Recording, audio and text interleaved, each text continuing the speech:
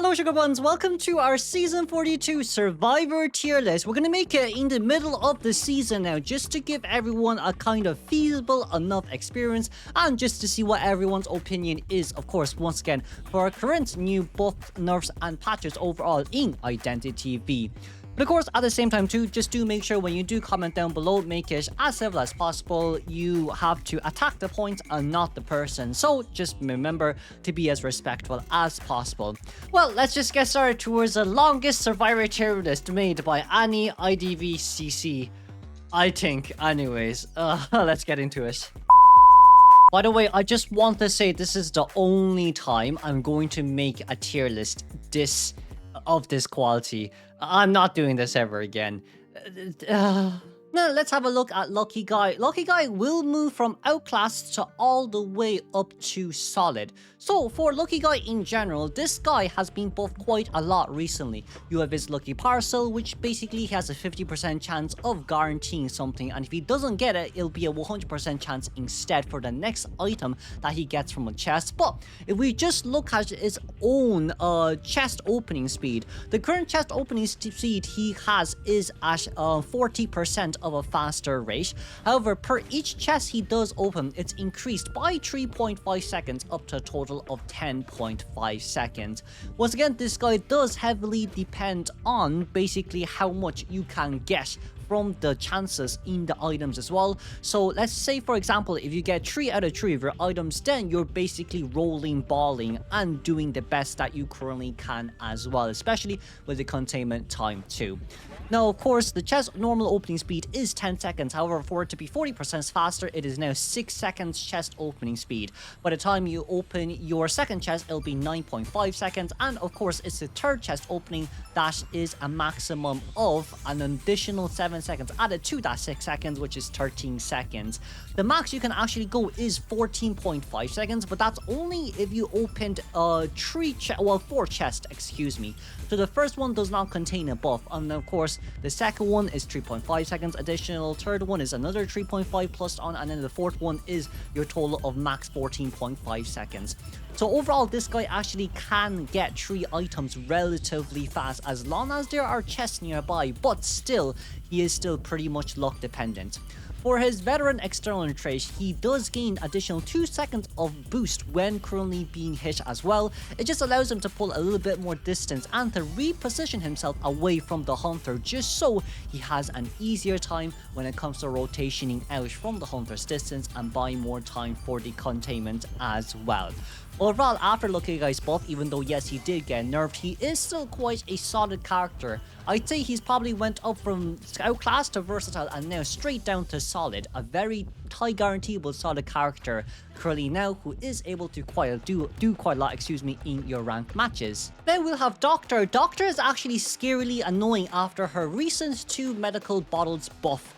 From the side of Doctor, right? So what Doctor's buff is in general is the fact that she now gets an additional 2 medical bottle boosters that basically allows her to instantly heal by 35%. So as long as Doctor gets it and heals towards 30%, she can spam those 2 bottles instantly and then heal at chip damage ASAP. This is extremely annoying from the point of view of body blocking and especially in between pallets, because what Doctor can do is they can take the hit, start healing immediately, and right before the hunter's attack animation is over, then you drop down the pallet and continue healing when the hunter is destroying the pallet.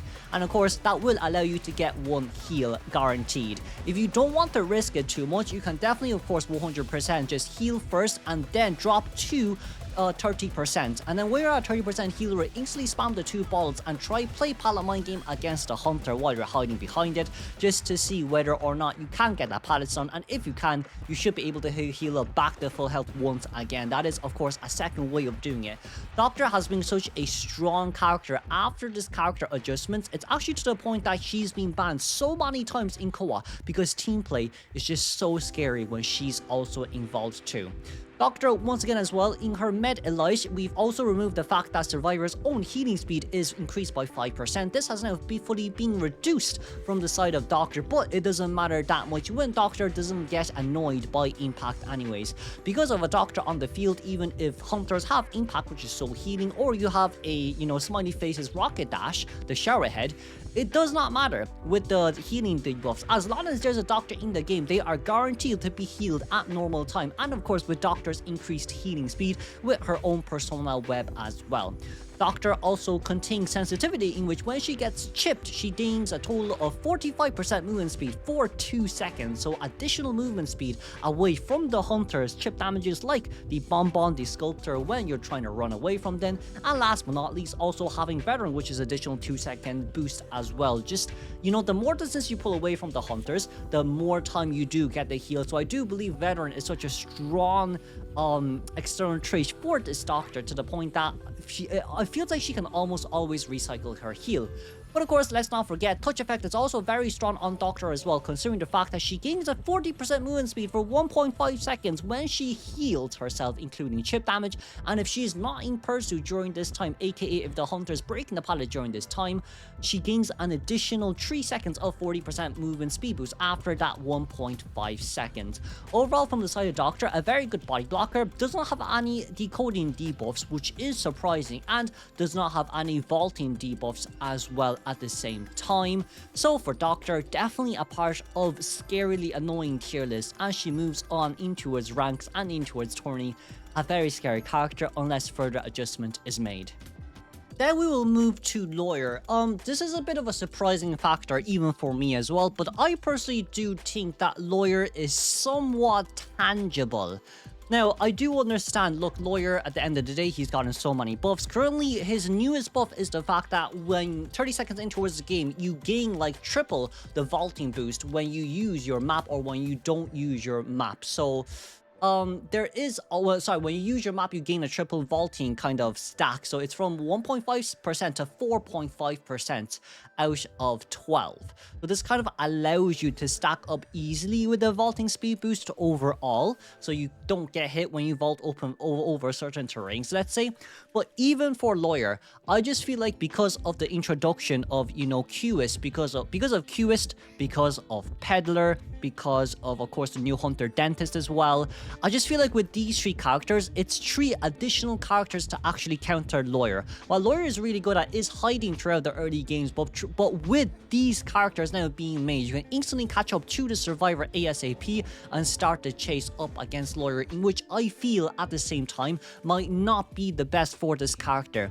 There's also a lot of different counters to him as well, such as A, Soul Weaver. Even if you do hide, wait for quenching effect and you have 120 stacks, knocking him down instantly, or B, Wu Chan, and alongside with a lot of different hunters as well at the same time too.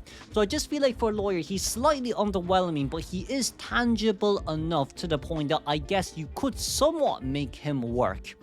At another point too, we do know that yes, he gains a total of 12%, he gains a total of, if I'm not wrong, 15% decoding boost, 12% vault boost, and 5% overall movement speed boost. No, 3%, excuse me, overall movement speed boost as well.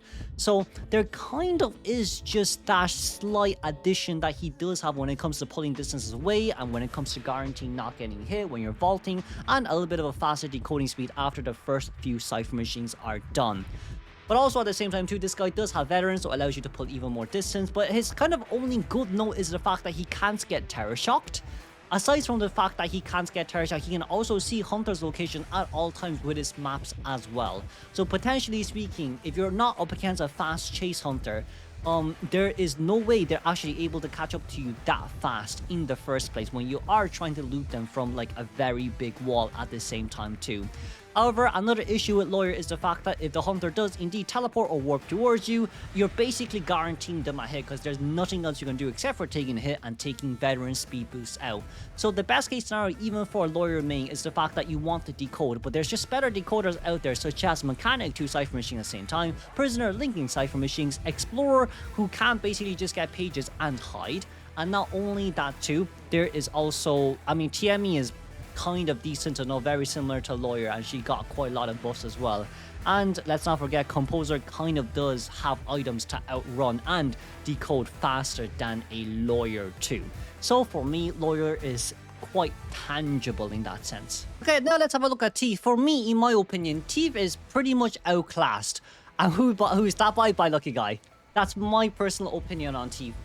Yes, when Thief has his item, he can use a flashlight for 100 seconds longer. But realistically speaking, there's too many characters out there that actually can counter Thief really well. Especially with the new Hunter that has just been released as well. Dentist counter Thief, absolutely 100% guarantee for sure.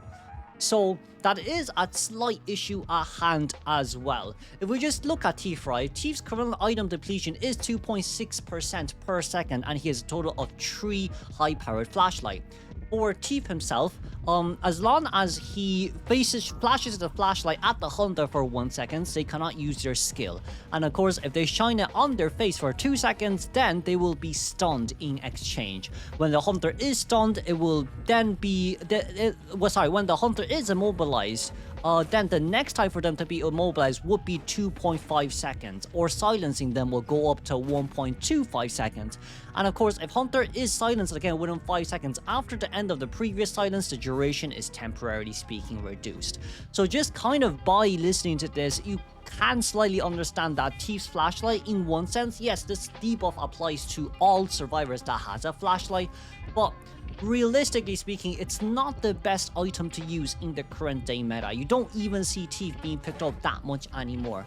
Thief heavily suffers up against max presence or even first presence characters overall when you either have a dash or an item to cancel his ability usage, just so you can guarantee a very fast catch up and, you know, guarantee that hit as well. But also at the same time, if you are playing a hunter that does get countered by Thief, you wouldn't be chasing him anyways, so you actually have to chase the hunter yourself to silence them. And not only that too, if your ranked survivor decides not to follow you and allow you to moonwalk and to, you know, silence them, stun them, then it's a boo-hoo for you, because there's not much more you can do because you're running in both different directions. So take for example, you're shining the hunter's back at Shack, and then in church the survivor is running into two-story. Realistically speaking, you're not going to be able to get much more except for just immobilizing and immuning the hunter's item usage at the same time too. One of the biggest nice things about Cunning, about his flashlight, is the fact that when you do immobilize the hunter and silence their items, their cooldown does not deplete. This simply just means, let's say in early game, if you can guarantee to shine that flashlight at the hunter, the cooldown of blink or teleport or warp will be stalled. So you might think, oh, it's 90 seconds in towards the game when they can use blink instead of 60 seconds in towards the game. I believe that is kind of the nice thing about Thief, but still, if you want this kind of tray, you might as well play Lucky Guy by that point. Because I do believe Lucky Guy is better in a lot of senses too, especially when you can get that doll as well. For Thief in general, his flexibility external trait allows him to vault over obstacle quickly as he runs, so there's no such thing as slow vaulting for him. And another part of his hoarder ability is the fact that the teammate's calibration is increased by 10%, but the scope of success is decreased by another 10%. So you get calibrations more often and the success is a bit less. To me, I think getting calibrations more often is nice, because it does give you like 0.5% additional decoding boost or 1% decoding boost depending on the tier you're in. So it's overall okay, and not really that many people suffers from it except for lower tiers, I guess. And of course, last but not least, lockpick allows him and his teammates to open chests 100% faster. It's overall not bad external traits. I just believe it is a bit underwhelming compared to what our current meta survivors do have.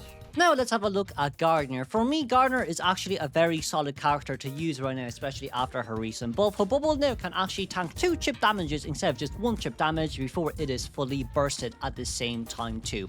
For Gardener, especially her early game, she gains a shield for 50 seconds of the game, and of course this effect ends after 1 normal attack or 2 chip damages. And of course, after your shield has bursted, there is a 20-second cooldown time.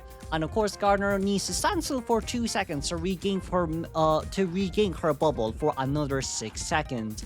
Overall, after each successful recall, the next recall is delayed or increased by 10 seconds. So more or less speaking, it just means that the more you tank the hits, the less you get to use the bubble and the longer the cooldown is at the same time too.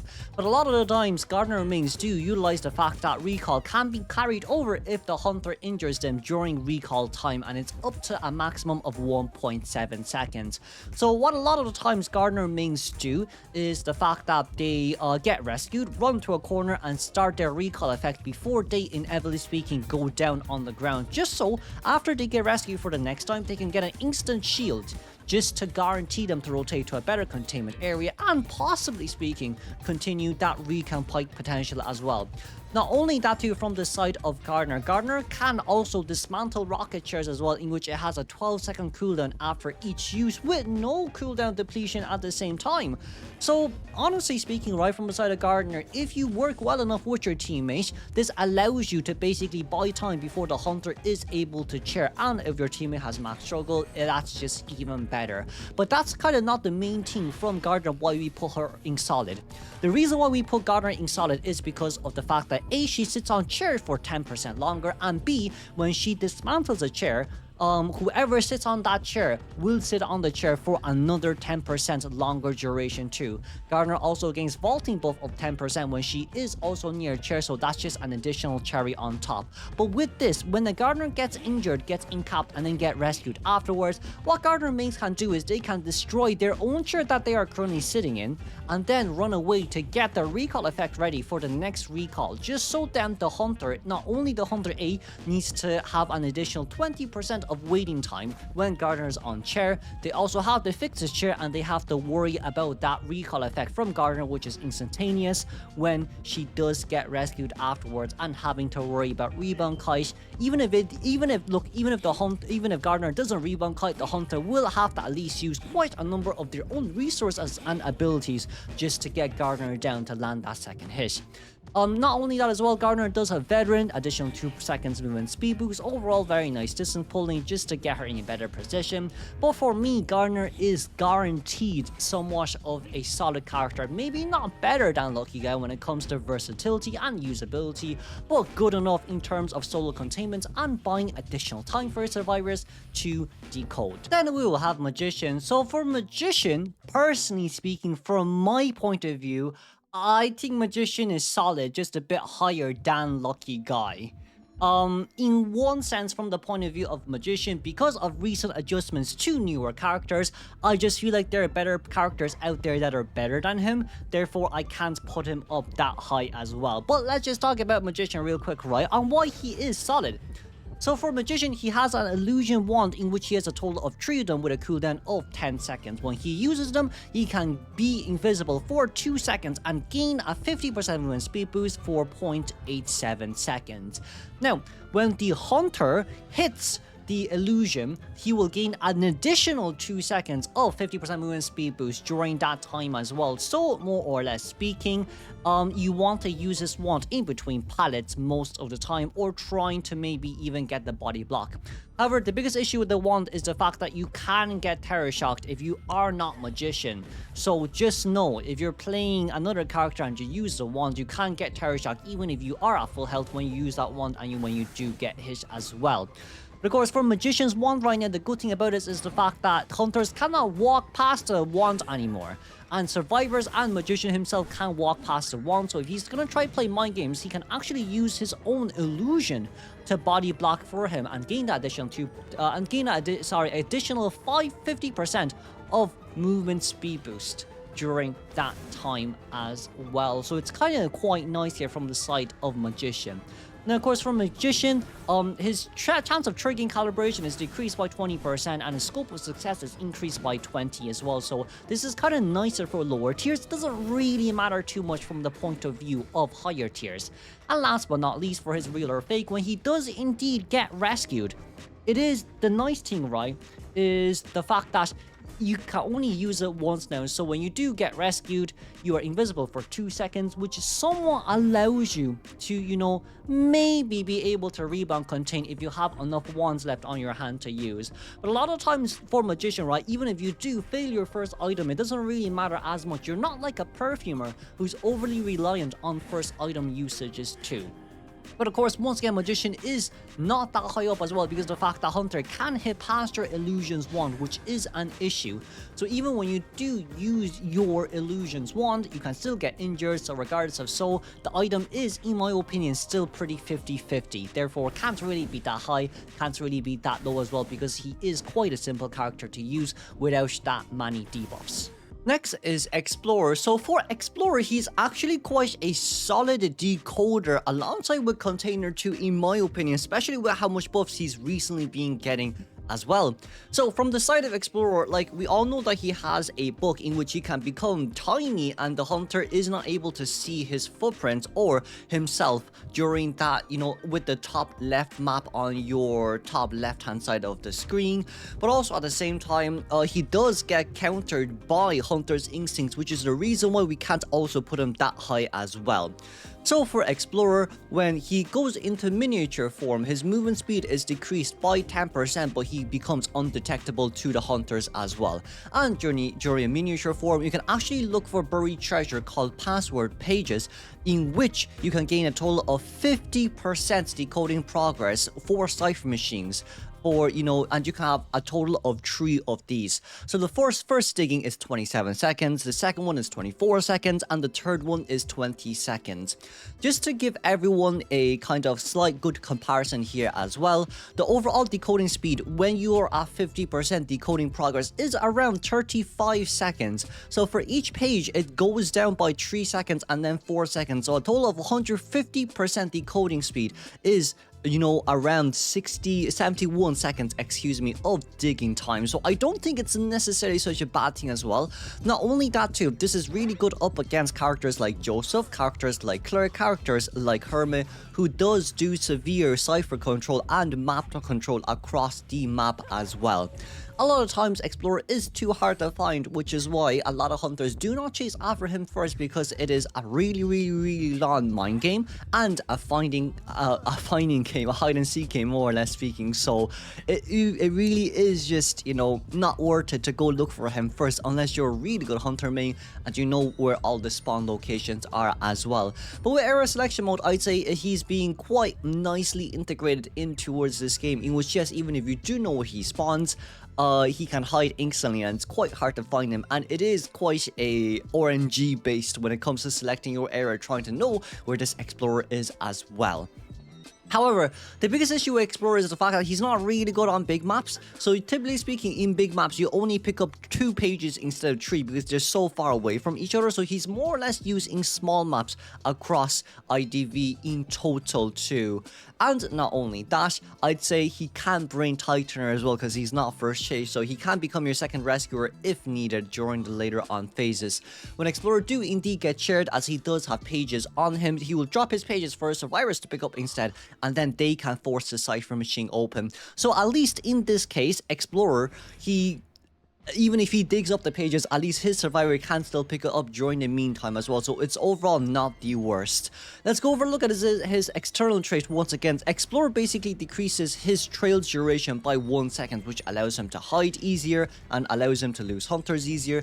Then you also have Curiosity as well, in which the chances of calibration is increased by 30% and success rate is shrunk by 30% as well. However, the nice thing about this is the fact that they buffed this too, in which successfully completing a calibration boosts decoding progress by 1.2%, which is really good in higher tiers. And in higher tiers, this doesn't even matter that much, so this is considered a buff too.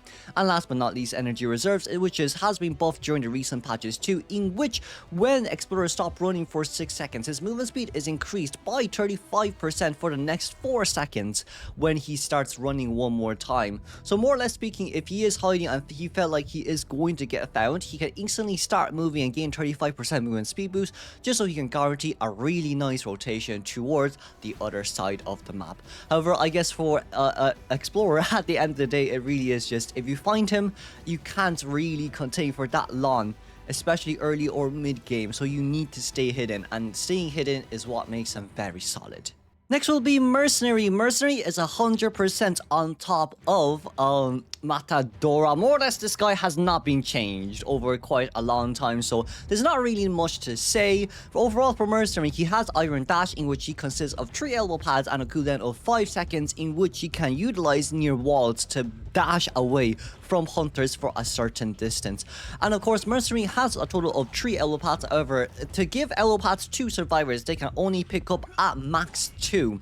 So just to keep that in mind as well, if you do have 3 elbow pads and you decide to item switch, you need to pick up that additional elbow pad that is left on the ground.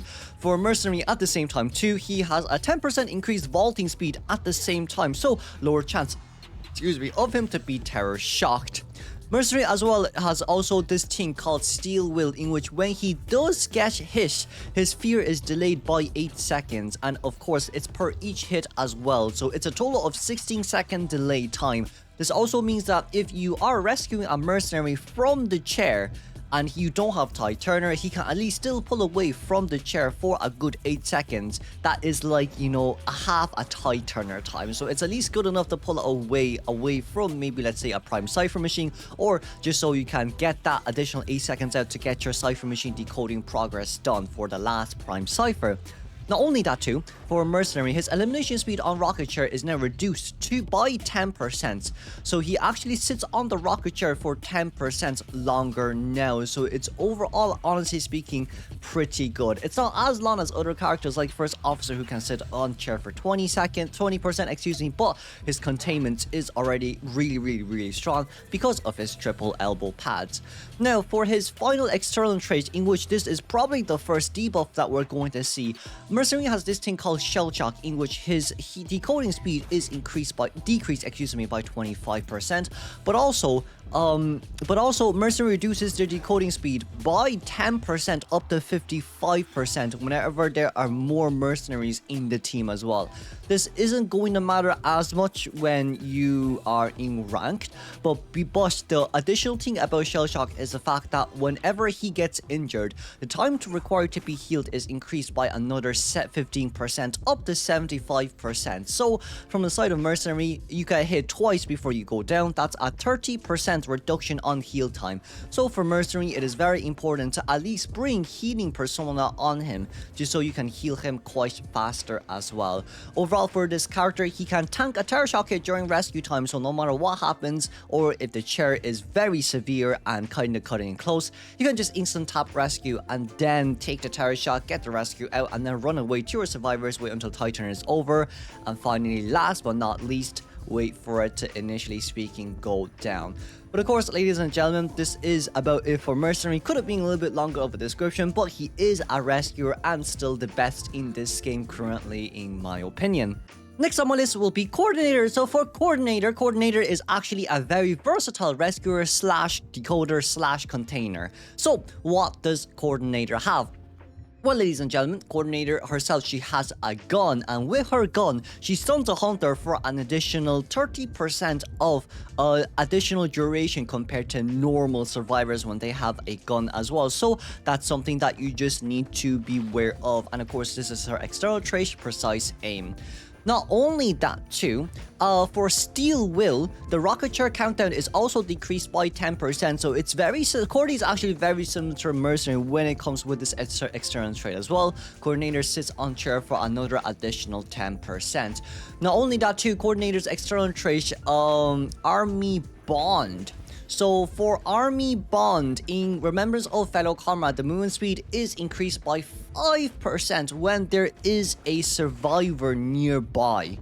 Well, not nearby, when there is a survivor on the chair. So for Coordinator, this at least allows you to rotate 2 survivors a bit easily when they're on chair because of that additional 5% movement speed boost. But of course, at the same time, if you do think that it's too big of a map, you can also bring some biotech effect, in which it is an increase of 6 to 10% movement speed boost when moving towards a rocket chair, depending on how far away you are.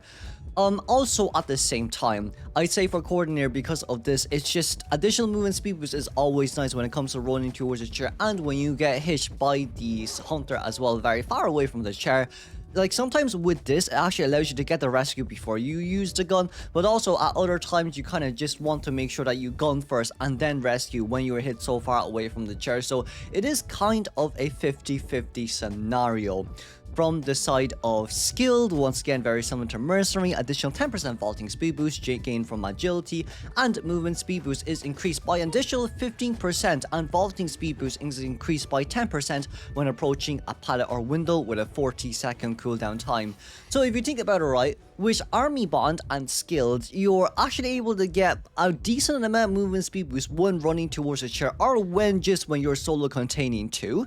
But not only that as well, having Symbiotic effect allows you to traverse the map quite easily. In my case, 10% additional movement speed boost is honestly speaking pretty nice, because it's very similar to First Officer when he opens that pocket watch as well, in which we will see later. But for Coordinator, she's such a strong character because A, she has a gun in which it can guarantee survivors rebound kite containability, allows survivor to rotate out, and then B, her own containment is also pretty decent as well.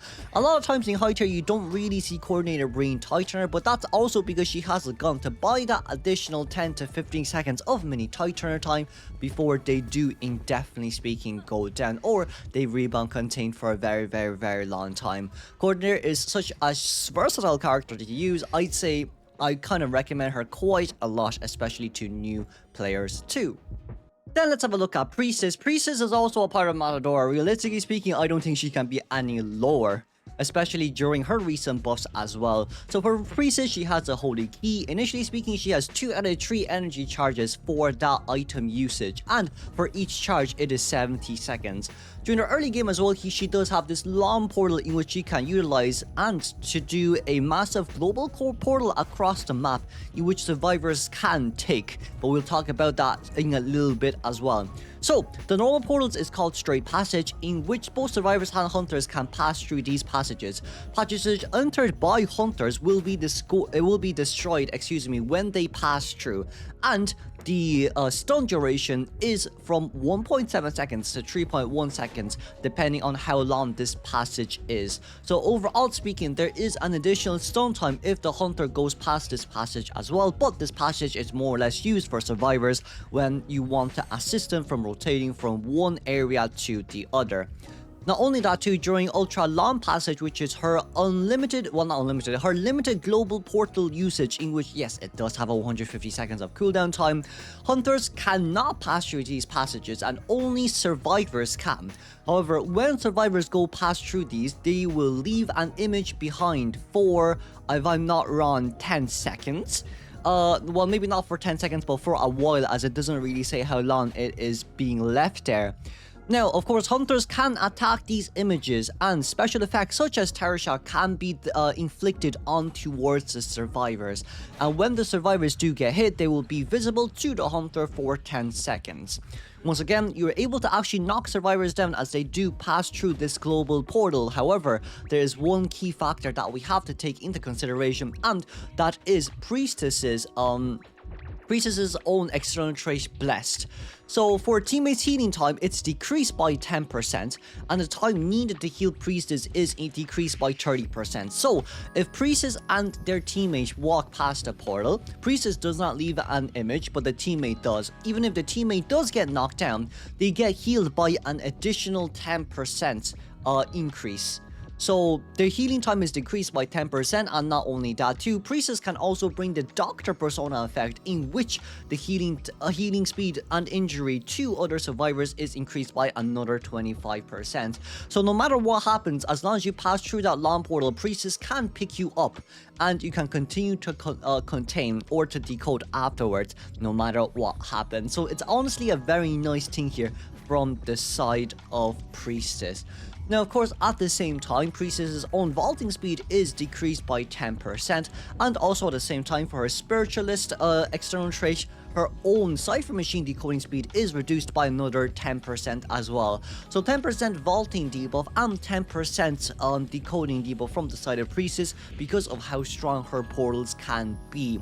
The chances of triggering calibration and difficulty of calibration while near decoding Cipher Machines are also increased by 30%, but look, additional calibrations is always nice as it does give you quite a nice mini Cipher speed boost as well, so I don't think this is honestly speaking that bad from the point of view of Priestess Mings. But a lot of the big kind of motives from Priestess, right, is A, her portals are really good when it comes to supporting. Her portals can also stun the hunters, which puts her up at meta character usage. And not only that too, you can see her portals when you're near the portals as well. So like even when we're playing with teammates or without playing with teammates, you should be able to see that portal. Very similar to, you know, Entomologist buff like a few seasons back, in which you can see her beads from a certain distance as well. From the side of Priestess too, not only is she good at containing because of her portals, she's also good at rescuing as well, especially when it comes to, you know, cutting distance from herself and the chair. If she's near good obstacles like, you know, the shack, in which she can put walls in between one end to the other, or at the bridge area near at the bridge area near Moonlit River Park. It's just a lot of places like Ever Sleeping Town as well, in which it's so easy to actually pull distance from yourself to the chair and to allow survivors to rotate from a bad containment area to a really good containment area as well. But honestly speaking, it is because of the fact that survivors have the Blessed Persona trait from the side of Priestess, in which healing speed is increased by 10%. Therefore, more or less speaking, faster you get healed, the better, especially up against Cipher control hunters like Qist, like Ivy, and, you know, even Opera Singer, more or less speaking. But Priestess is definitely a part of Matadora. Next, let's look at Mechanic. So for Mechanic is definitely high on the meta tier list. More or less speaking, we have 3 really strong meta characters right now, so that is something that we do need to be careful of from now on. From the side of Mechanic has a doll in which it depletes by 0.5% per second, meaning she can use this doll for 200 seconds. But when she is on the chair, the depletion time is 0.57% per second. And also at the same time, the duration depletion when doll has been knocked down is 50%. So overall speaking, it's not that bad. For Mechanic's doll, her own doll decoding speed is reduced by 16% when she is using it as well. So she does have an innate 15% decoding debuff on that doll. But that's only when you are not controlling doll. If you are controlling the doll, there should not be a decoding debuff if I am not wrong. But more or less speaking, that is just how it works. So let's see here. Mech's doll Cipher Machine decoding speed is reduced by 16%. When the Mech's doll is being controlled, or when it's not being controlled, but it's decoding a Cipher Machine, the duration will be depleted. And another one is exclusive. Her love for doll depletion depletion speed is decreased by 33%. A mech can control the deployed doll when encapped by Hunter or on a rocket chair, which is her 0.75 depletion per second when she is on chair, or when she is, well, maybe not balloon, but balloons is a different story. But even so, from the side of Mech's doll, Mech also has Mech Master, in which her proficiency in machinery and various mechanical traps increases her Cipher Machine decoding speed by 10%, and when she is operating the doll's decoding speed is increased by 10%.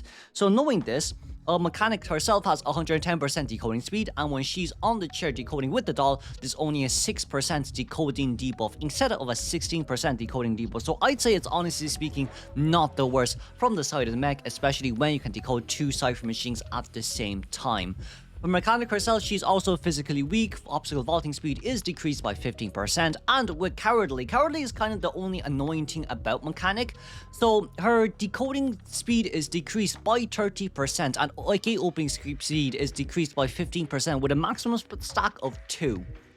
So realistically speaking, if your teammate is getting chased, your own decoding speed is reduced by 30%, but because you have your additional 10% decoding buff, it's a total of 20% decoding debuff. Now, the nice thing about this, how it counteracts, is actually with Mechanic's doll. When Mechanic has her doll out and she is decoding with her main body, you're decoding basically 2 different Cipher Machines at the same time. So in all honesty, if only one survivor is currently being chased, you can get the 2 Cipher Machine done before the survivor gets eliminated, or a second survivor, gets injured, in which then you'll have a 40% decoding debuff.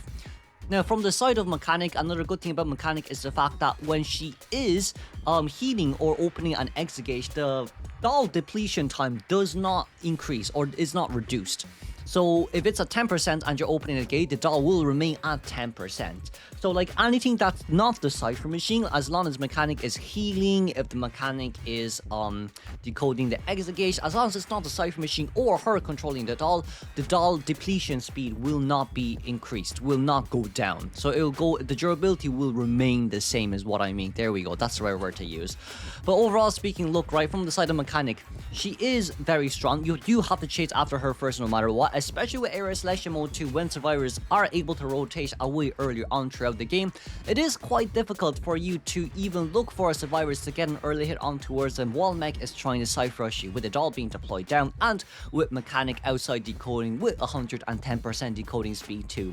Even if you do want to chase after the Mechanic can actually use her doll to deploy it in between pallets to force you to hit the doll and then continuously rotate you until either Blink is ready for Blink opening or continue like imagine this way, right? Imagine a Psychologist needs 4 hits to go down. That's basically what we're looking at as of now. She basically is very annoying. 4 hits to go down as a survivor is long, especially when you are playing single hit hunters and you have to hit the doll no matter what, because you know it's not good if you don't. Another thing about Mechanic is the fact that she can drop down doll and then start rotating away from you, in which she can decode while she is on the chair. So if you can't find that doll, it's a guarantee like 3.5 Cipher Machines done by the time Mechanic gets eliminated. And with only 1.5 Cipher Machines left across the map, it is not easy for you to even get that win game. Because realistically speaking, that half Cipher Machine is Mercenary Cipher Machine or a Rescuer Cipher Machine at the middle, so not much more you can do in that scenario, ladies and gentlemen. Especially what we'll be seeing in Co as well. Perscat playing Mechanic, I do believe that her skill ceiling is pretty high alongside with quite a lot of different playstyles that you can play Mechanic with, so she is pretty good. Pretty good. Pretty darn good is what I want to say, but I kind of just contemplate that a little bit. But overall speaking, yes, Mech does depend on your teammates. I'm not disagreeing with you, but even if they do get hit earlier on, as long as you perform normal rescues, you should be able to get at least 2 Cipher Machines done before the first survivor is eliminated. Now let's have a look at Forward. So for Forward, he's scarily annoying right now. I don't think I can put Forward high up in Matador after his recent nerfs, and let's just talk about why is this the case. So for Forward currently, he does have a Rugby Ball in which his external trait Rush allows him to use that Rugby Ball for a total of 6 seconds. When you do knock someone off stun the hunter when you use this Rugby Ball, the survivor will be dropped down and they can potentially speaking continue their rebound kite containment. However, a big issue with this is generally speaking the fact that when you do have this Rugby Ball, its cooldown is now being increased from 5 seconds to 6 seconds. So what does this mean? This means even after you stun the hunter, you will not be able to use that Rugby Ball anymore for a secondary stun, and the hunter can just immediately pick up the survivor and get them chaired. Especially if the hunter has fast balloon pickups such as Mischievous, this is going to be very hard for Forward to continue to harass during the later on phases, especially if his first stun is very short. Now, not only that too, a big issue now with Forward is the fact that you do need to be quite close towards the hunter as well, especially if he does have Mischievous fast balloon pickup, because you A, do want to get a non-animation drop down on survivors, and B, guaranteeing the fact that they can at least somewhat rebound Kai. Increasing the cooldown from 5 to 6 seconds, yes, it may only be 1 second, but that 1 second matters a lot, especially when it comes to guaranteeing a second balloon rescue, just so your survivors can have an easier time with that rebound containment time. Now, of course, ladies and gentlemen, yes, Forward is still quite an annoying character to go up against, especially with his mid-kite harass as well, but his balloon harass now, I believe, is quite severely cut down when it comes to potential because of this 1 second cooldown increase. Not only that too, for Forward he does have Athletic, in which his obstacle vaulting speed is increased by 20% and pallet putting speed is increased by further 50% near hunters, and the recovery speed of hunters when stunned by Forward is decreased by 15%. So more or less speaking, you can pair Forward up with Great Power, in which you have 20% increased pallet stunning duration, right? And alongside with this additional 15% of duration, It's a total of 35% in total if you do want to go for as many pallet stuns as possible, but this also works with his own normal stuns as well. And of course, from the side of forward, you do have all thumbs, in which yes, his harassment is good, but his decoding speed is severely bad, a total of 25% decoding debuff here overall. Not only that too, forward has another really good external trait which is called struggle. His struggle speed is increased by 10%, so this just means you can actually bring will to survive. An additional 20% struggling speed here is honestly speaking quite nice with will to survive. With that 10%, a total of 30% in general. But of course, once again, ladies and gentlemen, this is a very important thing that we cannot miss out on. Forward is still a great character. He can't really go any lower than scarily annoying, but once again, the biggest issue with Forward now is that his harass potential has been decreased quite a bit when it comes to balloon harassing, but overall still a very good character. Then we have TME. So the mind's eye, I'm going to put her at tangible. For TME currently, the reason why she goes down from solid to tangible is because of meta shifts and new characters here being released. So I just feel like during the new recent eras, like, you know, with Qist, Ivy, even Dentist is a huge counter to the side of the mind's eye. I'd even dare to say Peddler as well is another one of the big possibilities that counter TME. But let's just talk about TME's items first, right? So TME, initially speaking, she has a cane in which she can auto-utilize that cane to tap while moving across constantly. And of course, there is an ability button to strike on towards the ground, but let's just talk about tap first.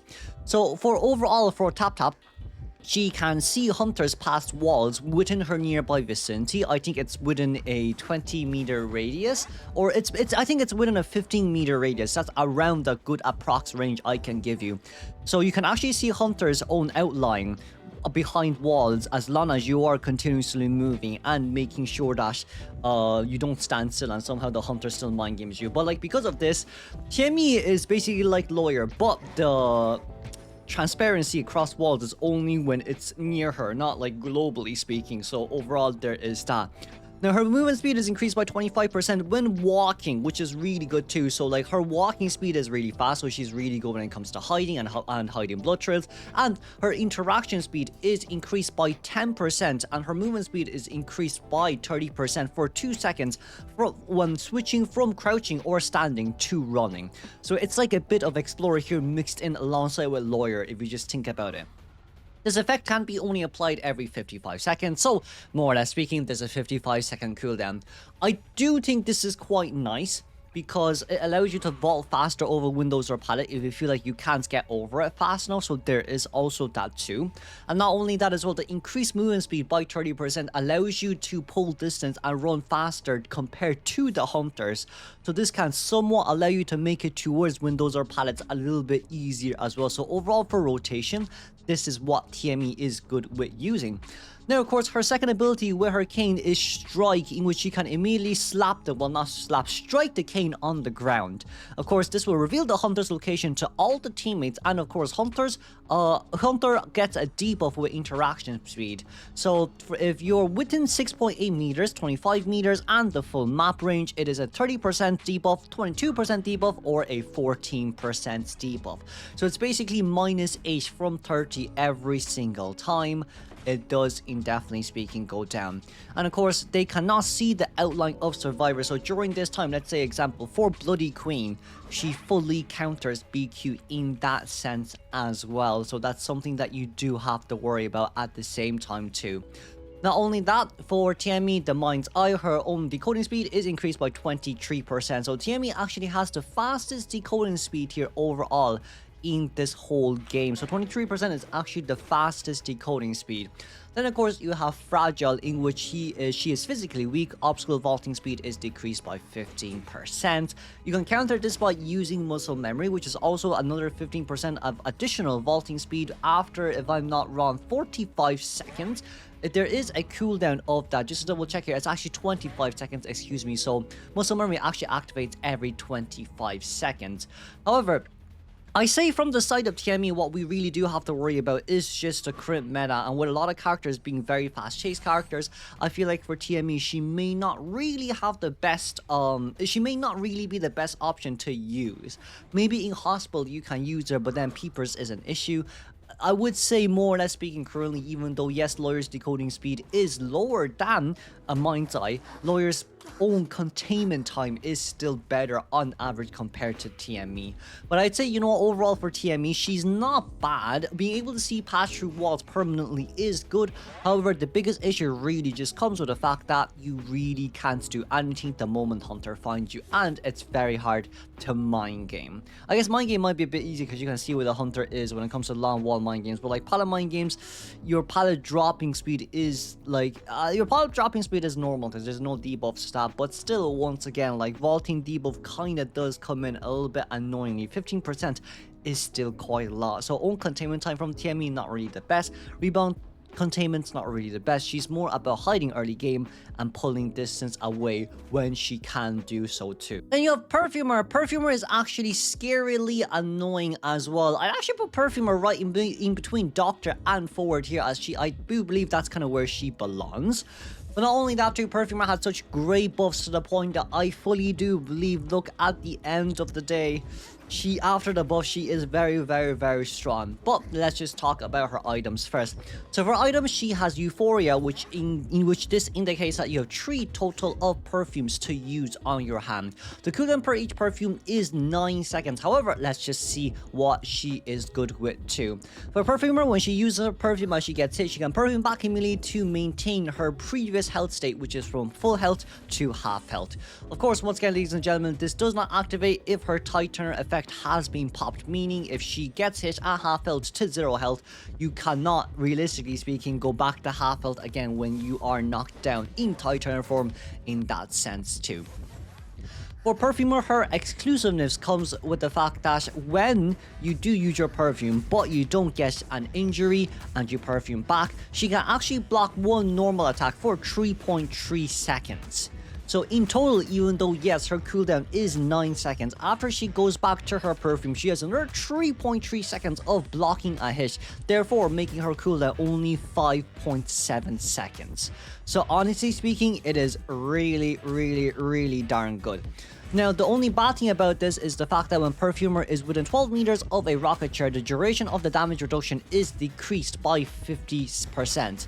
So instead of 3.3 seconds, it's now 1.65 seconds.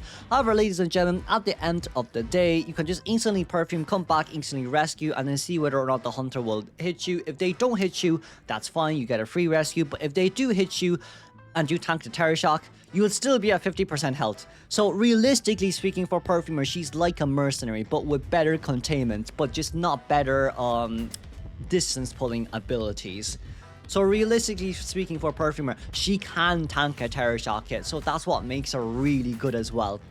Now, from the side of Perfumer too, her blackout effect basically just states that if she fails to calibrate a cipher machine, the calibration will be reduced by 3 times as much as normal survivors. So it's kind of like a lot. So it's normal survivors, I'm quite sure it's like 1% decrease. For her, it's 3% decrease. So preferably speaking, you don't want to miss those calibrations. But in higher tiers, not like it matters that much. Then of course, for her external trait special physique, because she is a perfumer, no pun intended, Chloe here herself, Veronaire herself, has a time to be healed is increased by 10%. So other people healing her and her healing herself, she doesn't like the smell of medical equipment, the healing time is increased by another 10%. So it is what it is. So there we go. That's kind of another thing that we can look at as well. But overall, from the side of Perfumer, as we kind of did make a good small comparison, the difference between Perfumer and Merc, even though they do both tank Terror Shock hits, is the fact that A, Perfumer is more when it comes to solo containment, tight containment, pallet containment, and then B, Mercenary is more about transitioning, distance pulling, getting towards the chair ASAP. But of course, for both Perfumer as well, you can run her on any persona traits you wish to do so. She's such a flexible survivor right now. I mean, there's really no loss to playing Perfumer. You can still body block survivors as well in between pallets. You can just put a perfume out and then take the hit, or even if you are a half health, put a perfume out, instantly come back and block the pallet for 3 seconds before dropping the pallet down during that 0.3 seconds too. Overall for Perfumer, very good buffs. We've seen her played in co-op quite a lot. Basically counters every single type of hunter, maybe except for Bonbon. You encounter quite a lot of chip hunters too, especially when it comes to Sculptor and Mata is just by dodging the chips. But for Bonbon, it's really hard, especially when he has 6 stacks. But for the rest, I think she's overall a really good character to use as well.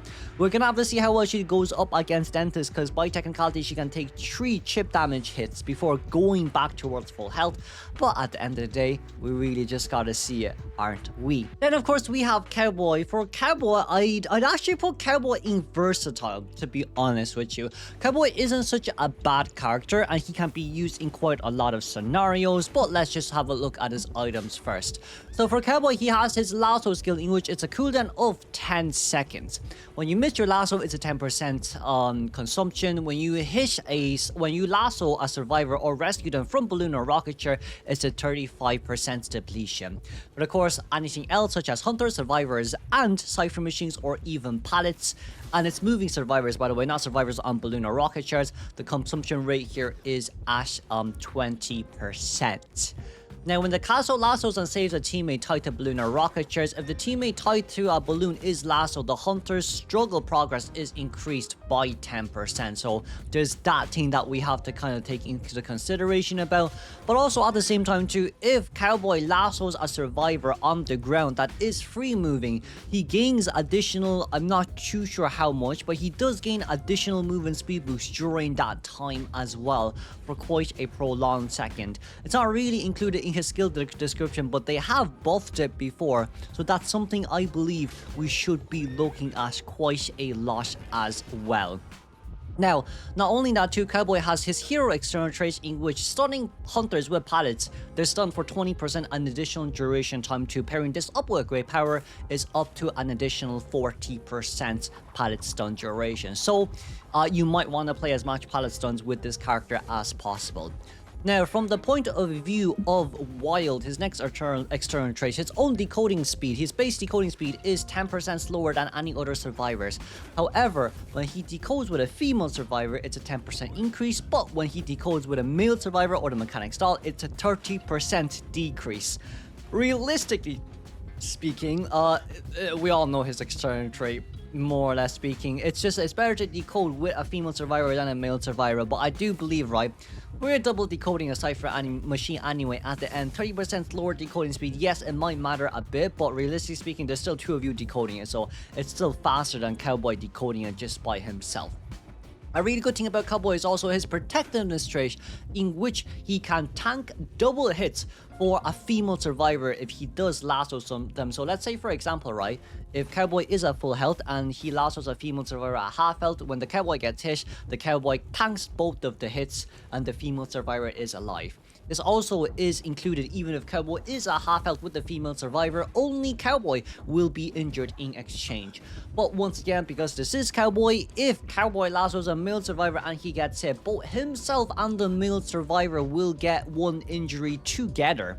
So just when you do know as well, when you're supporting your teammates, if it is a male survivor, just know that you won't be tanking that additional hit for him, and it's actually both of you getting injured at the same time.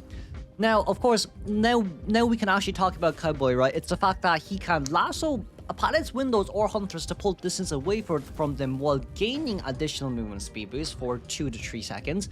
And not only that as well, you can balloon harass up against hunters from a safe distance, you can rescue survivors from a safe distance, and in certain areas, there are really good windows that you can take advantage of to lasso survivors from the chair in order for you to get the rescue of them too.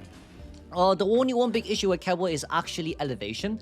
Cowboy is not good with elevation anymore, so he actually cannot lasso survivors or hunters if they walk up the staircase. If it's down the staircase, it's fine, but it's the elevation upwards that is an issue for Cowboy right now. I'm quite sure they have nerfed this before, it's not really said, but just know that when you're lassoing someone, you want to make sure that you're at the same level as them slightly higher is fine, right? But like if it's too high, like I don't know, maybe 3 staircases up, not 3 staircases, 3 steps up a staircase, then I don't think you're actually able to harass. So just know that you know, lasso will not be able to lasso survivors off balloons, or will not be able to lasso survivors to make them closer towards you, and you basically carrying them on your back.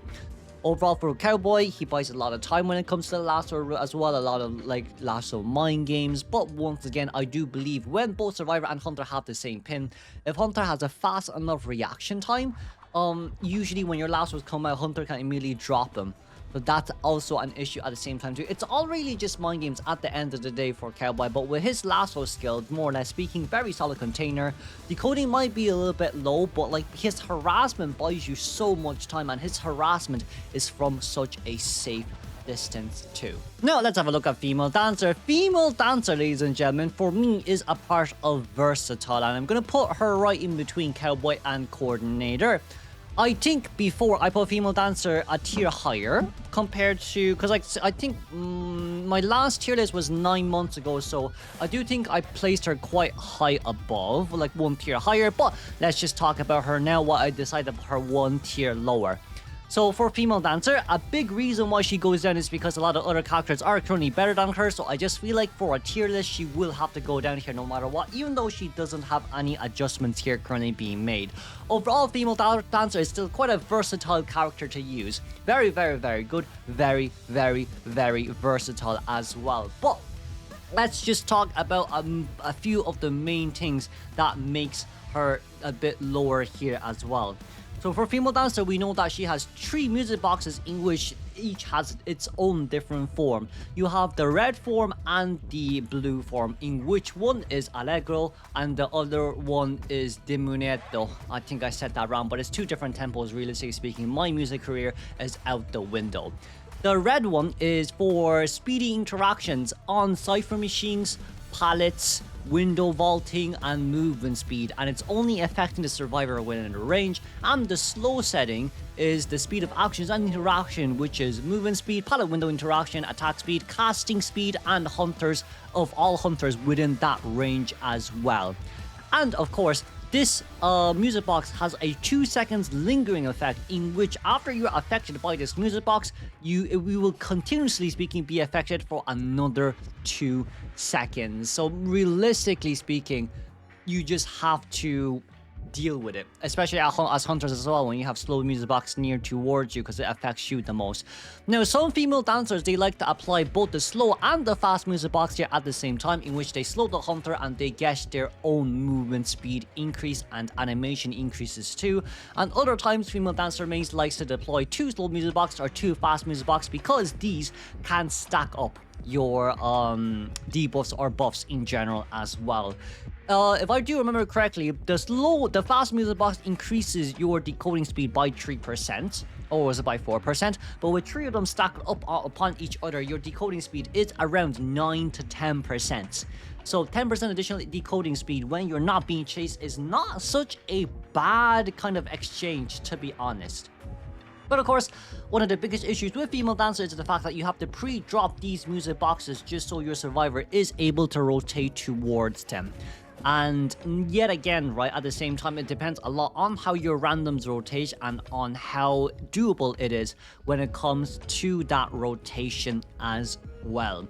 Because for female dancers, a lot of times what they would like to do is they like to drop a slow music box either, you know, near good containment areas at the center of the map, or near chairs, so survivors can still, potentially speaking, rebound kite. But the issue with that is if you're too close to the hunter, you might get injured in exchange and forced to rescue, so that's still something that you have to worry about. A lot of times for female dancer means as well, you cannot drop these music boxes too early in towards the game, because the hunter can just instantly destroy them and then change targets, look for someone else, or look for you instead, as you don't have that much items left on your hands to use too. For female dancer, I do believe she has really good utility, really good versatility, but she is not scarily annoying as long as you can break those pallets and blink is still up, or even you're at first or max presence, downing a survivor shouldn't be that hard. A lot of her issues is that you need to have really good early game setups or mid game setups after the first chair in order for you to kind of win the game. Now, of course, once again, being able to decode, being able to contain is really good as well. As female dancer herself, when she's near the music box, she also has ballet, and ballet, in which in game it's called slide. It's the fact that she can twirl. I think the twirl initially is right, and then she turns left.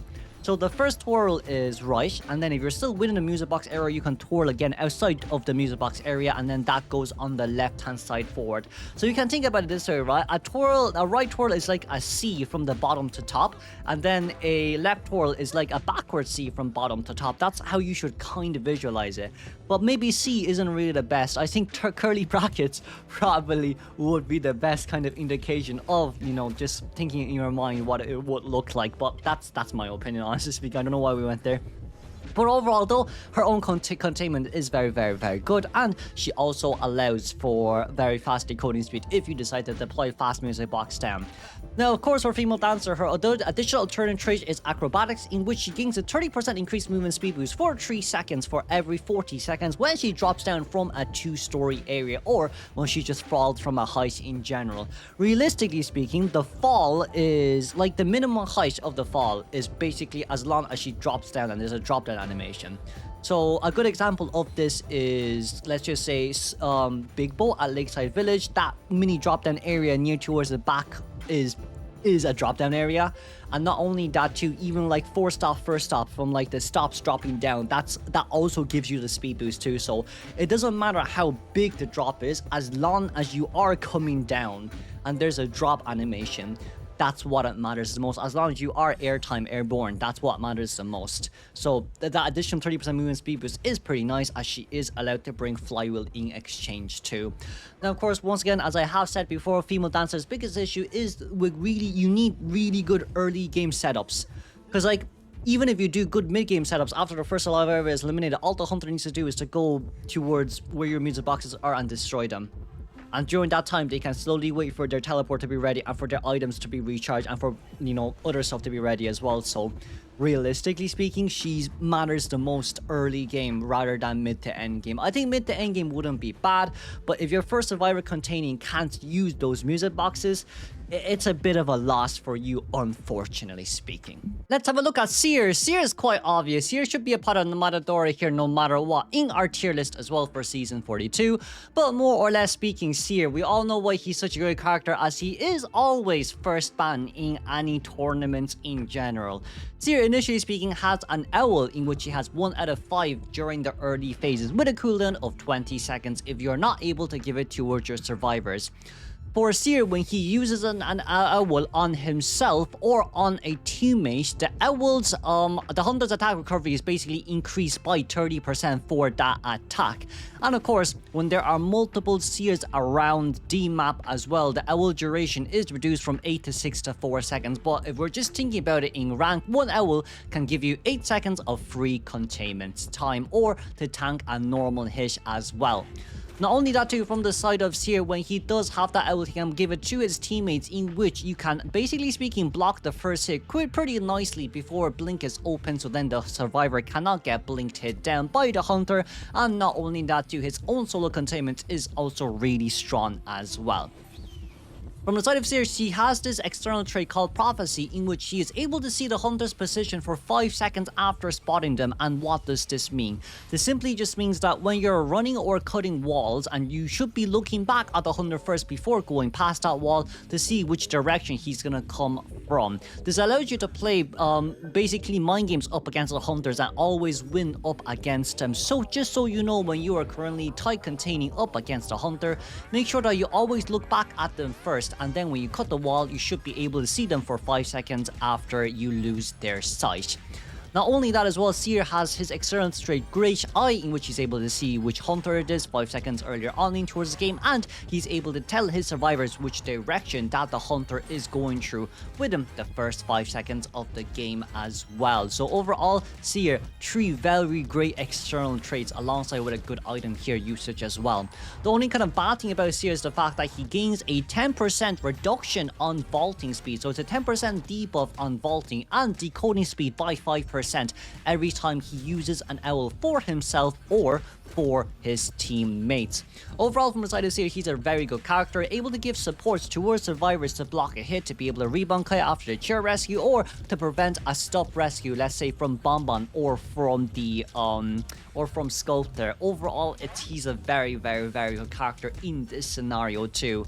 I say not only does he guarantee rescue, he always guarantees rebound count, and he can also guarantee first containments too, and of course for all his own containment as well. Now, most people don't really know this, but Seer actually gains owl faster the closer he is towards the hunter as well. So that's something that we do need to take note of as well at the same time when we are playing Seer. So tight containment really is the best for a Seer, as the closer you are towards the hunter, the more owl recharge he gets as well. Overall, Seer should be a part of S tier no matter what happens. Long distance range body block goal by blocking, alongside with preventing what double downs on chairs, allowing rebound kites, and allow easy good rotations, free 8 seconds of rotation out from a very bad containment area. Next will be Embalmer. For Embalmer, he's a very solid character, especially in ranked games as well. Yes, Embalmer early game, they may not be able to contain, however, the self-resurrection from their cells and to allow Embalmer to be sold and guaranteeing a 3 cipher machine to be decoded before he is fully eliminated is what kind of makes him really good as well. For Embalmer, he has his own Embalm trait in which he starts the game with 1 coffin, and with this 1 coffin, he is able to self-resurrect himself either A, when he's on the ground incapacitated, or B, when he's on a rocket chair, or C, when he's being cocooned by a soul weaver. I do think this works the same, this works the same for undead as well, but of course, once again, it just depends on whether you use that heal earlier or not, but we can talk about that later too. For Embalmer, he has a special ability called Rebirth, in which after being chaired and after being resurrected, resurrection time in total is 7 seconds, so it gives the hunter enough time to see where your coffin is and try run towards you. However, in exchange for that, you do get, resurrection time is 8 seconds, however, you have 7 seconds of immunity from all damages, from all side effects, from all debuffs, and from all kind of invulnerabilities as well. And then of course another tight turn time for 8 seconds, so you're invulnerable for 7 seconds out of the 15 seconds of tight turn time, and you still have an additional 8-second tight turn time just in case you do get hit.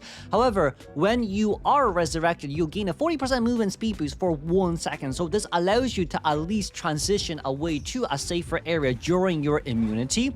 However, when the exit gate has been activated, this rebirth effect will not come into effect as well, just so you don't get that additional 7 seconds, 15 seconds of tight turn time to get out of the gate. That's kind of how they decided to balance this as well.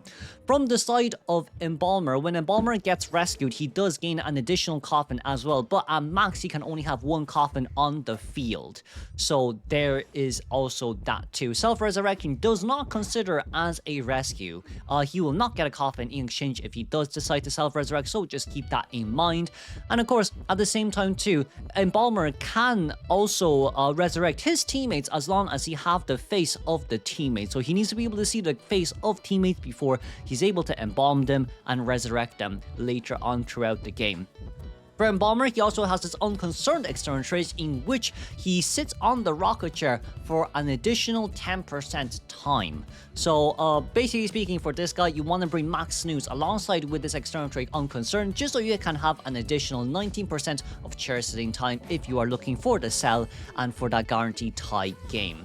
But of course, once again though, let's not forget, Embalmer is able to see all his survivors early game for 15 seconds. However, when decoding with another survivor, he has a 15% decoding debuff, in which that is one of the big, more important things that we have to focus on as well. For Embalmer, yes, he may not have really good containment time early game. However, because of his self-resurrecting, because of his own chair sitting time, this is kind of what makes him a really good character. He's a really good cell character in which he can sit on the chair for around 70 seconds plus. And of course, with him being able to self-resurrect himself, in this case, right, ladies and gentlemen, it's generally speaking just the fact that because he is able to self-resurrect himself, you don't have to go into rescue. The rescuer and the two other decoders can just keep cipher rushing until all 3 ciphers are done, and you also don't give that much presence to the hunter as well. So instead of the hunter bringing max presence after the second chair, the hunter will still be around 1 hit away from max presence, which overall speaking isn't too bad when it comes to second containment, and it's only first presence from the side of hunters too. And you're only 2 cipher machines then with 3 full survivors at full health. Let's not forget. So for me overall, yes, Embalmer's own containment really isn't the best, but it's because of the fact that he can resurrect himself, he can pull distance, and if he is not being chased, he can resurrect his teammates in exchange and allow them to be spawning at a better containment area for them to maybe have a bit of an easier time when it comes to the containment, or just waste the hunter's time until accelerated decoding has started. XYZ, XYZ. Not only that too, he's also really good when it comes to endgame, because you're able to deploy coffin down endgame, see your survivors' faces, and then put the coffin at the exit gate. So if the survivor does not have if the hunter does not have teleport, it basically suits you even more. Sometimes a lot of survivors put the coffin on top of the dungeon, so that kind of just makes it even better at the same time too. Overall, from the side of Embalmer, very solid character, can't really put him any lower. Now let's have a look at Prospector. So for me, I do think Prospector is a part of Versatile, but it should be kind of above Cowboy. Especially for rank as well, I know that Prospector is pretty good, but that's only in the right hands too, as he is quite a difficult character to play as well. Being 2.5 difficulty, Prospector has a magnet early game. In total, 1.25 initial counts out of 3 magnets, and the energy charge duration per each magnet is 70 seconds. Prospector can throw out the magnet on towards the ground, in which it will stay on the ground for until either the survivor or the hunter picks it up. But not only that as well, when the hunter does pick it up, it will attach to the hunter for 20 seconds as well. When the hunter is attached to the magnet, Prospector can activate either attraction or repulsion, in which it is a pushback or a pull in to stun either the hunter, or push back the hunter to stun them as well. Overall speaking, you can kind of change this, right? Because initially speaking, when you throw out a magnet, it's either N or S, it's either a north or south. And if it is both north, then yes, of course, it is a pushback. But if it is opposite, it will be attraction in exchange. Now, the hunter becomes stunned by 3.47 seconds when ballooned. So no matter what distance you pull back or push in, the stun will always be 3.47 seconds. And of course, the further distance the stun is, the further distance you push back, the longer the stun is as well, as long as there is an obstacle behind you. So preferably speaking, you rather stun hunters as basically far away from you as possible, while they get the majority of the stun duration. However, when there's a survivor nearby within 15.2 meters of Prospector's, stun is reduced by 32%. So just know when you're harassing for your survivors, you want to be behind where the survivor is running, so you can pull back the hunter towards you and maximize that stun as much as you can as well. And of course, at the same time, this isn't going to be doable at all times too. So most of the time, I just recommend people, if you can stun, just stun. If you can do the long stun, do the long stun. But you just want to guarantee your survivors to be able to rotate away safely, and that's definitely what matters the most as well. For Prospector, at the same time too, his healing speed is increased by 10%, so for him, healing others on his self-healing speed is 10% faster. Not only that too, for Prospector, he also has this disruption external trait, in which his calibration difficulty is increased by 30%. To me, in higher tiers, this seems more like a buff than a nerf, because it's a higher chance of you being able to get the golden calibration. However, for lower tiers, this can definitely be seen as a nerf at the same time too. For Prospector's fourth and final external trait is called Attraction, in which he gains a 50% 50% movement speed boost for 2 seconds when near any metallic object such as cipher machines or lockers. And of course, this can only be triggered once every 80 seconds. So just know that you have this additional 50% movement speed boost for 2 seconds every 80 seconds as long as there is a cipher or a pallet nearby. And of course, you do need to know very well how the map is, well, the layout of the map too. Of course, ladies and gentlemen, at the same time too, let's not forget Prospector is a really good character, especially with an early game containment time. Yes, his magnets may be 6 seconds now, but overall speaking, mid-game harass and end-game harass, he's still quite a decent character when it comes to buying time and allowing your survivors to rotate or even just have an easier time going towards a better containment area too. His main focus is containment, however, assisting is also not bad as well, as he's able to balloon harass and also able to play a lot of balloon mind games and mind games overall when it comes to attraction and repulsion. But let's not forget at the same time too, when you are using repulsion, you need to be very careful because the hunter can disconnect that magnet when you are pushing the hunter back. As long as they get out of range during repulsion, that is no for you, magnet fully gone as well. So for Prospector, once again, ladies and gentlemen, 2.5-star difficulty, a very hard survivor to use, but overall versatile enough when it comes to containment, assisting, and of course decoding. Then we have Enchantress. For Enchantress, I will actually put her pretty high up towards scarily annoying, but not that high on that side note too. For Enchantress, I do believe her buff has made her quite a decent, strong enough character, and let's just look at her overall adjustments during the recent days as well. For Enchantress, she has 8 Curse, in which she has initial 1 out of 5 stack early game, in which it has been buffed from 0 to 1 with an initial cooldown of 4 seconds. For Enchantress, she can consume 1 stack of guard to paralyze the nearest hunter within 5.1 meters for 1 second. And of course, when you have 3 stacks, you can detonate it by using a special icon, the big curse, the big ape curse, and paralyze the hunter for 4 seconds as well. So you can see here, it's probably usually better to utilize your triple stacks to guarantee a 4-second long stun, but at other times, Enchantress mains do like using the 1 stack instead, as they're able to cancel the hunter's attack animation and force even more time compared to the 3 stack. But of course, this just depends on the Enchantress main herself, and most of the time it is a kind of personal preference on that side note too. And of course, for Enchantress, her range of stacking up the guard has been increased as well from before, and of course, her stacking rate has also been increased at the same time too. Currently, your stacking rate will be reduced by 11% for a maximum of 66% instead of 77%, and the speed of which Enchantress gains guard stack is reduced by a further 35% when there is a survivor within 12.7 meters of her. This adjustment was made just so that Enchantress cannot have an easy time when it comes to balloon harassing, as of course she is just a 1-tap character to force survivors off balloon, and with only it being a 4-second cooldown at the same time, she would have been too OP if it wasn't for this nerf as well.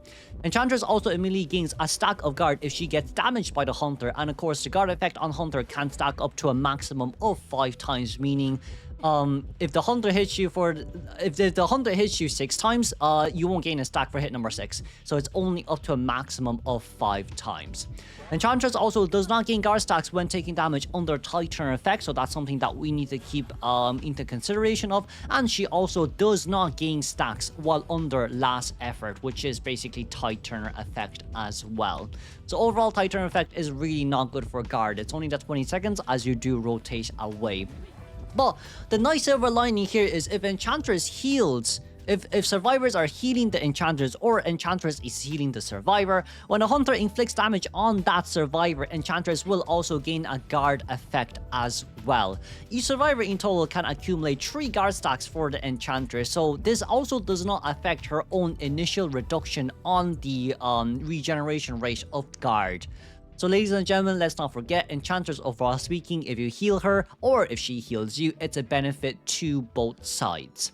And last but not least, for Karma, healing, Enchantress's own healing time is increased by 20%. So this simply just means that if Enchantress is healing, if Enchantress is being healed by other survivors, it's a 20% increase. Of course, when she healed other survivors, this does not get affected, but it's only when the survivor heals her. That's what her karma effect is about as well. For Enchantress overall, look, the Ape Curse is generally speaking really good. You're able to stun the hunter, you're able to harass the hunter, and you're able to do a very good solid containment. Sometimes what a lot of survivors do is they maintain 3 stacks just when they get chairs, just so after the rescue comes through, they're able to instantly triple stack stun or a single stack stun to guarantee a very successful rebound kite against a first present hunter. So for Enchantress, her early game containment is good, and like if her early game containment is good and she's able to save stacks, her mid to end game containment after the first or second chair is also going to be pretty darn insane at the same time too. For Enchantress, her mid-game harass is also pretty decent as well, as yes, you can use your 1 stack stun, and even if the hunter does have addiction, I'd say if you're able to cancel an attack animation, if you're able to cancel attack from being landed on towards the survivor, that's a huge plus for you too. But the biggest issue is, generally speaking, just cancelling attack animations overall. That is kind of the silver lining, the double-edged sword between this one character. So you do have to be very good at this character and being able to understand hunters attack animation to utilize her very, very well. But still, quite a scarily annoying character to use, and a very scarily annoying character when facing up against a 4-man team, and more or less speaking, can waste a lot of time for hunters to give your survivors more time to decode the cipher machines. Okay, first, Wildling, I'm going to put Wildling a part of solid, and I do believe that he is at least solid no matter what happens. Versatile, any above or any below, I don't think can be possible, but let's just look at Wildling here real quick. For Wildling, he has Howl cooldown, in which Howl can prevent a hunter's tinnitus or listen effect to be activated for 10 seconds. So that's for a 45-second cooldown. Bump is more or less a pushback effect that the Wildling can have. And of course, the fatigue or the cooldown on board is 30 or 60 seconds, depending on whether or not the boar has been injured or not. So that just means if a Wildling is knocked off boar form, his cooldown will be 60 seconds. However, if he gets off himself, then it will be 30 seconds in exchange. For Wildling, once again, of course, he has 2 states. Well, the first one is the following state, in which he can walk with the boar as well. But during this time, his movement speed is lower, but he can utilize that Howl effect. And of course, during the riding state, upon when Wildling enters the riding state, he gains 60% range, and it gains 10% per second. Movement speed is also increased with rage as well, and when rage is full, you can use Bump, which is the pushback effect that has a 10-second cooldown. From the side of Wildling, when you do push back a hunter while there's a survivor on balloon, the struggle effect will be increased by 10%. Bumping will be increased by 10%. If you fail to bump the hunter into any objects, it will restore the rage by 40%, so at least you are not as punished if you do miss your items as well.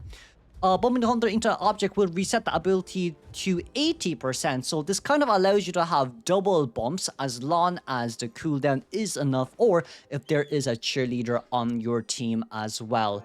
Facing the hunter will increase the partner's rage accumulation speed by 60%, so here, as you can see, for Wildling, it kind of encourages you to harass as much as you can too. Now, when Wildling is in this state, he does move faster than the hunter, so when you push the hunter back, you immediately gain 80% restack charge, and during that time too, you basically still move faster than the hunter, so you can actually walk in front of him while waiting for the cooldown to be over for your pushback for the second time. Overall though, from the side of Wildling, because of this effect and because of how fast he is, hunters cannot actually catch up towards him and hit him during his board time, especially in open areas as well. So this is quite a lot of issues for a lot of hunters when it does come to that, balloon harass after the first down.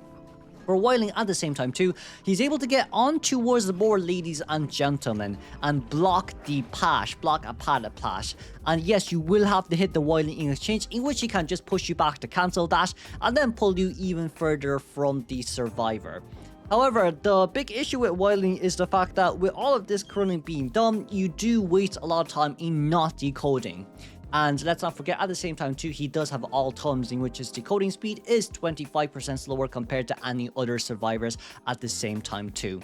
Riding state will end when energy is fully depleted, and the maximum duration of each will be 50 seconds for the first one, 40 seconds for the second ones, and 25 seconds repeatedly as well. So there you go, ladies and gentlemen. If you do get chased first and you're on board, that 50 seconds after he target changes, the hunter target changes, is now down to 40 seconds and then 25 seconds overall. Wildling is really good because of the fact that he's able to get on towards the board and move towards the chair ASAP, and not only that as well, he can prevent stuff such as from Sculptor, from Bonbon, and for Dreamwitch, as he can dismount immediately when he is next to the chair and go for that instant rescue as well. For me, Wildling is a very solid rescuer and of course is a very solid container as well because of that additional tanking that Muro can give, but at the same time too, just being able to get towards the board is something that's very important at the same time too. For Wildling, he also has Nature Guardian, in which, as we have said before, Hunter can attack Wildling while he is on the board state, but the board will tank the hit in exchange, but the Hunter will not go into attack animation. And also with Feral Instincts, he's able to vault over items 10% faster as well, and he's even able to vault over low terrain, such as, let's say for example, very short walls.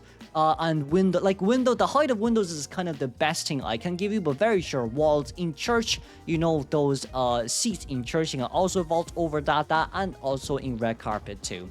So like with this, it does kind of allow him to have a bit of a better time when it comes to containment. His containment is absolutely fabulous. You can't catch up towards him at all, no matter what hunter you play. Even Opera Stinger you can't, because this guy is just way too fast in so many regards as well. So there is also that too. But overall, a very solid kind of survivor, very good rescue, very good contain, and assist is also doable too, but usually Hunter is able to dodge your pushback as well. So I do believe if you don't have, you know, a really good reaction time, if the Hunter has a Mischievous, which is the fast balloon pickup, kind of an issue even for Wildling as well. Then we have an Acrobat. Acrobat is going to be a part of very high on my versatile list as well. To be honest with you, I do believe that Acrobat should go up to a scarily annoying, and I do think, yeah, we put Acrobat as scarily annoying. So what does Acrobat have? Acrobat initially has 3 balls early game, and there's 3 different types of bomb as well. The first one is a sticky bomb, in which it reduces the hunter's movement speed by 30%, and if you throw the sticky bomb towards the hunter's face, it is a further 35% reduction on hunter's movement speed. Then of course the nitro bombing, which we do call snow bomb, is reducing the hunter's interaction speed by 35%, and if the hunter is hit during this time, it will be a 40% interaction speed reduction in exchange as well. Then last but not least, we have this thing called a Firebomb, in which it disables all Hunter's abilities for 5 seconds, and if you hit it towards the Hunter face to face, it will be 8 seconds in exchange. Now from this side on as well, with Acrobat being able to A, lock the Hunter's ability, B, being able to slow down the interaction speed of breaking pallets, windows, picking up balloons, and C, slowing down the movement speed of the Hunter. With 3 different effects, it does make him very versatile, but he's also really annoying as well because of his distance pulling ability, because of this acrobatics balls as well. For Acrobat, he's able to hold the balls and he's able to jump basically twice. The first jump is to throw the bombs down right in between his dash distance, and then the second jump is a roll effect, in which he's able to roll in any direction the character is looking towards you, or your camera is panning towards you, for even more distance to be pulled away. Not only that too, from the side of Acrobat, because he has 3 of these bombs early game, he can gain a 4th or 5th bomb depending on how the game goes. If he rescues a survivor, he gains an additional sticky bomb, which is the slow debuff. If he decodes 150% Cypher Mission decoding progress, he gains an additional snow bomb, which is a nitro bomb. And if he pursues the hunter for 60 seconds, which is always going to be doable as he does have 3 bombs, he gains an additional fire bomb as well. However, Acrobat cannot make fire bombs while in last effort or tide turner effect, so there is something that we do have to take into consideration too. But with this guy, he gets guaranteed 4 balls no matter what. 5 balls depending on whether or not he is first chase, and then of course it's just a very strong solid container overall. Half-hearted external trade just basically decreases his door opening speed by 30%, so overall speaking, not the worst in that scenario as well. His only debuff is gate opening time, so if he's the last survivor on the map, or if he's not the survivor coming to rescue after Cypher machines are opened, at least you know that after you knock the survivor down, you can instantly teleport, maybe look for the tie or the win game in that regards too. But of course, for Acrobat, let's not forget, he does have 3 balls early game, very scary. He's actually able to harass. He's really good in like maps like Chinatown, maps like Maps like Chinatown, maps like Ever Sleeping Town, where he can almost always guarantee the sticky bomb to be landed, but also at the same time too, he can just throw the snow bomb down on windows to slow down the interaction speed, or to throw a snow bomb down right before he goes down during last effort time to buy more time for his survivors to play mind games too. For Acrobat, the firebomb is really good, especially up against hunters like Opera Singer, up against Sculptor, Bonbon, in which, disabling Hunter's ability effect for 5 seconds already buys him so much time, especially with that good rotation out at the same time with the ball there being used as well. For Acrobat, his main kind of ability is containment, but he can also provide assistance for his survivor too, even though it's a 1 or 2 time thing. But those assistance definitely do come out quite nicely, whether it is slowing the hunter down, reducing interaction speed, or nullifying the ability effects at the same time too. For a character like Acrobat, he's always guaranteed for a 60-second containment time, so for me, he is definitely a really good character no matter what, and he works on any single map. He's not map dependent at all. Well, next is going to be First Officer. For First Officer, he is 100% scarily annoying as well. First Officer, I just think he's been really good all year round. There isn't much changes to, and he's always been either a priority pick or a secondary pick when it comes to the overall rescuer persona, the overall rescuer role in general. For First Officer, he has a total of 2 Poseidon watches, and each cooldown is 15 seconds. And of course, there are 3 different activations on the watch as well. The first activation is 27 meters, and then for the second and third following activation, it is 8.5 and 5.1 meters. Then of course afterwards, the first activation, he hallucinates himself, or the hunter can only see his previous location from a second ago. And of course for the second and third activation, it is from 2 seconds ago as well. From the point of view of First Officer, whenever he activates that Poseidon watch of his, he gains a movement speed boost for 10%, and the duration is for 10 seconds as well. So what makes First Officer really annoying is, genuinely speaking, just the fact that not only A, can he be near towards the chair ASAP, and B, one pocket watch basically buys you like 30 seconds before you go in for the rescue as well, to be able to get the survivor off chair. So realistically speaking, even if the hunter does find you and sees where your location is, you can instantly pop open that pocket watch and start running around close towards the chair, where A, you can buy time until you want to rescue, or B, just keep activating that watch if you want to sell the survivor out.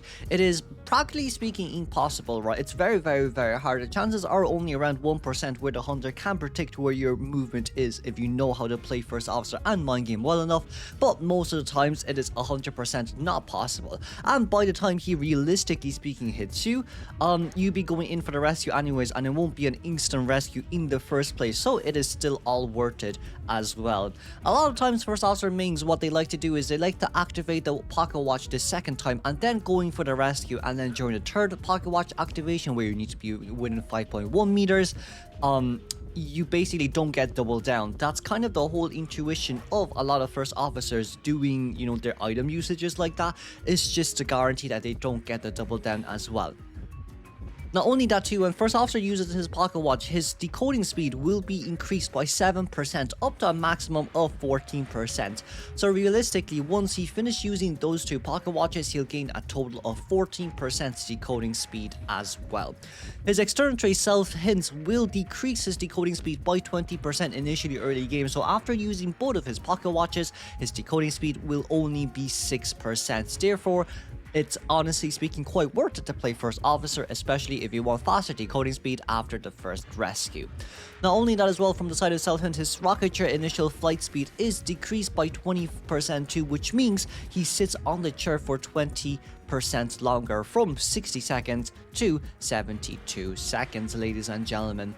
And of course, let's not forget about his Vanish external trait, where when he rescues a teammate from the rocket chair, the First Officer can force his teammate to disguise as himself, where this duration basically lasts for 10 seconds. However, this isn't really used or worth it as much because of 2 reasons. The first one is nostalgic, and of course, ladies and gentlemen, the second one is just the items on the back of survivors. Hunters are able to distinguish between you and the survivors most of the times based on the items behind your back or near your hips. For But of course, Nostalgic itself gives an outline of whoever was rescued for 10 seconds, especially if it is the first survivor on chair, and it only works for the first survivor on chair. So rebunkiting might not be that easy if Nostalgic is on hand to use as well, so there is that to be worried about. His Hypnosis to spell basically allows him to gain a mini 5 seconds of tie turner time after he is hit with basic attack during his Poseidon Watch form, during his Hypnosis form, and this can only be triggered once for each Poseidon Watch as well, so that's something to be worried about. Now, when you do rescue and you get Terror Shock hit, this Hypnosis Dispel will not take into effect if it is a Terror Shock, so preferably speaking, you like to take a normal hit first before you go for anything else, realistically speaking, at the same time too. So overall for First Officer, because even if you do get found earlier on, you can't be forced rescues, which is quite annoying, and you can buy enough time until the chair is just about to be around 40% elimination rate for you to get a rescue and successfully get away yourself as well. First Officer, because he is able to decode at a very fast speed after each Poseidon usage, he has to be at least a part of Scarily Annoying, if not an annoying character, just overall, especially from the point of view of a hunter. Then you have Barmaid. For Barmaid, I'd actually put Barmaid a part of Versatile, probably right in between Prospector and Female Dancer. For Barmaid overall, she has two different items, and she's two different items. She's two Strong Doublings, in which it allows her or her teammates to be healed within 19 seconds, and her second item is her Doofring, in which she carries one bottle of Doubling base on her, and after drinking it, she gains a 50% movement speed boost for 2 seconds. Of course, for Barmaid, you initially start with one Strong Doubling and one Doubling base, one Doofring, and at the same time, after you use your Strong Doubling, you can get another Strong Doubling back up on time as well. And how does that work? Just by looking at her external trait Mixing, the mixing time is increased to 10 seconds if she is injured. So preferably speaking, you would like to heal yourself first, and then right after you're healed to max out, instantly start mixing for your next Strong Doubling. Of course, once again, Barmaid starts with one Strong Doubling, and one extra bottle of a Strong Doubling can be mixed throughout the match, but only one bottle can be carried at a time, so you actually cannot pre-mix for two, just so you know. Normal mixing time for Doubling is like 2 seconds if I am not wrong, so preferably speaking, right after you get healed, you want to get that other Doubling ASAP, just so you can make sure that you can contain it for as long as you can. But of course, when Barmaid starts drinking, she gains Tipsy stats, in which her heal time will be 19 seconds. So she needs to contain for 90 seconds for her health to be back at max health. Now, of course, if Barmaid gets chipped during this scenario, the Doubling will continue to heal regardless of so, but if she gets hit, she will instantly go down and be incapacitated. Of course, not a bad buff here from the well, we'll talk about buffs on another video ourselves as well, but overall for Doubling, Barmaid, a very nice buff overall, especially when you're able to tank chips and still being able to heal. For her Hanover external trait, her decoding speed will be decreased by 5%, and of course the stacks can only stack up to 2 in total. So if Barmaid is first containment, this doesn't really matter as much, but if you are giving Doubling towards teammates, they will get a 5% permanently decreased decoding speed because of this effect as well, since you don't need to heal for 15 seconds when you can just heal for 19 seconds while being free roaming and being able to decode cipher machines at the same time too. So it is a nice equivalent exchange as well. Okay, not only that as well, Barmaid being versatile is because she's very strong container early game. She's able to tank a hit, drink a Doubling, and then use her Doofring for movement speed boost to pull even more distance away from the hunter, just so she can guarantee, you know, some additional containment time, and just to guarantee that Doubling to be used to its max extent. And not only that as well, right after you do get hit, you're most likely going to rotate to a better containment area and to drink that Doubling midway through as well. And just in case you don't have enough distance to be pulled, Doofring will allow you to pull quite a lot of distance during that scenario too. 50% movement speed boost for 2 seconds is absolutely brilliant, as even with knee-jerk reflex, you gain a 50% movement speed boost for only 3 seconds. So that's 2/3 of a knee-jerk reflex that you do get at the same time. For Barmaid, not only is her own containment good, her assist is also really good as well. As, let's say, for example, if your rescuer goes in for a rescue, gets injured, instead of healing the rescuer, you can instantly give the strong Wildling towards your rescuer and they start healing for that 19-second time as well. Now, people may be thinking, okay, but Kudo, 19 seconds is like what? 2/3, 19 seconds out of 30 seconds for that is quite restrictive and risky when you go for into rescue, right? In one way, yes, but usually speaking, if you do have tight turn effect, by the time tight for turn effect ends and you start giving Wildling, the hunter just barely picked up the survivor on balloon and bringing them close towards the chair. So realistically speaking, chair time is around 10 seconds for hunters on average. And in higher tiers, it should be 15 seconds on average because they run away from the chair. So they're as far away from the chair as possible. So during this time, realistically speaking, you'll be rescuing around half of elimination time by the time you do get that full health as well. For Barmaid, she's really good against map control hunters who require survivors to be a half health, but with these Wildlings to be able to heal at least one full survivor without, you know, the need of actually healing them, but instead just drinking and being at tipsy stage is already a really good counter to map control hunters like Ivy, like Opera during the mid-game scenarios where you need to be full health. Next will be Postman. Postman is a bit weird. I personally do think Postman is outclassed, and I know that not a lot of people will agree with me, but just hear me out real quick. From the point of view of Postman, if we just look at his current item usage right now, right, his mail currently has 60-second cooldown in which there are 6 different type of letter types. You can see here on the side of your screen, as I won't really be highlighting them, but you have an urgent letter which increases movement speed by 10% for 15 seconds for your survivors, a farewell letter which allows you to gain a 40% movement speed boost for 3 seconds when you vault over a window or pallet. Then you have a tranquility letter which increases your decoding speed by 10% for 30 seconds, and of course, last but not least, you can gain a rescue speed of 30% and movement speed by 10% when being near a rocket ship for bravery letter. Inspire letter allows you to vault over items by 10% faster, and hope letter allows you to open exit gate by 15%. Meanwhile, dungeon location visible for 120 seconds. Now, why do I think Postman is outclassed?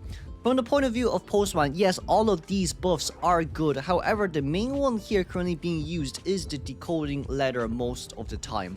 Increasing the decoding speed of yourself and of course the other survivor or the survivor you've selected by 10% for 30 seconds is a really good thing. But who can do this better than Postman?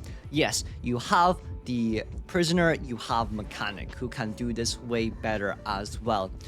Not only that too, half the time speaking from the point of view of Postman, yes, his movement speed boost is nice, his additional vaulting is nice, his dungeon letter during the endgame is nice, but his containment is honestly speaking quite bad in comparison to a lot of different survivors.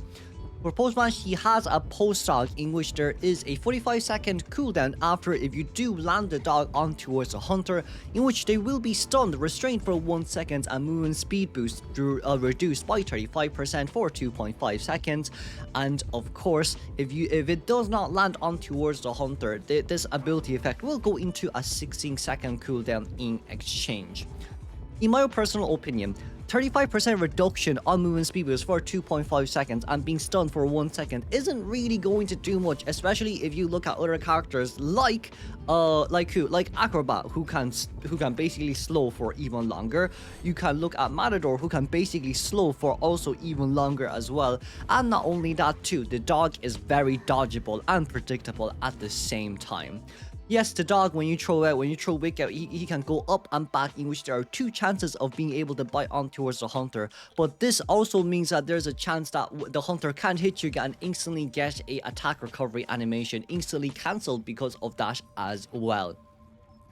For Postman, because his early game containment really isn't the best, he does rely a lot on pallets as well, and knowing that most of the time his early game is giving a decoding letter either towards his teammates. If not, he has to give a containment letter to himself so he can have a better time at containment. But even so, the letter only lasts once, and with a 60-second cooldown, it is way too long. personally speaking, if they reduce this to 50-second cooldown, I do believe he can be way better of a character. But of course, a 10-second reduction in cooldown duration is quite a lot, and it can bump him up straight from Outclass directly to Versatile of a character to use too. In co-op, when we see him being used, a lot of times it's because we do not have Aeroplanist with that additional 2% decoding speed boost with a better containment time, and it's also because we don't really have other good decoders to use as well. You've even seen Composer being used in exchange too when there are no decoders left on hand. So in my opinion, Postman is really only used when there is no additional decoder left on the team. And of course, with the likes of Lanternist, even Lanternist does a way better job than Postman, because Lanternist A can see all where the Cypher Machine is, and B can stop the Cypher Machine from shaking and give an additional 10% of decoding boost to whichever survivor she wants instantly as well. And she has 2 of these stacks initially early game as well, so compared to Postman, Lanternist is also just a way better option. But of course, if we look at his empathy build, when he sends a letter to his survivor, he also gets the same buff. And of course, for expectation, he allows himself to send a letter to himself, in which is what we've talked about earlier on as well, right? So realistically speaking, for Postman, I just feel like he is a tiny bit outclassed. Unfortunately speaking, I would believe that I'm a bit too harsh on Postman, but looking at Koa and at rank in general, there are just way better options compared to him currently, and unfortunately as well. Then let's have a look at Gravekeeper. Gravekeeper is a part of Scarily Annoying, unfortunately speaking as well. I think I might put Gravekeeper above Forward.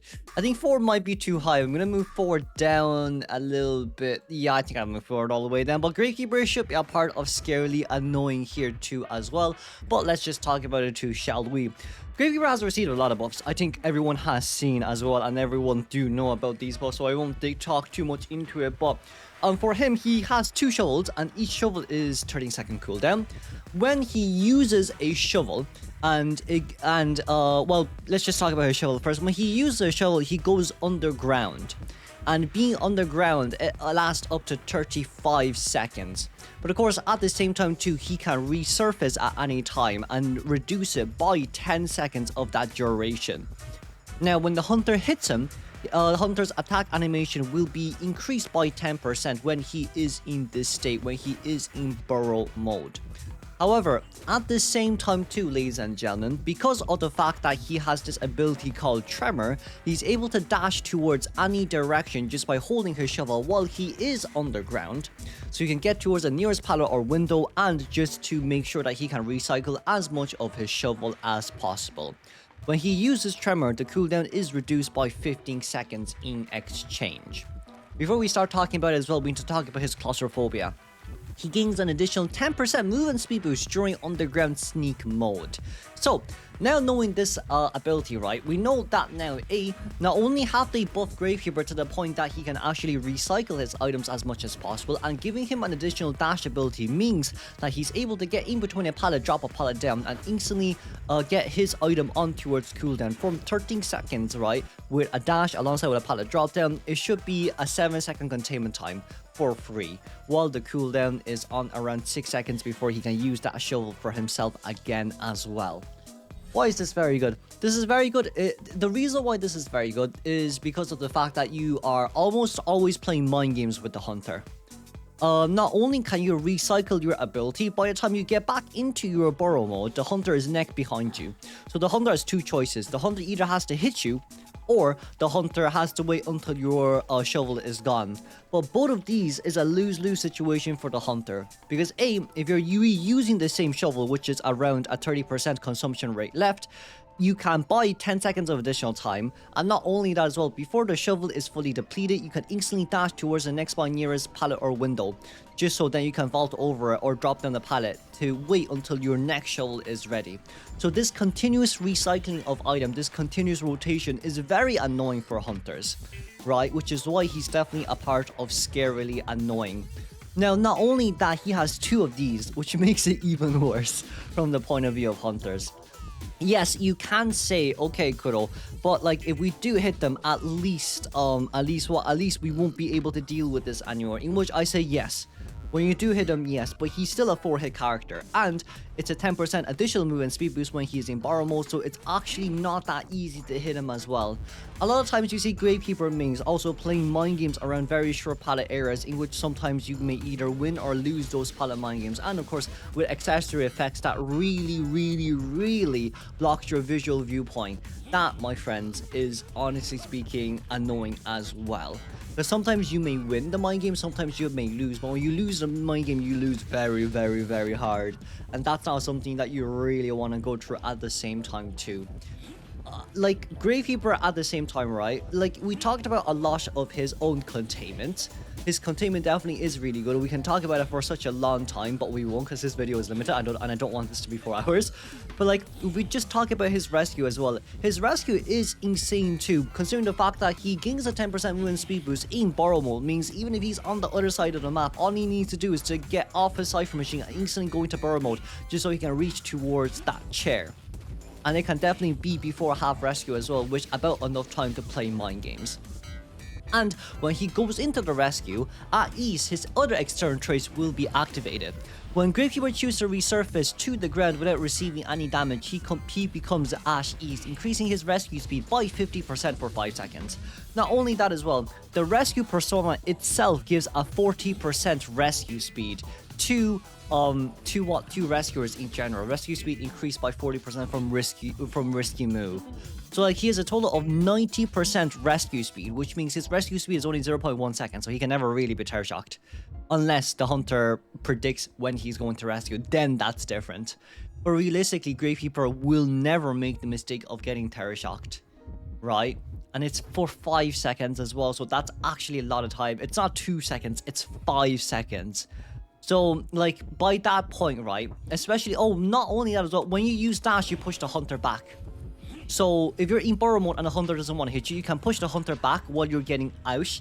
And, ladies and gentlemen, and you can instantaneous rescue during that pushback animation, and there's nothing that the hunter can do. If the hunter does hit you, it doesn't really matter. You may not get that 50% additional rescue speed, but the hunter is still in attack animation and you're at full health. So you're not going to get double downed anyways, right? So Gravekeeper is just really annoying of a character, especially when it comes to maintaining full health and playing those mind games as well. But realistically speaking, he's a really good solid character. Now, of course, his external trait outcomes is only a 15% decoding debuff overall. It's not the worst compared to a lot of rescuers. That's 20-25%. 15% overall is not too bad. Like, I would say he is, Jesus, only 15% when you think about it, with like First Officer being 20, and then Mercenary being 20, and then 4 being 25. 15% actually doesn't look that bad now that you look at it at the same time too. But of course, Gravekeeper is definitely, scarily annoying, and I don't think he can go any lower. I genuinely don't think he can go any lower with good containment and rescue capabilities. And of course, we could talk about body block too, because this guy can 100 body block for you. And when the hunter's about to hit, he can instantly get out of shovel mode to push back the hunter. So like, there's just so much things this guy can do. I almost forgot to talk about the body block. Oh my god, his body block is so annoying. It is actually really annoying at the same time too. But yeah, he's so much stuff. There's not really much that I can complain about with him. As we now look at Prisoner overall from his capability side, he is a scarily annoying type of survivor too. For Prisoner himself, he's able to connect Cypher machines throughout the map, in which he has a 30-second cooldown on that connection. At the same time too, the further away the Cypher machines are, the bigger the loss will be, which is from 5 to 15%. And of course, survivors can adjust the transmission percentage within the range of 0 to 48%, depending on which Cypher machines you wanted to be pushed. Of course, here also at the same time too, if the hunter destroys the Cypher machine, the connection will be 45 seconds on cooldown before it can be reconnected. From the side of Prisoner, what makes him a really decent character is not because of the fact that he can push Cypher machines. Well, it is because of the fact that he can push Cypher machines, excuse me. But overall, because of this additional adjustment, he is someone who's able to finish off his own Cypher machine first because of his obsession with 5% additional decoding speed and an additional 5% stacked on top of it when there is a connection being made. So in total, there's a 10% decoding speed from his side. But of course, failing calibration will decrease his decoding progress. The period which he can't decode is also decreased by 30% as well. So he can get on back towards the cipher even faster after missing a calibration. However, because of obsession, his heart rate awareness is decreased by 20%. So that's one thing to know. But just back to talking about the circuit control and to his connection once again, he does have 110% decoding speed on his cipher machine, so in total he should be able to get cipher machines done within around 73.64 seconds. And of course, because this is a prisoner that we're talking about throughout the early game phases, what he needs to focus on is to finish off his own cipher machine first before pushing his rescuer cipher, just so he can relocate himself and then push his own new cipher and the rescuer cipher machine to guarantee that both these two cipher machines can be done before the last cipher is fully consumed or fully decoded by one of his other survivors.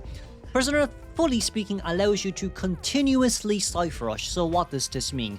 This means that if you are not being chased and it's one other of your survivor, by the time that your rescuer goes to rescue, you'll be able to finish your cipher machine alongside with your other survivor.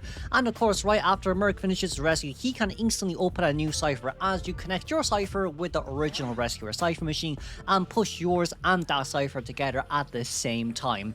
That should be the way we look at it, as our second rescuer or second container is coming in for the second rescue to maintain that cipher rush.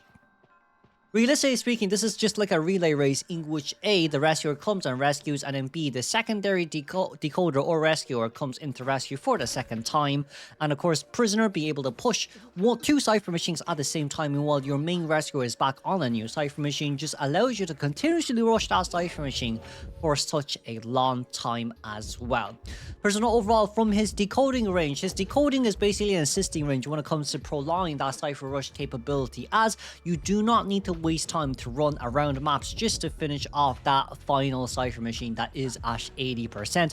Well, you can do it at the comfort of your own cipher machine too, and that's what makes him an absolute brilliant character. The loss is only around 5 to 15% depending on the distance, and you can push from 0 to 48%, so at the end of the day, you are still decoding faster on your own cipher machine rather than you're pushing the other cipher machine too. But of course, from Prisoner's point of view, he's scary and annoying, especially with the fact that he can cipher rush an insane amounts, especially during the early, mid to end game without stop. Now, let's not forget about the same thing. His super circuit allows him to connect exit gates as well at the same time. However, when the exit gate is connected, the decoding progress will be lost at a constant 15%. This kind of simply just helps you get the gate open on the other side of the map where the hunter is the hunter is chasing after another survivor, but one of your survivors is there as well, in which is very risky. In this case, you can continuously push the other gate with your other survivor just so that gate can be opened way faster to prevent from a double down scenario too. More or less speaking, this is also really annoying from the side of prisoner as well, because a lot of the times what people do is they will decode the cipher machine to 50%, and if the hunter does not disconnect from the X gate, this prisoner can just push the cipher machine and force it to be open at a safe distance on the other side of the map. It is, yes, once again, prisoner just overall really scarily annoying when it comes to that cipher machine aid, but not only that too, his own containment time is also very strong as well. He has his conductor ability, in which when he does connect the cipher machine, there will be a range of electric area here currently being formed by the prisoner. Not only that as well, prisoner at the early game starts with a conductor. He starts with an electrocution in which he can stun the hunter for 1 second as well. And of course, if his stun is on cooldown, the recharge time is only 7.7 seconds if he is within his own area of conductor, his own area of electrical charge. At the same time too, even if there isn't any electrical area around, he slowly gains his charges back with a cooldown of 75 seconds. So this means after your second chair rescue, you should be able to get your conductor back just on time for that mini electrocution right on the hunter to maybe try and perform that rebound kite containment. Overall, from the side of prisoner, he does not have any vaulting debuff, nor decoding debuff, nor movement debuff, nor any debuff at all, aside from the fact that his heart rate monitor is 20% less range compared to all other survivor, in which his own decoding stat, more or less speaking, is Very, very good. His own containment stat is also very good as well. Now, of course, when prisoner makes an electrical area, the hunter can be electrocuted within this area as well. You can be electrocuted a total of 3 times before it is dropped completely to 0, in which he can't be stunned anymore afterwards. However, one of the biggest issue with this is the fact that you don't want the hunter to auto cancel his attack animation. Neither do you want the hunter to auto cancel his pallet dropping animation, destroying animation as well. So that's something that you do have to worry about too. But overall, from the side of Prisoner, very strong character here to use, as we did mention a lot of things that is annoying about him, and of course definitely deserved on that tier list of scarily annoying. Having a look at Entomologist next. Entomologist is actually quite a versatile character herself. From the point of view of Entomologist has bees, in which it depletes at 1% per second, alongside with the fact that 2 hits is equals to 35% depletion on the bees. So this simply just means that you need to hit the bees a total of 6 times to fully get rid of it from the hands of Entomologist. The cooldowns for each switch of bees is 2.5 seconds, alongside with a cooldown of dispersing the swarm of insects has been reduced from 20 seconds to now 15 seconds, meaning Ento can recycle her bees way easier now. When Entomologist is on the bees, her own movement speed boost is increased by 10%, and of course, if the hunter wants to walk past the bees, the hunter's movement speed boost will be decreased by 85% in exchange as well. Entomologist is able to block the certain abilities of the hunter, and is also able to push the hunter back as well with her swarms. So she is a very good long distance range support when it comes to allowing your survivors to have a better time at containing, or just overall trying to block projectiles from the other side of the map that is currently being made by the hunters as well. For Entomologist, she has her external trait Mixed Reagent, in which after vaulting a window she leaves honey behind, in which it increases the survivor's vaulting speed by 10% of any survivor that interacts with it. However, her only debuff is her fragrance, in which the sweet smell of honey will add additional lingering effects to herself, as the moment she cuts corners or the hunter loses sight of her, she will be outlined for 2 seconds. Full red in exchange, or in whichever color you have designated your colorblind misnomer to be, if I'm not wrong. So there is also that too. For Entomologist, she's a very solid character, very versatile character, because her containment is really good with pushing back hunters, giving yourself 10% movement speed boost, alongside with slowing down hunters and forcing the hunters to hit your bees, and not only that too, allowing for a global full map support as well. Survivor is able to see her bees from quite a far distance away, so they know which direction to rotate, which basically makes your life way easier as an Entomologist to help you and yourself to support that teammate of yours that is currently containing at the same time too. Entomologist doesn't really have any decoding debuff, nor does she have any healing debuff, which makes her quite a strong character as well, and at the same time too, this is what makes her good. Right? So with this in mind as well, Entomologist, long distance support, no decoding debuff, a really good decoder, a very good global assister as well at the same time. She is able to run Tide Turner as well, because she's a bit similar to Gravekeeper in the sense that they both have 10% movement speed boost, and I guess instead of body blocking, it's Entomologist bees that allows to block the hits and slow the hunter down while you're playing mind games too. But of course, a lot of good Entomologist means what they like to do is they like to put the bees down and then bait the hunter into hitting the bees before taking the bees back, so there will be no depletion on the bees during that time, and it wastes hunters' time even more during those scenarios as well. Overall, from the side of Entomologist, really good character to use, would fully recommend it to beginners as well, and yeah, definitely a part of versatile. Then you have Painter. For me, Painter is a very solid character. More or less speaking, for Painter, there is no adjustments on towards him, but he is still quite a solid character overall for a lot of reasons too. First and foremost, Painter has artistic sensitivity, in which she can draw hunters within 13.5 meters. But of course, when you do draw the hunter's face, as long as you draw up to 67%, that's all what matters before you can fully place down that painting to stun the hunter as well. However, Painter does need to memorize the hunter's face for 67% before being able to activate those drawing effect, which is something that you really need to be worried about at the same time. time too. From the point of view of Painter, ladies and gentlemen, what is really important is the fact that the more progress he has on his drawings, the better. If you only have 67% of drawing, your stun duration will be less than a complete 100% drawing. Basically drawing progress, right? So that's one thing that we need to be careful about.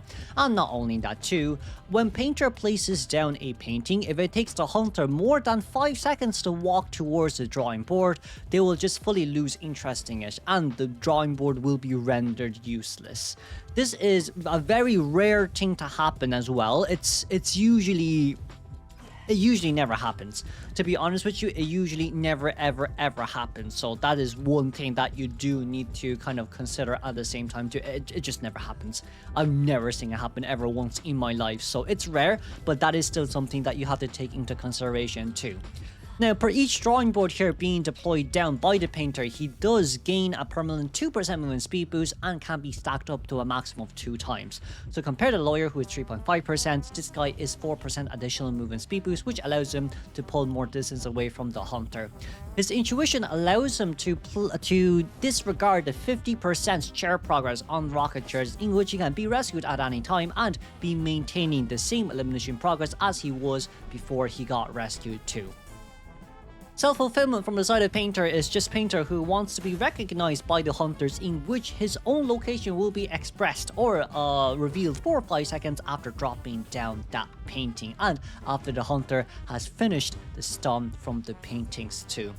Overall speaking, from the side of Painter, a very good character to use overall. However, the only kind of downside of him is the fact that he cannot draw during last effort stage, in which it is when he is being hit by the hunter. So a very important thing that we definitely have to take note of as well. But once again, I'd say another kind of tough issue is the fact that you need to be able to look at the hunter's face and to get their face for 67% before you can start drawing. So a lot of times this is a bit harder when it comes to, you know, getting a painting out before the first hit, which can't really make him any higher. But because of the fact that he can sit on chair for a real long time without needing to worry about the 50% stack, he is pretty solid. A really good character to use and to sell up against as well. Now let's have a look at Batter. Batter is 100% on top of versatile. I kind of thought about him for a bit, whether he should be a Potter solid or versatile, but I do believe the main judgment here will be versatile at the end of the day. For Batter, he has 3 out of 3 cricket bats and balls, and after each usage of his bat and balls, there is a 12-second cooldown before you're able to use it again.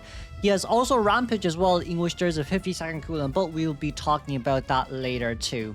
For Batter with the cricket bat, you're able to hit the hunter, and when the cricket bat travels through air for 0.4 seconds, it starts to lose velocity, meaning the hunter will not be pushed back as much. Preferably speaking, you would like to push back the hunter when they are as close towards you as possible to get the maximum distance pushback, but at the same time too, if you want to, you can also use that cricket bat and ball just to get that hit a little bit from a further distance or a safer distance away, which is also a-okay.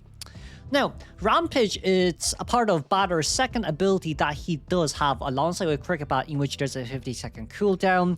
When he unleashes Rampage, this duration is for 15 seconds and his Bat and Ball cooldown will be fully refreshed.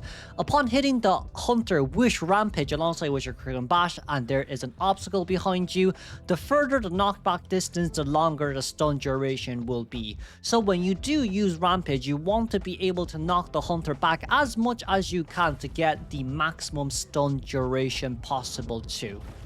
But of course with Rampage it also comes with a lot of benefits as well. As we just look at his athletic side, he initially speaking has a 20% vaulting boost alongside with a 20% padded pulling speed, but then with Rampage this is doubled to 40% on both sides as well. For Batter, he's a very strong container. Not only that, dude, he's a really good harasser, as well as his character orientation is primarily being assist and then secondary being the rescue as well. His altruism allows him to gain a 50% movement speed boost for 10 seconds if the survivors are attacked across the map. This says within 15.2 meters of him, but if I remember correctly, it should be outside of the 15.2 meters because I've had altruism basically being activated when survivors are literally on the other side of the map. So maybe I'm getting this one wrong. Maybe they are right about the altruism here. But more or less speaking, there's a 60-second cooldown wait before the speed boost can be reapplied again. Now, from the side of Batter, his final trait is all times in which his decoding speed is decreased by 20%. Very, very, very slow decoding speed for a harasser, long distance harasser too. But let's finally talk about Batter. With Batter's Bat and Ball, he's able to guarantee at least 60 seconds of containment time, as every time you use your Bat and Ball, Batter has a chance of being able to pick up that Bat and Ball once again for further reuse and recycle. Now, of course, if Batter uses that Bat and Ball right in front of Hunter, right when the Hunter is about to hit him, and he instantly gets pushed back, it's very easy for Batter to get his cricket Bat and Ball back once again. But of course, from a further distance, this may not be possible, of course. At the same time as well, Hunter's able to break these Bat and Balls too when, you know, Batter has used them. But breaking them does take time and allows Batter to rotate further away from the containment area to maybe even possibly speaking a better containment area. Breaking the Bat and Ball also means that the Cricket Bat will be further in towards cooldown, which allows Batter to reuse them once again, which is very, very, very annoying from the Hunter's point of view as well. So chasing after Batter, especially with him having 20% decoding debuff, is not really the brightest idea.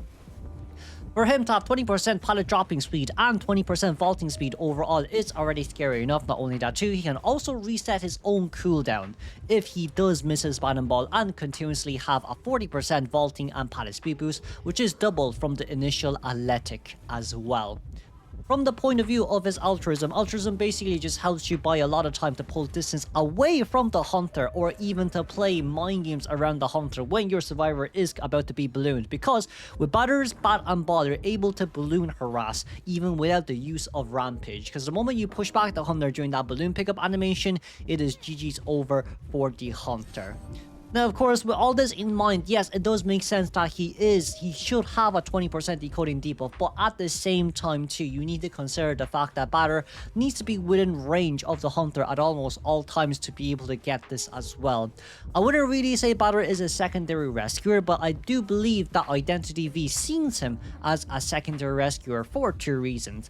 Reason number one, when he runs towards the chair, he can at least push the Hunter back to make even more distance towards the chair, and reason number two, it's the fact that he can reset his Bat and Ball, so potentially speaking 2 Bat and Balls to get towards the chair just in case it's a very fast chase Hunter. But usually you never see this happening because he wouldn't be doing things like that when he wants to maintain full health for balloon harass and for mid-kite harass at the same time. For me, he can't be any higher. I have actually dropped him from Scary Annoying to Versatile right now, as his popularity has decreased quite a bit from rank, especially with the introduction of Archer now being rank modes too. Archer is just way better of a harasser overall compared to the Batter, in which he can always guarantee a stun as long as it's a good enough Archer.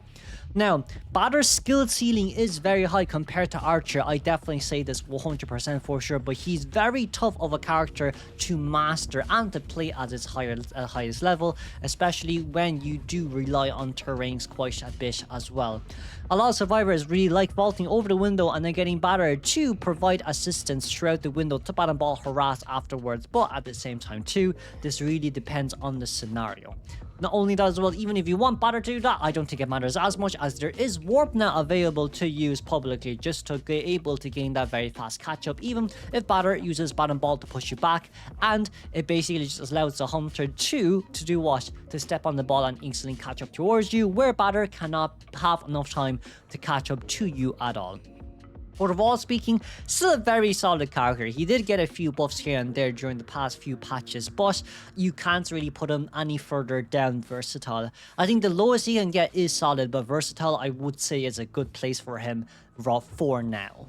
Okay, let's look at Toy Merchant. For Toy Merchant, it's a bit weird and it's a bit maybe controversial, if that's the right word to use, but I believe Toy Merchant is probably a part of Tangible. I can't really put Toy Merchant up any higher, especially after seeing...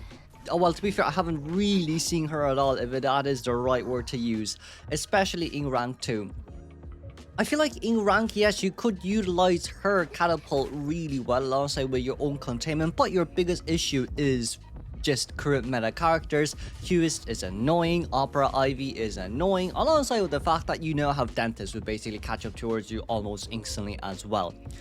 For Toy Merchant has her delicate toy in which she has both a catapult and a glider. She can place a catapult down towards one direction in which she can propel herself off, and then when she lands, her movement speed is increased by 30% for 2 seconds.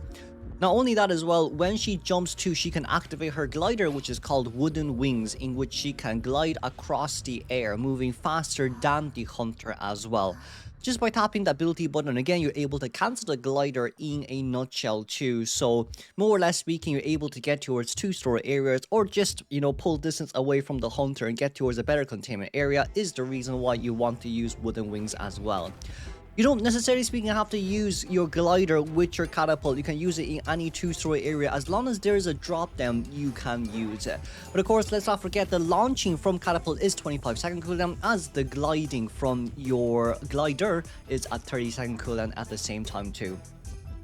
Toy Merchant in a nutshell just isn't that good of a character to use, and she is very kind of map dependent, which is why we say she's tangible. It depends on whether you have teammates to play with her or not, or it depends on the map you're currently at. Currently, she's kind of only good in 3 different maps. Well, she's kind of good all map around, but if you think about it right, her best map is Leo's Memories, or even like Leo's Memories, Moon River Park, and then take it or leave it Chinatown, where she's used the most. You don't really see her being used on Ever Sleeping Town because you rather play, you know, Aeroplanist by that point if you want to do things like that. But there's just better characters you use compared to Toy Merchant as well, which I do believe is her greatest downfall at the same time too. She has received quite a lot of buffs, in which her Soothing Toy allows her to have one additional item on her backpack, in which in this case she can throw an item out towards the survivors, and survivor is to be able to pick it up through the toy container. Toy container is this new thing that allows a survivor to have an additional slot of item in which they automatically pick up, and ladies and gentlemen, that they can use it. If they do decide to use this item, the original item that the survivor have will be on cooldown for 15 seconds. And of course, each survivor can only take one toy at the same time too. This is pretty nice, especially when you're coming to rescue and then you're dropping your toy down right in front of the chair. It gets automatically picked up by the survivor when they get rescued. So there really is no reason for the survivors to miss it. This is a very nice buff of hers at the same time as well.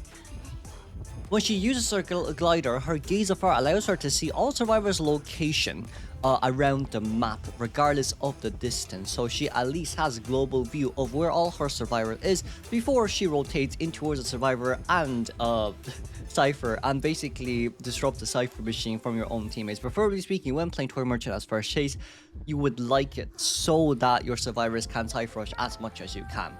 Her Map Collector external trait allows her to open the chest by 30% additional speed, alongside the fact that per each item obtained from the chest, she gains a 4% vaulting speed boost up to a maximum of 12%. So she does indeed get more buffs as she does open more chests to give items towards her survivors as well.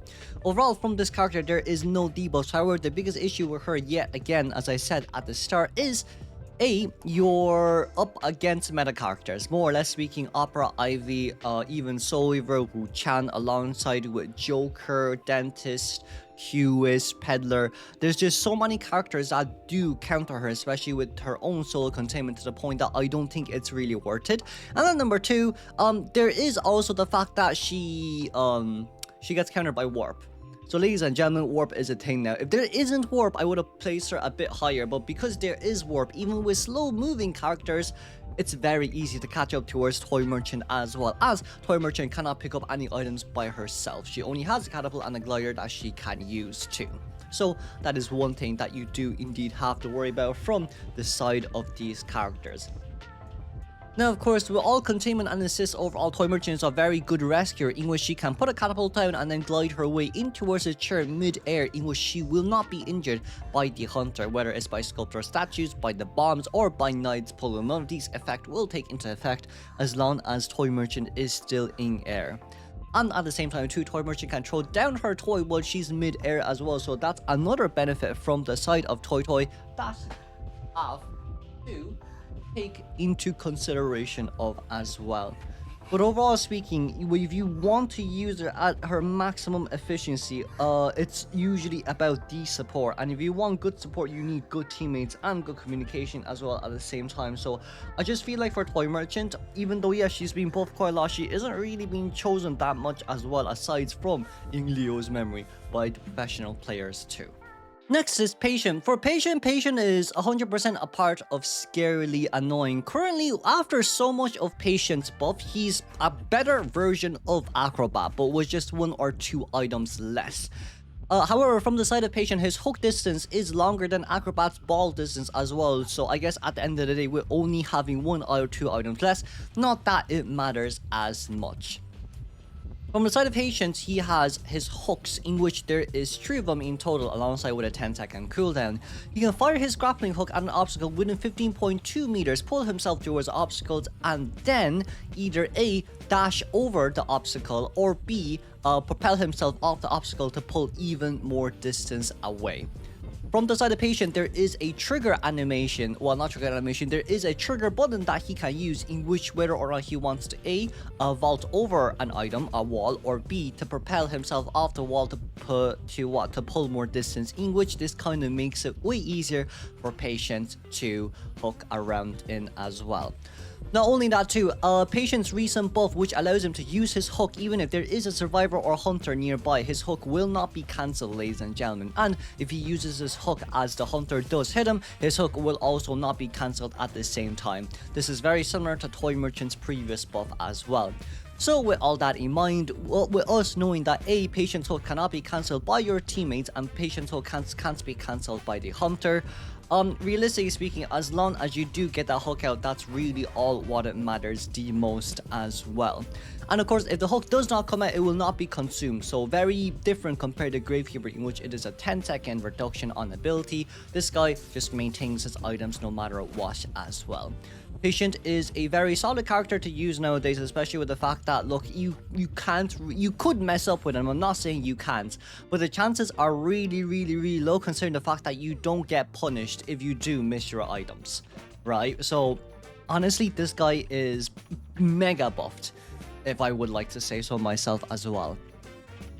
Then of course you have Emotional Attachment, in which Patient is profoundly attached to Psychologist. When Psychologist is placed on chair, if Patient is coming to rescue, his rescue speed is increased by 50%. However, when decoding cipher machines with other female survivors other than the Psychologist, his decoding speed is reduced by 30% in exchange. More or less speaking, the 30% decoding debuff doesn't really matter as much, especially with the fact that he's either going to be a container or a secondary rescuer. So after his first cipher machine is done, realistically speaking, by the time he finishes his second rescue, that 30% decoding debuff, it might matter a little bit, but you'll still get a cipher machine done, considering the other cipher is probably already at 50%, and you just want to rush it as much as possible. The kind of only downside to it is if you want to rush the cipher machine to be open double decoding when there is, a 50% cipher machine remaining. This is probably where it'll hurt the most, which is why double decoding does get punished here. Well, it doesn't get punished, only Patient gets punished, but the other character doesn't. So I guess it really is just a battle of time in this case scenario. However, at the same time too, with his bonded ability, which Psycho also has the same as well, if there's a Psychologist within the nearby area, he's able to dash to the Psychologist, and of course there is a 20-second cooldown at the same time too. So this is just a bit more containment possibility, but it is really only used when there is a Psychologist on the field. Overall, from the side of Patient, I don't know why I stopped talking there. Overall, from the side of Patient, he's a really good rescuer, definitely speaking. He's like a Mercenary, but like his item usage is very different from a Merc, because Mercenary's item usage is easier than Patient. Mercenary, realistically speaking, you do not need... For Mercenary, you just have way more walls compared to Patient with walls. Because with Patient, you want long distance, so you want to hook up to a higher range. But with Mercenary, realistically speaking, you can just tap right next to him. And it's an instant elbow dash elbow. For Patient, there's a slight more animation. So I'd say, look, his rescue isn't bad. It's very similar to Merc, but more or less speaking, just annoying. just really annoying in general. His containment is also really good as well. I mean, there's so much good hook spots for him. Like, as long as he uses triple hooks nicely, there should be no hit on towards this character at all throughout the early games until he has no hook left or a blink opens instant versus, or I guess you're up against Geisha. Then that's a whole different story. Then we have Psychologist. For Psychologist, I'm gonna put Psychologist a part of Scarily Annoying as well. To be honest with you, to be 120% honest with you, if it wasn't for Psycho's buff, I would have placed her at Versatile. But because of Psycho's recent buff, I'm gonna have to place her on Scarily Annoying. So what does Psychologist have? Psychologist has her Empathize ability, in which she has the whistle and she can blow the whistle to heal a survivor across the map in exchange for her own health. Of course, this Empathize takes 7 seconds when there is only one Psycho on the map, and then 12, 22, 32 seconds. But realistically speaking, ladies and gentlemen, in rank, it's only going to be one Psychologist. You won't have more than one. Let's be fully honest with ourselves. At the same time too, when she does blow her whistle and be able to get the heal towards the survivor, her own time needing to get healed is increased by 10% up to a maximum of 50%. Now, of course, people might be thinking, hey Kuro, this is pretty bad though, no? Because you have to exchange your own health to heal a survivor, in which I say, no, not really. Why is that? That's because you only require 7 seconds to heal a survivor, and not only that too, it's a global heal. So that means right after Tide Turner is over, you're able to use Empathize immediately to heal your survivor in exchange, with no debuffs being deployed on the survivor, unlike Barmaid with 5%, you know, decoding debuff, and with the fact that it takes 19 seconds to heal this character. For Empathy, realistically speaking, you can pair this up really nicely with a Seer or a Barmaid, as long as you have the condition to do so. Like maybe, so for example, a Pallet Sun Seer's Owl and instantly Empathize. Then in exchange, yes, this definitely would be the best case scenario to use, but really rare to see as well. But then once again, right, because of Psycho's recent buff, Subjective Anchor, in which is her new ability, allows her to utilize a dash ability, in which she can deploy a illusion or a figure of patient on the ground, and then once she dashes towards that figure, she can reuse the item to relocate the figure to pull even more distance away. Of course, this activates when she gets injured, so that means when she first gets hit during first chase, or when she uses stress, in which then you'll have this as well. So it's an additional containment ability. Not only can you heal, you can also contain now. She's not just a triple hit character anymore, she's a triple hit character with a dash. Ladies and gentlemen, absolutely speaking, brilliant from this side note as well. I might try to use Psycho a bit more this season, but we will really have to see, won't we? For Psychologist, she also has stress as well, so this is kind of the nice thing about her. When she does indeed get hit, or when she does heal, she undergoes stress, in which for the next 32 seconds her fear declines slowly over time. Which basically, her stress is basically when she is a triple hit character, right? And then you hit her first, that's when stress occurs. While stressed, she cannot be healed by other survivors, use syringes, or drink alcohol. This doesn't matter because she's going to be at full health anyways after the first stress. So realistically speaking, at the end of the day, it does not matter. The good thing about stress is the fact that you have to wait until Psychologist stress is over, because if it is not over and you knock her down and chair her, a character without Titaner can come rescue, and when she rescues, she maintains full health. That is the biggest issue with Psychologist. So at least for Psychologist, when she is first chase, she at least guarantees 32 more seconds of containment time after the first hit, ladies and gentlemen. She at least can contain for 32 seconds after the first hit. And she's also a triple hit character as well. So like when you're guaranteeing 30 seconds of containment, alongside with the fact that you need 60 seconds or around 60 seconds of containment to get your 2.5 Cypher Machine Stone, she's a well worth it character to use, especially in rank as well. And last but not least, she also does have Bonded too, in which, look, at the end of the day, it's similar to Patient as we talked about before, can dash towards a Patient as long as she's within distance as well. But overall, from inside of Psychologist, she's scarily annoying because A, she can heal globally without wasting that much time, and she can heal as many times as she wants as long as she have enough health to do so. A lot of the times during endgame, Psychologist mings will just, what will they do?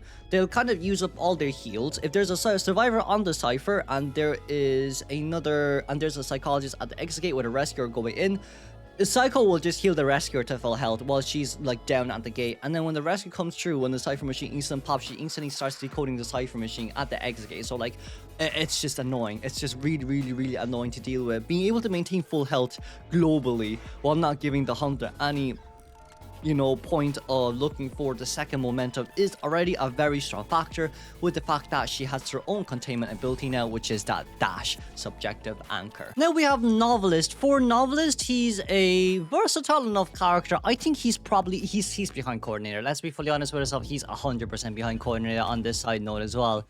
So what does Novelist have? For Novelist himself, he has a metaphor in which I would like to call it as a storybook because it makes more sense, in which he initially starts with a 1 out of 1 item usage, and the cooldown, of course, it's 8 seconds.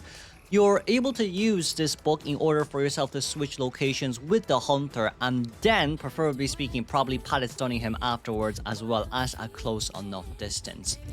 For metaphor, after you use it once, you're able to kind of regain this item by continuously looking at the hunter's face, in which it needs to be done within 13.5 meter of the hunter's radius as well. However, if there are survivors within 12.6 meters of the hunter, metaphor range is also decreased by 9.8 meters. So just know when you're going in for harass, that metaphor range isn't as long as you think it would be as well. If I'm not wrong, the overall charging rate for metaphor, initially speaking, is 10 seconds. So after each successful information gathering, the next attempt will be 2 seconds additional, up to 8 seconds in total. So it should be maximum charge time should be around 16 to 18 seconds per item used when you're basically up that high. But realistically speaking, if I'm not wrong, it should be around 8 to 10 seconds for your very first initial charge. It shouldn't really be that long as well. Also, at the same time too, when we just talk about metaphor, right? Metaphor, simply speaking, allows you to switch locations with the hunter. So this means you're able to swap locations with the hunter and deal pallet stun damage on towards the hunter. And you know what? A lot of the time, survivors are playing Novelists do bring great power in order for them to gain a free additional 4 seconds of recharge time on metaphor. So their second stack is easier to come back up as well. Not only that too, you're able to harass quite nicely, especially when you want a body block for your teammates. You're able to actually swap your own location between yourself and the hunter and get your teammates to pallet stun in exchange. This works very well with the likes of Cowboy or Aeroplanist, who does have additional stun duration when they have that additional buff with great power as well. So I would say, look, he is not a bad character. He's actually decent enough. The only kind of issue is the fact that you do have to look at his face, so very similar to Painter, in which then you can get items as well. So a lot of times it does depend on whether or not you can get that successful body block true too. But overall speaking, his own solo containment is really good because of that. For his resonance, he gains a 50% movement speed boost for 2.5 seconds after using his storybook, after using his metaphor on the hunter. So it's just some additional movement speed boost. If you can't pallet stun, or if you want the pallet stun, that additional 50% movement speed boost is good to get the pallet stun or just to rotate away for the next 2.5 seconds. His foreshadowing is quite interesting because it states that his cipher machine decoding progress is increased by 10% when the cipher is below 50, and of course his cipher machine decoding progress is decreased by 10% when it is after 50%. Overall, for Novelists during the early game, when you are decoding a fresh new cipher machine, the cipher machine decoding progress will always be at 81 seconds, ladies and gentlemen, no matter what. So at the end of the day, it doesn't matter when early game starts. However, mid to end game, why this is good is because of the fact that when Novelist is on his second cipher machine, he could just decode it to 50% really fast and then go and support for his teammates, leaving the remaining 50% either for his rescuer or for another fast decoding teammate to do. And of course, the bad side of this is the fact that if there is a cipher machine at 50% plus and Novelist is the one decoding it, he cannot get the cipher machine primed as fast compared to any other normal survivors because of that 10% reduced decoding speed too.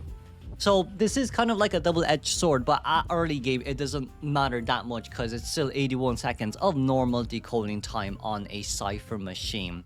But still, overall speaking, look, you just have to see how well you can play this because it is still a bit more team teammate dependent, team comp dependent in that sense too, whether or not you can go support or you don't want to go support at all. So it is what it is on that side, no.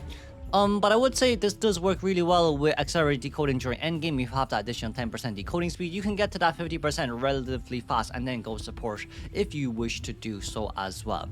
But overall, Novelist is a very versatile character because he can support, he can also do mini harass, and not only that as well, he's not a hard character to use. He's kind of like a one-tap character to provide assistance for your teammate. Even though it may be one-time use, you could get 2 or 3 more items if you're going to follow your teammates and continuously looking back and body block, but usually you like to Cypher Rush. Well, especially in this day and age with Opera and Ivy, you like to Cypher Rush, if you know what I mean, as well.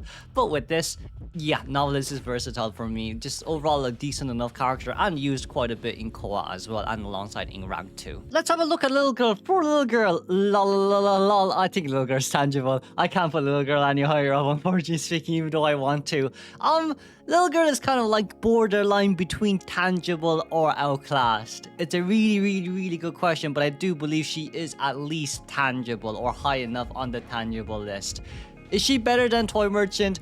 I think she has more use cases than Toy Merchant, which I don't know whether that's good or bad, but let's look at her items first, shall we?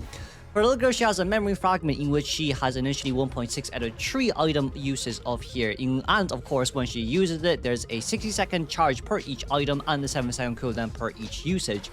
At the same time too, when she uses her memory fragment, she'll drop down a page in which this will be a circular area of effect within 6.1 meters on the ground, and all characters within it will be pushed out of this circle. So this is generally speaking decent enough with the fact that you're able to at least pull distance away from the hunter while also pushing the hunter back, and it's not a bad thing when it comes to assisting the hunter season 1 Little Girl, assisting the survivor too when it comes to pulling some distance away from the hunter as well. She also has her memory sync in which she can leech on towards the survivor, in which their own decoding speed is increased by 70%, vaulting speed increased by 15%, alongside with paddle dropping and chair rescuing time by 30%. Alongside with the fact that Little Girl will instantly de-leech or cancel memory link if the survivor she leeches on takes 50% damage, takes a normal hit, or she cancels it herself, in which if she does cancel it herself, she gains a 30% movement speed boost for 2 seconds. At the same time, too, Little Girl cannot use memory sync within 20 seconds of the survivor being rescued from a chair. So, sorry, I need to phrase that properly. Little Girl cannot use memory sync on other survivor after she has been rescued. You can use memory sync on any other survivor who is rescued, meaning as long as you're not on the chair, you don't get this 20-second cooldown of being able to leech on towards someone. That is the very important thing of this as well. Little Girl is also unable to use memory sync with other Little Girls or with Wildling while using his riding state. But of course, you can use this when he is in his following state, which is his walking state. And if he gets on his riding state, this will not be cancelled, ladies and gentlemen. So just for all the Wildling and Little Girl pairs, this is something that we need to take into consideration of as well. Her pity allows her to teleport towards a survivor. Her pity basically allows her to teleport towards a survivor, and there is an 80-second cooldown, but if she cancels the teleportation, it's 10-second cooldown in exchange. If she cancels her teleportation, her own location will be revealed to the hunter for 5 seconds. But also at the same time too, if Little Girl decides to teleport to a survivor, her own location is already revealed to the hunter during that time as well. So I'm not really too sure whether or not they've got this translation correct. But more or less speaking, I think it goes both ways at the same time too. Now, the real question here, right, is why is Little Girl tangible? Little Girl is tangible because of a few good reasons. Reason number 1 being the fact that her item usage is honestly speaking not bad, even if she does get hit while using her item. Unlike Enchantress, she does not counter the hunter's attack animation, but instead still pushes the hunter back regardless of while they are in attack animation. Number 2, Little Girl, when she uses her memory fragment, when she interacts with an item, her item interaction will not be cancelled, ladies and gentlemen. So this just means if you place down a memory fragment or your pages on the ground while trying to vault over a window pallet or rescue a survivor from the chair, the animation will not be cancelled in exchange for the push. So very similar to Barmaid, in which when you do get bombed, your rescue animation will not be cancelled in exchange as well. Overall, for a little girl, because of her teleportation skill, being able to body block for your survivor up against single hit hunters after memory sync is a very important trick to use, and being able to leech on towards your survivors to provide page assistance pushback or just to deleech instantly to tank the hit is something that also is very important when it comes to your last Cypher Machine containment as well. But of course, this realistically speaking only works if there is only one Cypher Machine left on the map. And ladies and gentlemen, if little girl is at full health, alongside with the fact that the other survivor can contain. Like, let's be honest with ourselves, if you're up against an opera singer, this girl ain't gonna do anything. If you're up against an Ivy, this girl might be able to do something because of the fact that her pages can push the hunter back, but let's be fully honest with ourselves, max presence Ivy, I don't know where we're going after the deletion, corruption, and transference, you're still absolutely cooked at the end of the day.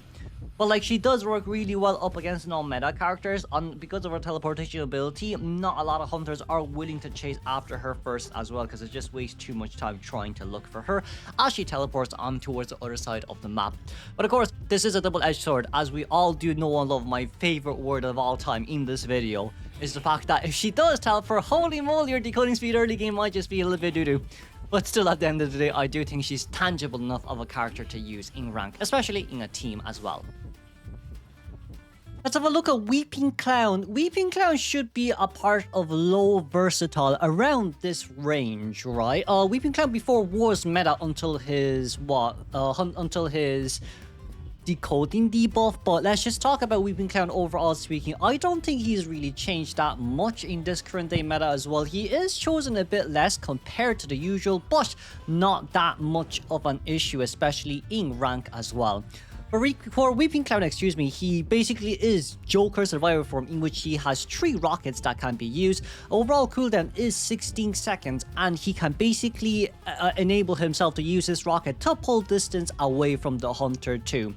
He's also allowed to boost himself once while dashing, in which during this time he cannot change the direction of where he is going as well.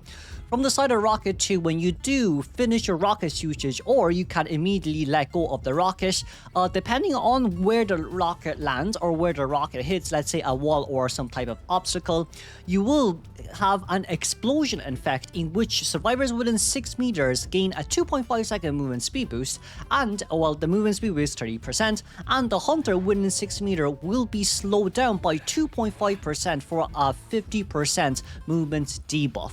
Of course, if the hunter is within 3 meters of the center of the explosion, they will be stunned for 2.5 seconds instead. So overall, not the worst in our case scenario. 3 meters is, honestly speaking, pretty big radius in general too, just to try and land it, of course. Now, from the side of this character, he also does have all thumbs, which is a 15% decoding debuff, but let's just talk about Weeping Clown for now. Overall, from the side of view of Weeping Clown, I would dare to say he's probably the easiest survivor to play, except for the fact that his own turning on the rockets is a bit more limited compared to the flexibility of, let's say, the Joker of Smiley Face of his hunter form. From my point of view, Roker's jockey flexibility is worse than the breaking wheel itself, because at least breaking wheel still can spin quite nicely around compared to Smiley Face or Joker. Here's survivor form. It's a bit tougher to do. It's like, it is just what it is at the end of the day. However, when he uses his rockets, he dashes for a really long time. I'm quite sure his dash range is around similar to Toy Merchant, if not more, because of the fact that he also gains a 30% movement speed boost for 2.5 seconds if he is within 6 meters of the explosion as well.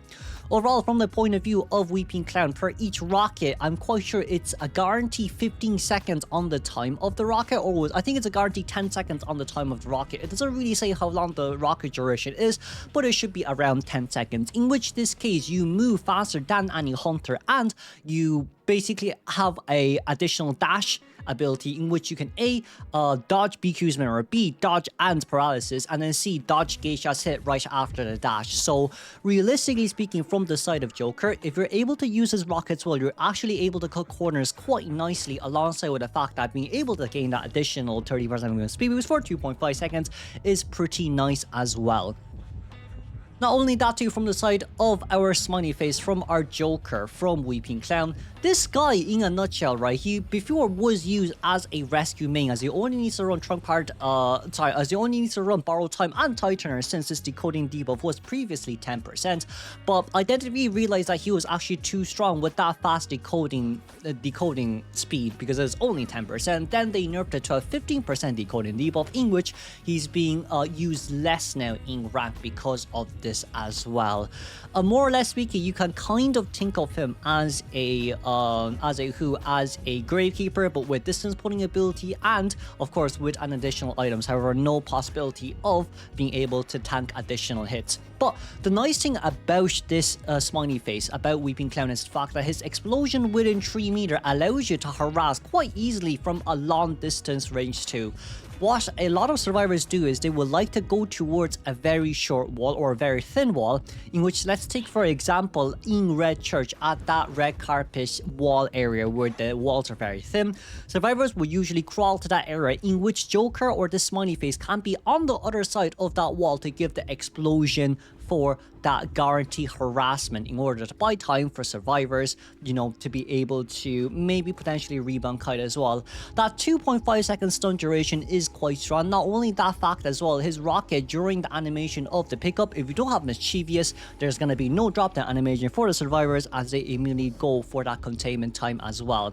Not only that too, this is not only great for balloon rescuing, but it's also really good from the point of view for mid-kite harassing as well, in which being able to slow down a hunter, allowing your survivors to gain additional movement speed boost just to rotate it and have an easier containment time, is something that is really strong too. From the point of view of the rocket as well, if he runs into other survivors while dashing, he can also carry them alongside with the rocket as well, just to pull even more distance away from the hunter. This works really well up against slow moving hunters such as Sculptor, Bomb, these chip damage types characters, and even Waxers as well, when it comes to pulling distance away from the effectiveness range of that wax sputter. So realistically speaking, this guy, not only is he a really good container, he's also a really good rescuer alongside with an assister as well. For Weeping Clown 2, he can pull rockets immediately to make his way towards his chair, in which it's way easier used compared to the Mercenary. Because for Merc, you need to L-pad to go through. For Weeping Clown, quite literally speaking, one rocket allows you to pull towards the hunter. And not only that as well, if you do have enough rockets remaining on hand to use, you can let go of the rocket and then stun the hunter for a potential no damage rescue, as the stun is 2.5 seconds, as you gain an additional movement speed boost of 30% for 2.5 seconds as well. For me, Weeping Clown is quite versatile. However, his only kind of downside is the fact that he is still quite situational when it comes to allowing to help survivors after being rescued, propelling them forward and carry them alongside with you. But also at the same time, his items are quite limited. Only 2.5 seconds stun. It might not seem like a lot, but there is still a high fail rate in trying to land it. So most of the times, Weeping Clown mains, what they do is they give the 2.5 seconds of slow movement speed instead. Therefore, like in this case scenario, realistically speaking, at the end of the day, he is kind of high risk, high reward, but with only 1.5 difficulty, he is a really easy character to use, as I do recommend him quite a lot if you want to play Rescuer but don't want to play like, you know, the main Rescuers like Mercenary, like Forward, like First Officer, like Gravekeeper. This guy is very beginner friendly on that side note too, as realistically speaking, you don't really have to do the turns. Well, you just need to pull a straight line distance away and do your turns a bit early to navigate the area and to be able to turn a little bit easier too, from the side of comfort of newer survivors as well. But overall speaking, yes, the only reason why he is down lower is because of that decoding debuff being 15%, but still a very good character to use overall, with good containment, assist, and of course rescue. Then you have Professor. I'll put Professor at around tangible. Professor should be the highest on the tangible list too, but you do see him quite a lot in co-op, but that's just to only go after, well, counter the Goatman, especially in round 1 games as well. Preferably speaking, I probably would have placed Professor a little bit higher up, but I just feel like in current day meta, with all the characters that are being used, he's still quite hard to kind of play to its best ability, especially for new players in rank as well. Professor himself, he has a skill hardening in which he can successfully block a hit in which it gives a 65-second cooldown, or if you want to block a control effect such as a stun, it gives you a 40-second cooldown in exchange. But of course, blocking failure also is a 40-second cooldown as well. And of course, for the previous buff, it was they basically reduced the cooldown by 5 seconds from 70 to 65%, and then from 45 seconds to 40 seconds in exchange. From Professor's point of view, he basically has one hardened skill on his hands to use at all times, and it's a regeneration rate of 65 seconds, but he starts with one early game. When he uses this, he basically has two chances. The first use is just a hardened skill, in which if you miss, that's okay. You can still use it again for the second time within 8 seconds. If Hunter gets, if basically speaking, Professor blocks a Hunter's attack, they will be pushed back and stunned for 4 seconds.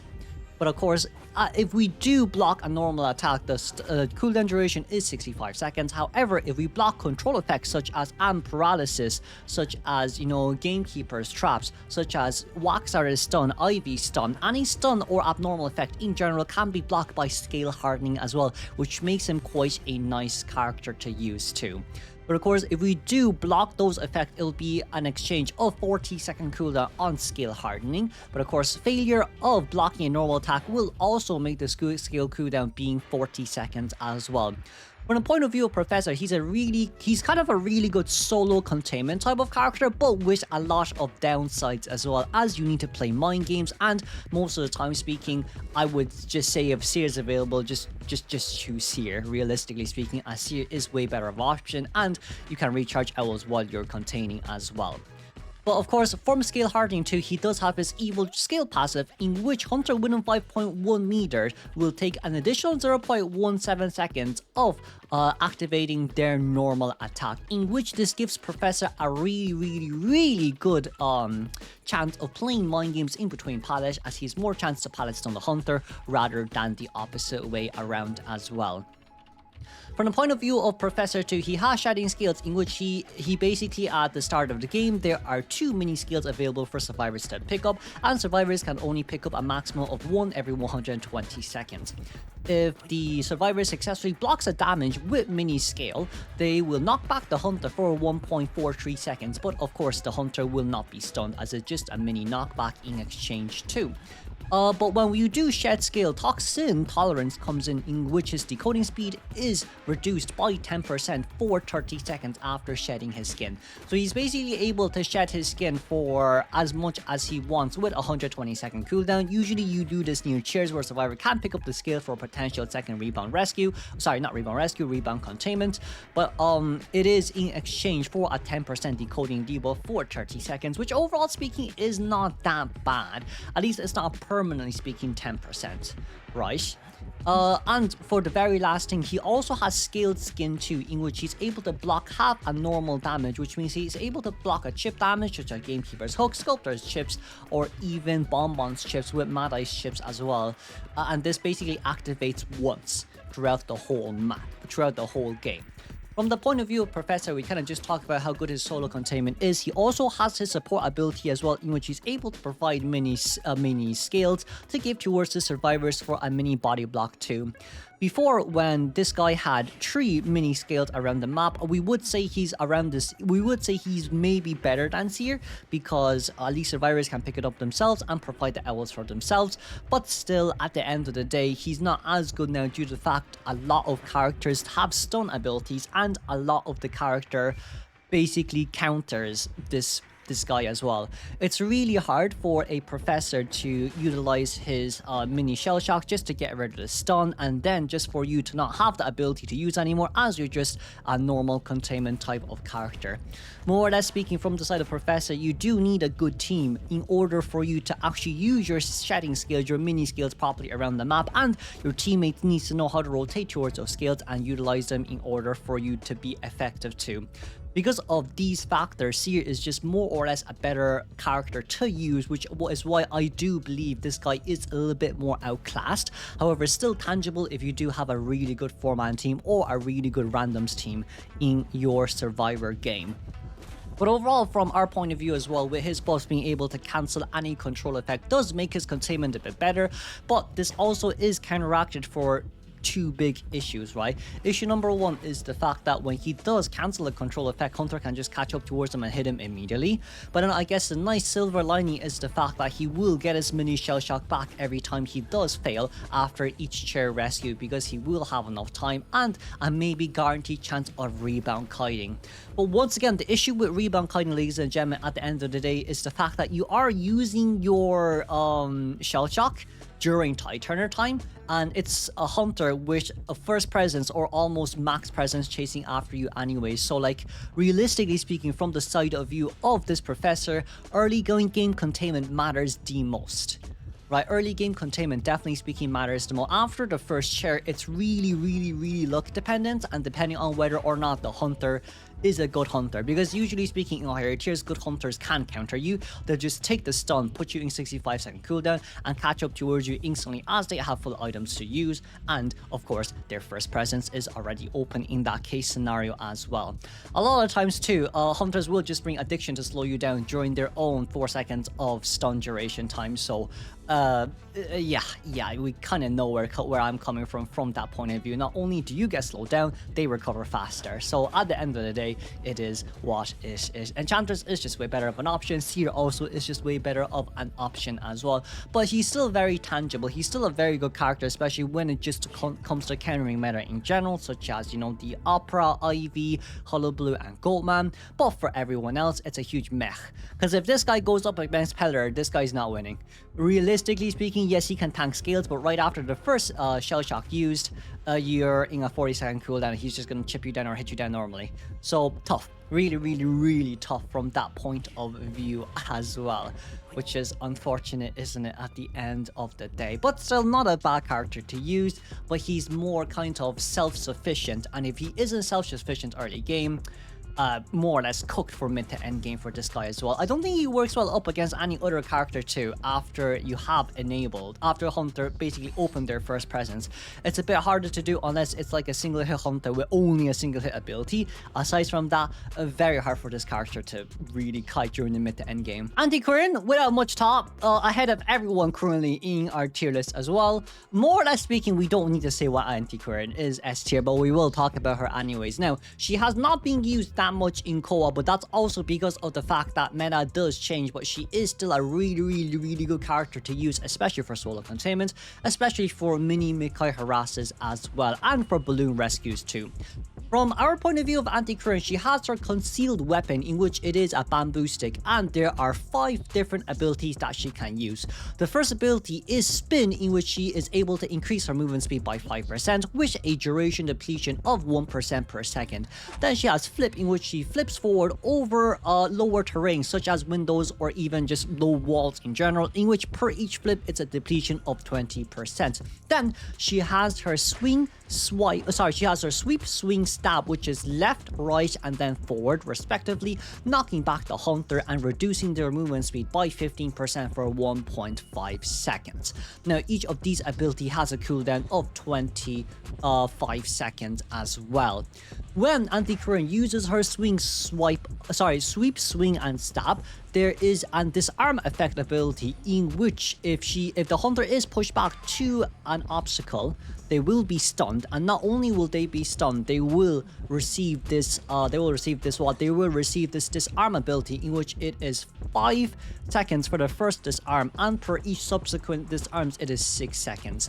Now of course you see different ones here on the side of your screen. That's just talking about how many survivors there are nearby. Realistically speaking, when you're kiting by yourself, it will be 5 and then double 6 stacked up as you use your sweep, swing, and stab, which means it is a 17-second disarm ability, in which the hunter cannot hit you for 17 seconds, which is absolutely speaking cooked as well.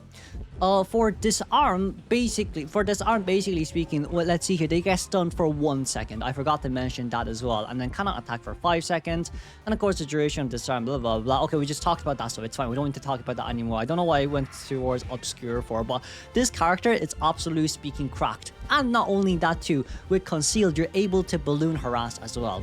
So a lot of the times what survivors do is they will like to use one of their items earlier on to force the survivor down, and during this arm mode of 2 seconds, they will instantly stack up another one afterwards, in which you'll stun the hunter again for another 1.5 seconds and apply this arm for 2 seconds as your other survivor rotates away as far as they can as well. Realistically speaking, the best case scenario, what a lot of survivors do is they do one disarm first and then immediately another disarm for an instant 5 seconds of disarm, so your survivors can rotate out, but this just depends from person to person too. So not only is Antiquarian a really good container, she's also a really good harasser. We just talked about balloon harassing, but of course for mid-kite harassing, all of this applies for the same as well. As long as survivors is outside of the 12.7 meter radius range of Antiquarian, in which it is basically after one stab, and then survivors can rotate out. For subsequent disarms, you can basically land an additional 11 seconds of disarm. So what does this mean? This means if Antiquarian comes to harass and we successfully disarm once, Hunter cannot attack Antiquarian because of disarm. They can't attack her anyways. So Antiquarian is basically saying, as long as I land one of my concealed, one of my bamboo sticks, I get to guarantee the harassment no matter what. And I also will not get injured in exchange. So that's generally speaking how good this character is. You just will not get injured because of one really good swing, sweep, or stab, right? Like with this kind of information, it's not really eye-opening because everyone does know how well she is, but it does kind of justify her stance on being Matador, why she's a really strong character too. Her nimble and graceful allows her footprints to disappear for 1 second sooner. She also hates evil as well, in which every time the hunter attacks within 15.2 meters, her pallet dropping speed is increased by 5%, alongside with a stun duration being 5% longer as well, as this is stacked up to for 2 times longer too. Now, this is really good, especially when it comes to pallet mind games up against Antiquarian, because Hunter will have to play pallet mind games no matter what. With this information at hand, if you win pallet mind game for the first time, the chances of you dropping the pallet faster on the Hunter is increased by 5%, so you basically earn more when you do play pallet mind games, as it stacks up to a maximum of 2. However, her only debuff is her XK opening speed being reduced by 30% as old wounds comes back to bite her, especially with the intense pain that her arms have when using her concealed bamboo sticks in general as well. Antiquarian is also a really good rescuer, considering the fact that when she uses her spin and it only depletes by 1% per second, she gains a 5% movement speed boost, in which she's able to get towards the chair quite nicely and smoothly too. When Antiquarian gets towards the chair, she can also disarm the hunter, in which she can give like an 8-second disarm to guarantee a rescue and to guarantee the survivors to rotate to a much more better area as well. If you don't want to do no damage rescue, you can tank a normal hit first and then rescue, wait until the hunter's attack recovery is over, and then hit the hunter with your triple concealed weapon, and then of course a free 8-second disarm, or maybe even 12-second disarm, depending on if the survivors is outside of your 12.7 meter radius range. You're basically guaranteeing your survivor 2 rebound kite. Now, if you don't want to do this, you can get your survivor to run towards a corner as you come around to balloon harass, in which when the survivor is at a position where it's easy for you to harass, even better, you're buying so much more time. Antiquarian is such a versatile type of survivor that she's really good at containing. Her containment is guaranteed 60 seconds as long as she uses her disarms normally. It's 60 seconds plus. You basically can't get a hit on her until her full bamboo sticks is gone. And not only that as well, she has fast pallet drop down, fast and longer pallet duration stun, and she's really good at mid-kite harassing, she's really good at balloon harassing, and she can guarantee no damage rescue when it comes to rescuing as well. She can also harass after rescuing too, which buys even more time for the survivors to decode the cipher machine, enable you to cipher rush, as I will not say anymore. This character overall is just very strong. Now let's talk about Composer. For me, Composer is considered outclassed. He is a good character to use overall, but he's not really used that often in rank or in tournaments in general. But let's just talk about Composer first then, shall we? Composer's first item is called Tuning, in which he is able to activate his own tuning fork. And of course, there is a calibration which will emerge for every 0.7 seconds, and 6 tunings can be activated consecutively. For each successful tuning, you gain a movement speed of 50% within that calibration effect as well. So in this case, it's kind of like saying you gain a 50% movement speed boost every 0.7 seconds to rotate away from the hunter as long as the calibration is successful. That is kind of the main point of view that we have to highlight on this side note too. I feel like for a composer, he's not really the look, his decoding speed is fast, but he's not really the best character to use, especially for beginners as well. And there's just so many other characters that outclass him. But of course, his tuning that allows him to pull additional kind of distance away from the hunter, and with only a 50-second cooldown, is not bad the higher you go up in towards the rank sessions as well. But then once again, if you think about it, this guy is basically like a Weeping Clan or a Toy Merchant, but way worse, because he is a decoder, and we'll talk about his decoding right now as well. His suite allows him to gain stacks, in which there are 3 different stacks. There's Grave, which is 70 stacks, Largo 80 stacks, and then Andante, which is 80 stacks as well. But you get your stacks way faster with Andante. For each of his stacks, he gains a 0.025 of decoding speed, and he begins with 0 as well. But of course, if that is the case, he needs to slowly stack up his stacks, which is very similar to Lawyer, as well as Lawyer slowly stacks up his own you know, decoding buff of 15%. For this guy, you gain a total of 20% decoding buff in total, and when you do reach max 80 stacks, you're basically allowed to auto-tune, so you don't have to do the mini Osu game anymore, the mini rhythm game anymore. And of course, with Harmonize, when he decodes and the hunter is within his terror radius, he can see the hunter's location instantly, in which he can instantly rotate away. This is more or less just speaking, half of your screen is already covered by that rhythm game. I think it's only fair. Pianismo allows you to, well, for Pianismo, if you fail 3 consecutive times with the calibration on the Cypher machine on that rhythm game, your location is basically alerted to a hunter. That's basically what this says.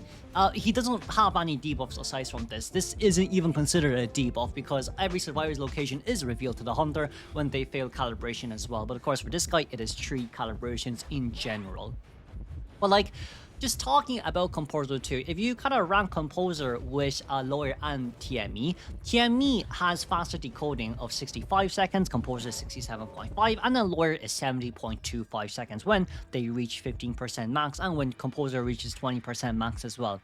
Now, of course, Composer, with that additional movement speed, you can kind of rotate this ability a lot with your Knee-Jerk Reflex and from the window and the pallets, and then continuously to use tuning to rotate away from the hunter. But at the end of the day, this is still a pretty tough thing to do. For my personal point of view, especially with the side of our Composer, his containment is just kind of worse than a lot of kiters in general, because like you have Lawyer and Mind's Eye, who's able to see hunters past walls and who's basically able to slow hunters down, give hunters debuffs. Meanwhile, this guy, on the other hand, it's just pulling distance. It's just him pulling distance as much as possible. So in that case scenario, who basically counters him? Any hunter with warp counters this guy. You can basically say, oh, let me play Wax Artist with warp, and I'll just warp towards him, give him 97 stacks, hit him, and then he's basically dead afterwards. That is like the biggest issue with Composer. 1 warp and you're cooked. 1 warp, and with any Knee-Jerk Reflex kind of combo stacks, your full combo is gone. That is the scary part of this character as well. And with the current day meta being kind of the distance pulling meta as well, I don't see him kind of being in a very, very, very good light. Yes, people can play him as he is still a good container, and that movement speed boost is nice, but like in a scenario where you're playing rank and you want to rank up faster, Composer wouldn't really be the best go-to character to use. Now, he does counter, hear me out, he does counter Ivy. He does counter, let's say, Peddler in a sense as well, as when he uses his tuning, he can maybe get out of range of the Vine. But then once again, you need to consider with a lot of the fact that, you know, Geisha, Wu Chan, Breaking Wheel, Axe Boy even has a movement buff. Sculptor, when she throws down her statues, this guy needs to focus on dodging, so maybe he can't even get his tuning correct. And even if he does get his tuning correct, his movement is still kind of pestered a little bit. It's just unfortunate for him that he doesn't really have as much as he would like, especially as a pianist too. But more or less speaking, look, he is a good character to use in my opinion if you want to play a chilled rank game, if you don't want to do the normal decoding progress, if you want to have that, you know, automatic decoding speed. But when it comes to climbing rank and you need to rely on a random, I think he's fairly outclassed. As we said before too, Prisoner does a better job, Mechanic does a better job, Lawyer has basically a better containment than he does, and then you have an explorer who basically is able to hide away from the hunter, and an explorer who's able to use Tighturner as well. This guy on the other hand, I just feel like he doesn't really have any mind games to play. He's just a character that basically does everything, all the basic fundamentals just to be used properly, which isn't bad. But in current day meta, that definitely speaking is not enough in our case scenario, as I do believe, look, at the end of the day, you gotta have a little bit more than just that. Journalist, for me, Journalist should be very solid. I think I might, it's either between Journalist and Wildling, whoever's on top, but I think I'll put actually Journalist on top. Journalist is a very, very, very good survivor. I say more or less from the fact of Journalist, she kind of is all-rounder too. I kind of wanted to put her on Versatile, but I just feel like she's not used as much, especially when there's more characters now that recently came out. And excuse me, there are just kind of more counters to her, but I feel like for now, she's definitely 100% solid. From the side of Journalist, she has exclusive, which it is a 6-second cooldown duration time on her camera. She has a total of 4 uses, in which 3 of them is basically containment type camera, and then another one of them is a rescue type camera. So for Journalist, you will always have one rescue type camera, but if you are first chase, you can actually change that rescue type to a containment type camera, so you can have 4 little Orpheus to be used in exchange as well. But let's just talk about the different types that she has as well.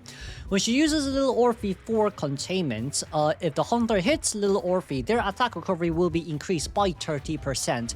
However, little Orphe can be placed in between pallets or 4 pallet camp, in which if they successfully drop down the pallet, then the hunter will take 20% longer to destroy that pallet.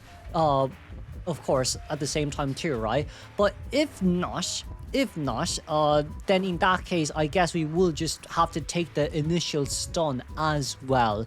If I'm not wrong, I remember there should be something talking about the, the stun duration from Little Orphe shouldn't be as long as a normal stun duration, but it just seems like it's not written here anymore, so I'm not too sure whether or not they have adjusted it. But of course, also at the same time, when there is a survivor within 12 meters of you, the depletion speed of our Little Orphe is increased by 50%. Of course, the duration of the Little Orphe is initially 14 per second, so half of that is gone, which makes it 7 seconds more or less speaking. Little Orphe is really good when it comes to just overall containment time from the side of this character, as well as we will talk about it a little bit further on, but we have to talk about Rescue Angle as well. Rescue Angle basically allows the journalist to use her Little Orphe, and as long as the rocket chair and her is within 25 meters, she's able to summon her illusion close to the chair and perform a rescue from the side of that too. So this kind of just allows journalists to guarantee somewhat of a rescue. It could be a no damage rescue depending on how good the journalist is, but most of the time this is just a guaranteed rescue, especially up against really strong meta camp hunters like Bonbon, like Sculptor, for an example. As we now do talk about containment angle, just going straight to our surveying angle here as well, right? We talk about the recovery speed of Hunter after hitting the illusion, but if you do hit either the illusion or journalist, both will gain a movement speed boost. If you hit the illusion, journalist speed boost will be increased by 1 second as well. And not only that too, if journalist has Tighturner, then she's also able to activate Tighturner during this time when she uses her rescue angle. And not only that too, when journalist and the illusions are within 8 meters of each other, journalist's movement speed is increased by 10%, and then the illusion's movement speed is increased by 7%. So as you can see here, a lot of the times, right, with journalist, she's a very strong container, that's 100% for sure. And oftentimes as well, you can use her little Orphe just to run in a straight line towards the chair for her to gain an additional 10% movement speed boost for 14 seconds as you want to get towards the chair ASAP. with the cooldown only being 6 seconds at the same time too, you can kind of spam this ability as much as you want, especially with the fact that if you do place down a little Orphe at the same time as it's camping a pallet, by the time that the hunter finishes playing pallet mind games or forces little Orphe to drop down the pallet, hunter will be forced to break the pallet anyways, right, and continue the chase on towards Journalist, in which she will already have her items ready by that time as well. But of course, there is always a downside to this. Initially speaking, for Journalist, she has 10% decoding debuff. However, for each illusion hit, her decoding speed is further reduced by 3% up to a maximum of 9%. So her decoding speed is increased every single time she uses a illusion. She uses her little Orphe and basically it gets hit. If it doesn't get hit, it's fine. But if it does get hit, then it's a whole different scenario. But more or less speaking, because of the fact that her decoding speed is only 10% reduced, and the fact that she's a really good rescuer, and the fact that she is also a decent enough container, it does make her quite a nice character to use, especially if you are solo ranking. Her courage, simply speaking, just allows her to sit on the chair for an additional 10% time, so it's kind of just the bog basic, more or less speaking, for all rescuers as well. The real question is, since journalists have so much stuff, why is she only considered solid?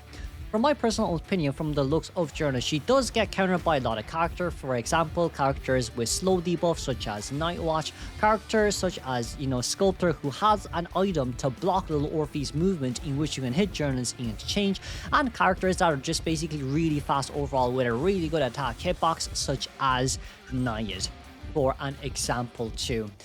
Journalist also gets countered by Ivy as well, as Ivy can latch on straight towards the little Orphe to basically speaking put an additional Ostragon down to 100 stack Corruption, Fear Stun you, and so on and so much more for it as well.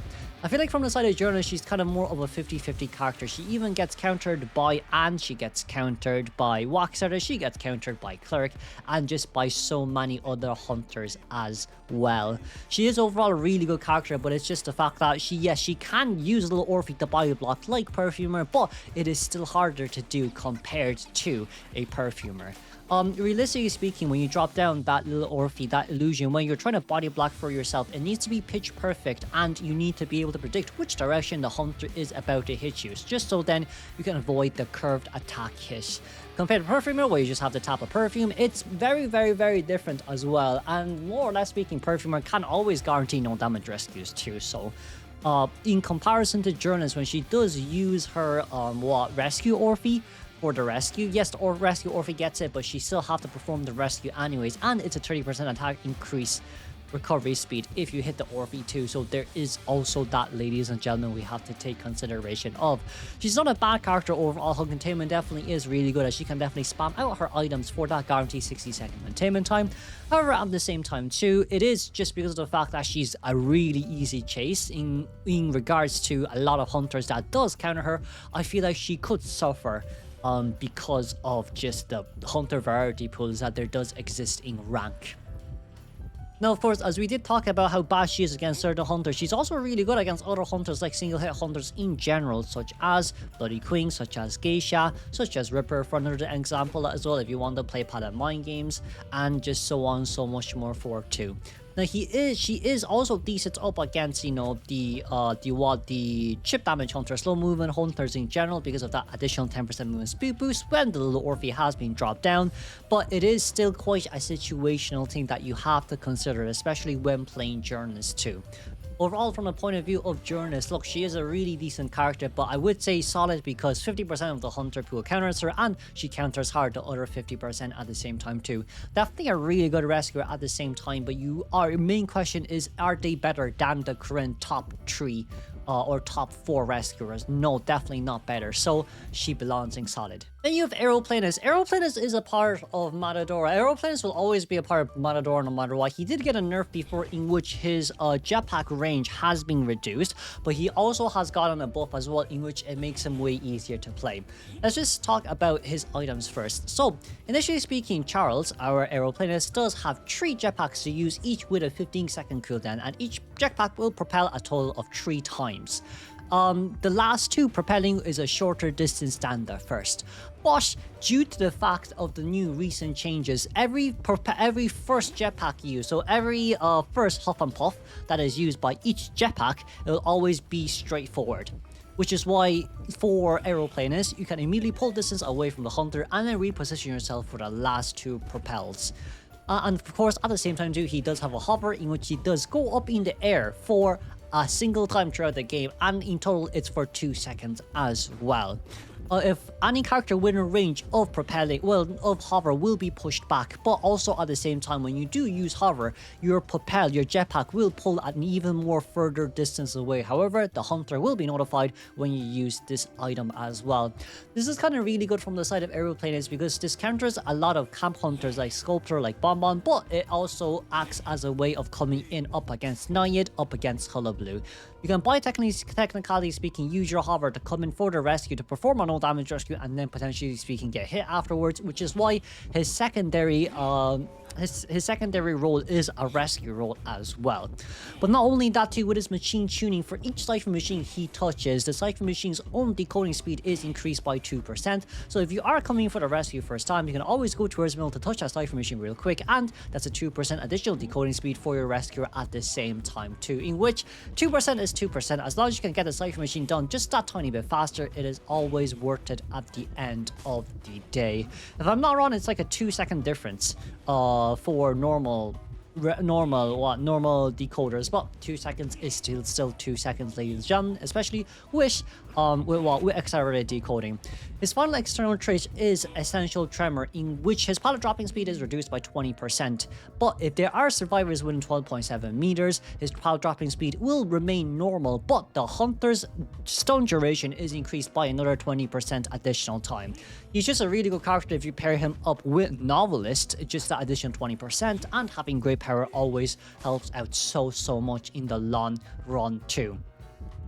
With Aeroplanist, he is always going to be Matador because his item usage basically has no limits. He can use his items at any time, unlike Patient or Mercenary where there are conditions such as walls. For this guy, quite literally speaking, as long as you don't dash in towards an obstacle, you will always pull distance against the hunter no matter what happens at the same time too.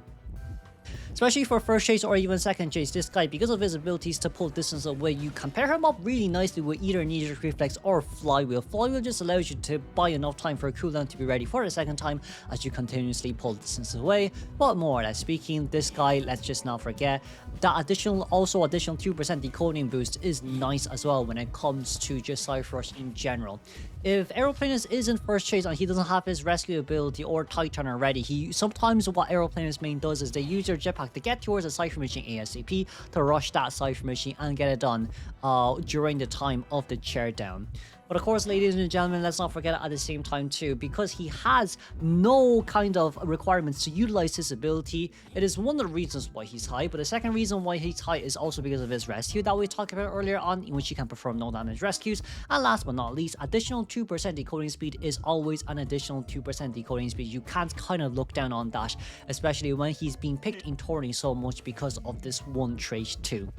From the side of Aeroplanist, after he finishes using all his jetpack, he is able to pick up items as well, which makes him even better in comparison to, let's say, Flying Investigator, in comparison to Batter, and of course the Toy Merchant. He is overall just a very solid character. Not much really can be said, because like, he is basically similar to Patient and to Mercenary, but with just better utilities and no requirement when it comes to the overall item usage as well.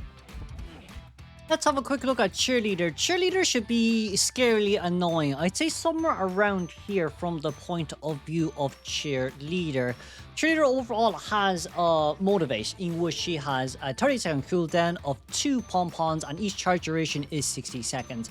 When Cheerleader uses her pom-poms, her movement speed is increased by 70% for 4 seconds, but in exchange, after the 4-second buff is over, her movement speed will then be subsequently decreased by 30% for 3.5 seconds. But you can actually stack this upon another Motivate, in which she can be used to reduce the movement debuff.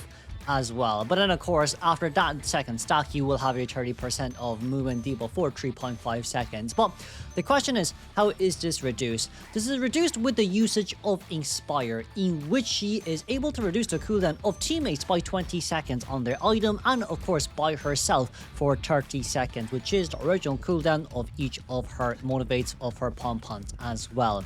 But let's not forget at the same time, ladies and gentlemen, when Cheerleader does use this item, it is a what? Each survivor can only be inspired 2 times. So that is a very important factor that we have to take into consideration for. It also states that they're inspired for 10 seconds, which means they have 10 seconds to use their item before it is fully refreshed. Once that 10 seconds is over, the item cooldown will not be refreshed in exchange. That is basically what Inspire is saying. But like, if we just kind of talk about these 2 items first before we move on towards the next, Motivate, simply speaking, just allows you to pull a lot of distance away from hunters. It's a very nice kind of containment ability, in which if you are at a bad area, initially speaking, you could just double use Motivate or single use Motivate your Pommons to rotate towards a better containment area, and then stack your movement debuff while you're vaulting over a pallet or dropping a pallet or vaulting over a window to fully kind of nullify at least half of the debuff, right? And of course, in this sense as well, not only is her containment decent too, her main kind of ability comes from her assisting, which is basically her main role. Her Inspires allows her to basically see all survivors' abilities. Not only can she see all survivors' ability, it's also the fact that she can see the cooldown. So the moment a survivor uses her ability immediately, she can instantly inspire and to refresh their cooldown. Unlike Seer, where Seer has to stay stationary while using the owl, Cheerleader can just pop up her kind of interface a little bit earlier on to see and still decode at the same time without any disturbance on the cipher machine too. This is one thing that I really do like about Cheerleader. As Cheerleader is a main assist role, she also has her Encourage, in which this is actually something that is very interesting as well. The duration of Encourage is for 50 seconds with a cooldown of 8 seconds in total. When you encourage your survivors, they gain a 4% movement speed boost, and you also gain a 4% movement speed boost as well. But what is Encourage? Encourage simply is basically when Cheerleader is cheering on their survivors, in which they will receive immediately 5 stacks of Encourage, which can be used to consume for either cheerful or excited, and teammate can have a maximum of 45 encouragement stacks. Cheerful basically allows you to consume 5 stacks to gain 50% movement speed boost for 1.3 seconds, but also have a 50% movement debuff for 0.65 seconds. The cooldown for this in total is 7 seconds as well. This is mainly used for you to be able to pull towards pallets and windows way faster, and when you drop the pallet or vault the window, you're able to cancel out that 0.65 movement debuff in exchange. Excited simply allows you to recover back to half health after you are knocked down. The initial first one, you have to consume 25 stacks, and of course within 3 seconds of being knocked down, you can either enable for a recover of 50% of fear instantly, and of course increase your movement speed for 50% for 1 second without any debuffs in exchange. For the second and third and so on more forward above uses of Excited, it's 35 to 40 stacks as the game prolongs as well. Now, from the side of Cheerleader, the 4% movement boost is already really good. This also works really well with the likes of Painter, with the likes of Lawyer as well, as they initially speaking also have 3.5/4% movement speed boost as well. So additional movement speed boost is always welcome from the side of these 2 characters too. But because of the fact that Cheerleader provides that additional 4% movement speed boost to all her other survivors, alongside with being able to, garner an additional movement speed boost for 1.3 seconds, and of course, with a chance of getting 25 stacks for that additional pickup by yourself, this is also a really good point of view too.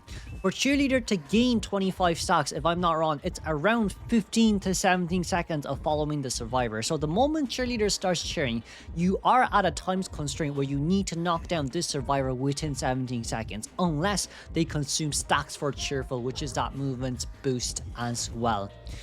From the side of Cheerleader too. Now let's not forget also at the same time, Tide Turner is 20 seconds. After Cheerleader rescues and you immediately start cheering, encouraging your survivors, they can actually get 25 stacks right before Tide Turner fully ends. So in this case scenario, this simply speaking just allows you to pick yourself up immediately right after Tide Turner time ends and then continue the containment time. Now, of course, this is a bit harder to do as you do need a teammate in exchange, but it is not impossible, ladies and gentlemen, as this always has been done before.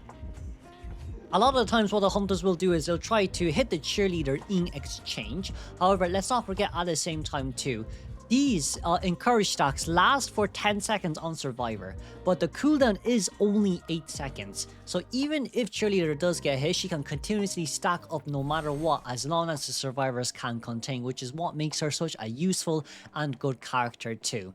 So not only is Cheerleader a really good container, she is also a very good supporter. She's probably the best supporter overall. Global support when it comes to cooldown refreshing and providing that additional 4% movement speed boost for Encourage, alongside with additional cheerful speed boost and of course excited speed boost at the same time too.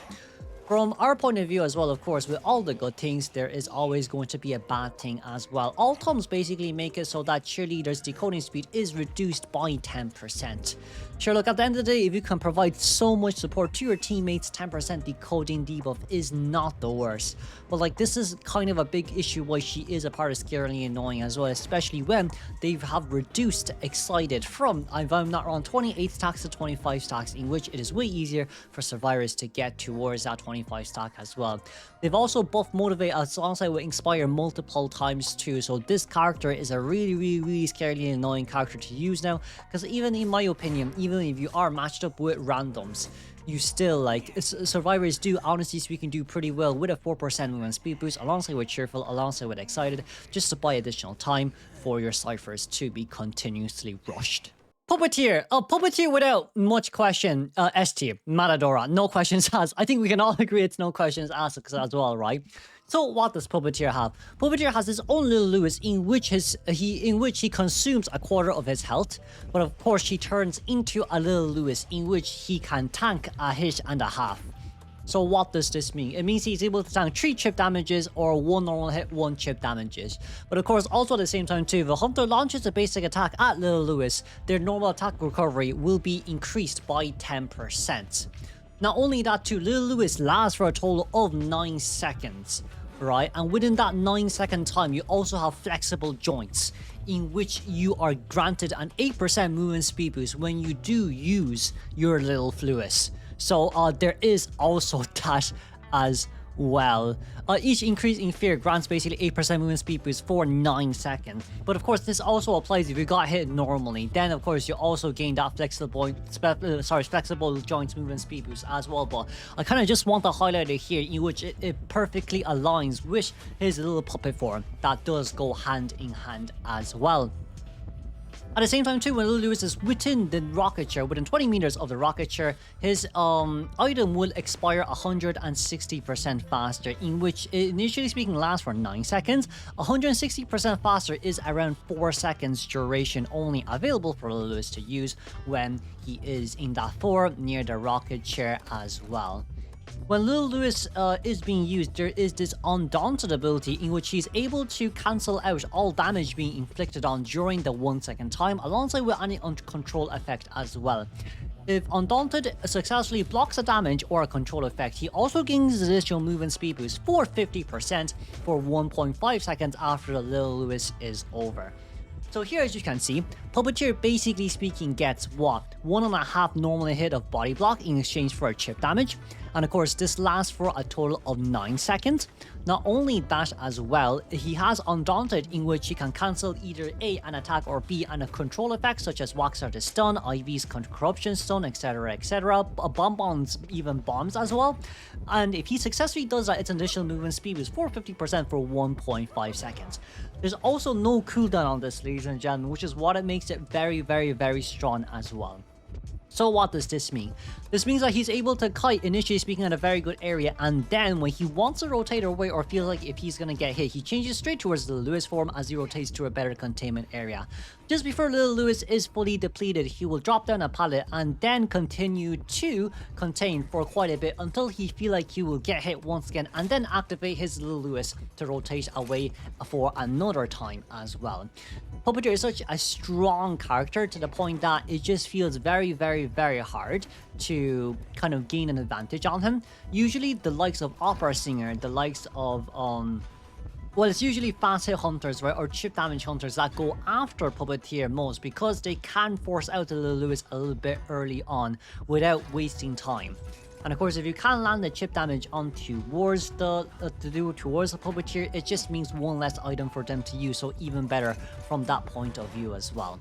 But like just with this one single ability alongside with flexible joints, additional 8% movement speed boost for 9 seconds, it's already quite a nightmarish character to go up against, especially when you can tank 4 hits before you fully go down. Because he basically consumes 25% of fear, right? And then when he consumes 75% of fear, that's 3 items used, and he cannot basically consume another chip damage on him once again because then he'll instantly go down. But like his item usage is 3. But also at the same time, ladies and gentlemen, this guy is able to use his Little Lewis form after he's being rescued with Tide Turner as well. So that kind of just makes it even worse because now he has a chance of rebound kiting you, which is basically saying you need to either A, hit him twice, or wait until that 9-second duration is over and then try hit him again, in which there is a chance for him to rebound kite. A lot of the times, if there is a character coming in to rescue for that Puppeteer, they don't even need to bring Tide Turner. Like, I know Little Lewis can be used during Tide Turner time, but you don't even need Tide Turner. By the point where you last 9 seconds with Little Lewis activated, you're basically a mercenary. Mercenary's kind of own mini Tide Turner is 8 seconds. This guy's 9 seconds. That's like even worse. And after the 9 seconds is over, you still have to hit him anyway. So it is a lose-lose situation, ladies and gentlemen. So like if you do decide to chase after him first, especially as the single hit hunter, you might suffer a bit. Well, you might suffer a lot, which is why you don't see a lot of people going after him first chase as well. And of course, he is such a solid character to use as well because he can tank terror shock hits. Because like, let's say for example, he comes into rescue and then he uses Little Lewis. If he takes the terror shock, from chip damage, he'll only be at half health because he tanks a 1.5 hit anyways. Terror shock is 2 hits in total. For Little Lewis, if he tanks 1.5 hits, it's another half hit applied with that chip damage he consumes. So he's still at half health anyway. He can still use his Little Lewis one more time. So it's just a lose-lose scenario for you, unfortunately speaking. Not much really can be said or done. So like, very strong character containment time. Very strong character when it comes to rescue as well. The nice silver lining here is the fact that he cannot be healed. So his useless flesh external trait basically just states that he can't be healed. But of course, he can heal other survivors, but the heal time is increased by 30%, which means it takes 30% extra time for him to heal other survivors. When he does heal a survivor, however, he will heal himself along with the other survivor by 25%. So instead of a normal heal, both characters will be healed by a chip damage. This might seem like a bad thing, but realistically speaking, up against single hit hunters, this is very strong. Just increasing the heal time by 30% for both of you to be healed is already really good. And it's a single hit hunter as well, so they still have to double hit you down in the first place to get both of you down anyway. So like, it just works way too well in the favor of who? Of Little Lewis, of Puppeteer. But of course, after the first heal, the next heal will be 10% longer to heal when being healed again. So it's from 30% increased heal time to 40% heal increasing time, and of course your 40% is at max. This guy can also heal chip damages as well. So if you kind of want to, you can heal chip damage just to get your own health up, alongside with just get your other survivor at full health. But at the end of the day, like this is very 50-50. It's very strong up against single hit hunters. It's very bad up against chip hunters. But like at the end of the day, if you can get the heal, it's still nice. It's 50-50 from both sides as well. This is kind of his only one external trait that is good and bad at the same time. But realistically speaking, for Puppeteer, it's just overall a very solid character, and he's not that hard to use. He's like a one-tap character, guaranteed 9-second containment time, and rotate drop-down polish, and then wait until you use it again. So for me, in my opinion, he's like a guaranteed 60-second containment type character no matter what. You can at least force blink out. If not force blink out, kite until blink is over. Then we have Fire Investigator. Fire Investigator in a nutshell is versatile. Fire Investigator is very, very, very versatile. I wouldn't say Fire Investigator is scarily annoying, but he is used a lot in certain maps as well. But he's also good in big maps too. He's not really map dependent, but he does work really, really, really good on certain maps. But let's just talk about Fire Investigator real quick. Fire Investigator is versatile as he has his 2 inflatable airbags with a cooldown of 10 seconds, and there is 4 different parts of this airbag as well. You have inflation, in which when he drops down the airbags, it basically propels any hunter or survivor or character within the expansion of the airbag and will be pushing them back. For repulsion, you're able to squeeze on towards the airbag, such as run into it, and you'll be propelled forward by 9.6 meters. For deflation, any character is basically able to exhaust the airbags and just to make it small so other people can pass by the airbags, and just to deactivate the round airbag in a nutshell. And then there's also destruction, in which when the hunter uses their charge attack, the airbag will be destroyed in exchange. That is basically what destruction is. For Florian, each time he uses his movement speed boost from, or the push propel from the airbag, it only requires a 10-second cooldown for him, compared to other survivors in which it is a 15-second cooldown. For Fire Investigator, his airbags are quite versatile. It's really good when it comes to blocking hunters' route in very tight areas, such as in between pallets, such as entrance of hospital, entrance of just any building in general, alongside with staircases, and of course with narrow corridors, such as, in Ever Sleeping Town, and maybe for an example near the entrance of hotel as well. There's just so many examples that I can give you, but we won't list off every one of them. With this ability here being used as well, it's also really good to block hunters' route off, especially when they are chasing after any other survivor as well. When this airbag has been dropped in front of the hunter, and when the hunter uses their attack and charge attack hit animation, the airbag may be destroyed, but the hunter recovers slowly after a charge attacking it, and it can only be destroyed after charge attacking it. So you do gain quite a lot of benefit with just being able to provide assistance, or even to be able to allow survivors to pull towards a better area after using that airbag to propel away. For Fire Investigator, he has his temporary threshold shift external trait, in which his decoding speed is initially speaking decreased by 5%. However, when he is containing hunters, it'll be increased gradually by 10%. So it's from -5 plus 10 equals to 5% additional decoding speed that he can get if he is not being chased anymore after his initial chase. We don't really know how long he needs to be chased, but I'm quite sure it is for maybe around 60 seconds. A lot of time what Fire Investigator mains like to do is they like to go towards their survivors after the first cipher machine is done to semi-provide support or go for the rescue to at least nullify the 5% decoding debuff, in which when they get back towards a cipher machine, they can just decode like a normal ass survivor. That's kind of what most Fire Investigators do, ladies and gentlemen. For firefighting training basically just allows Fire Investigators' interaction speed to be increased by 10%. And of course, if you use an airbag to push back a hunter, to repel a hunter, he will gain an additional 50% movement speed boost for 2 seconds.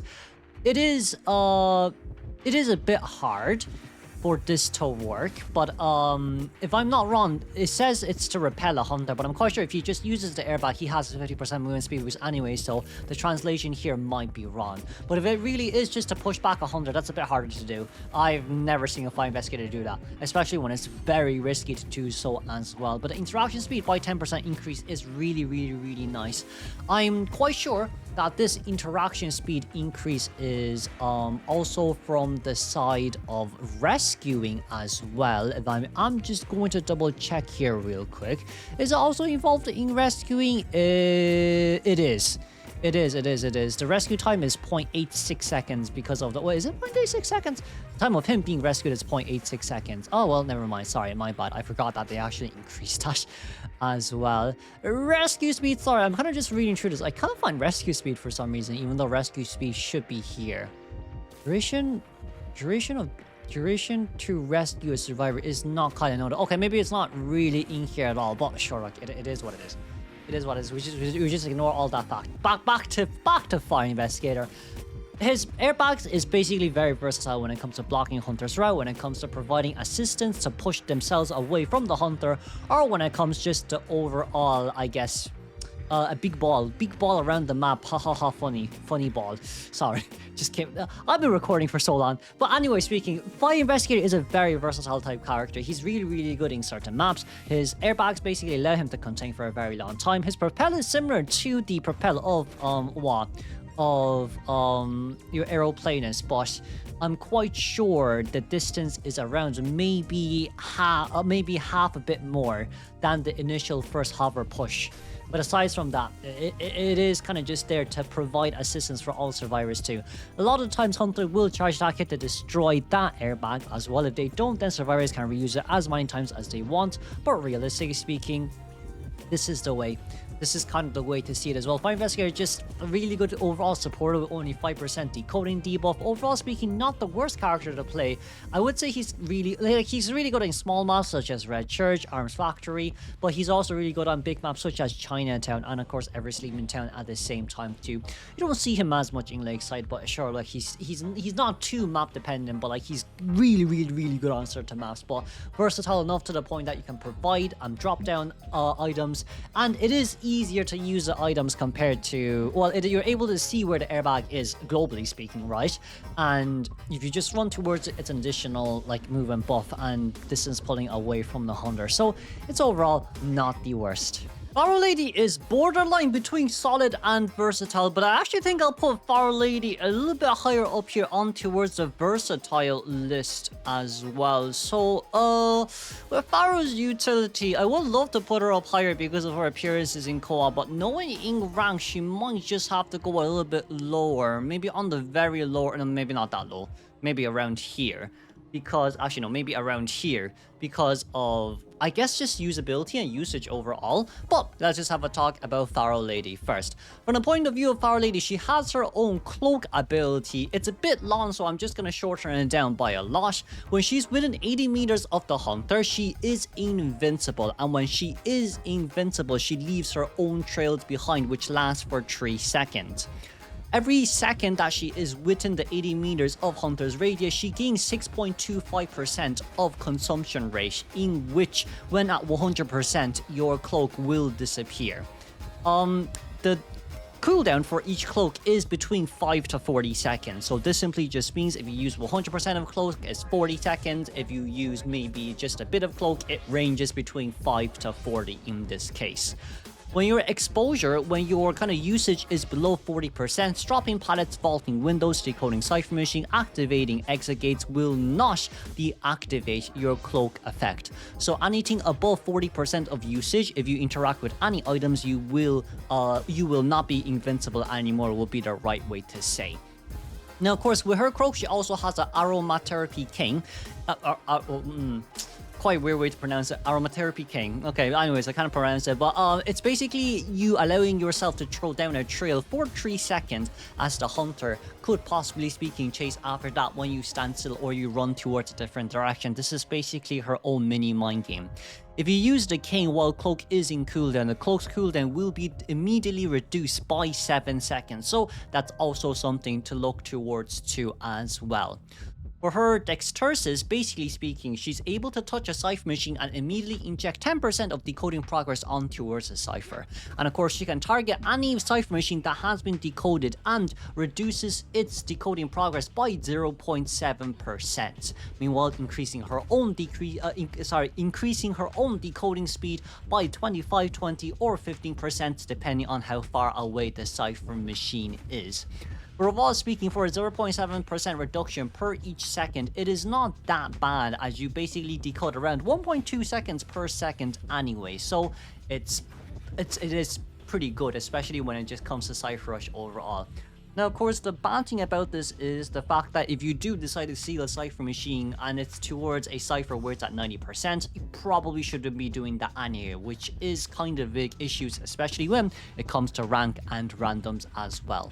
Her Disarray external trait is her main debuff, in which her rescue time for other survivors, so her time taken to rescue other survivor, takes 60% longer compared to the usual, which is a huge issue as she is more prone to terror shocking and failed rescue, especially up against chip hunters like Bonbon Sculptor, Feaster, and even Lizard, who has any type of chair camp capability. This girl, tough. Generally speaking, just pretty tough. Now, from the point of view of Faro Lady, she's definitely a very solid character in terms of just her decoding speed being only 70% early game, as she can inject 10% immediately on towards the Cypher machine. But not only that as well, she's very good when it comes to decoding a completely new Cypher machine while you steal away the Cypher machine in which the hunter is camping near towards too. This is kind of just to prevent a very greedy scenario towards the endgame where your teammates try to rush the last Cypher machine, but you as a Faro Lady can just start a new Cypher machine ASAP, regardless of how well. To be fair, you're able to decode at an additional 15% decoding speed alongside with accelerated decoding, so that decoding speed should be really fast in the first place.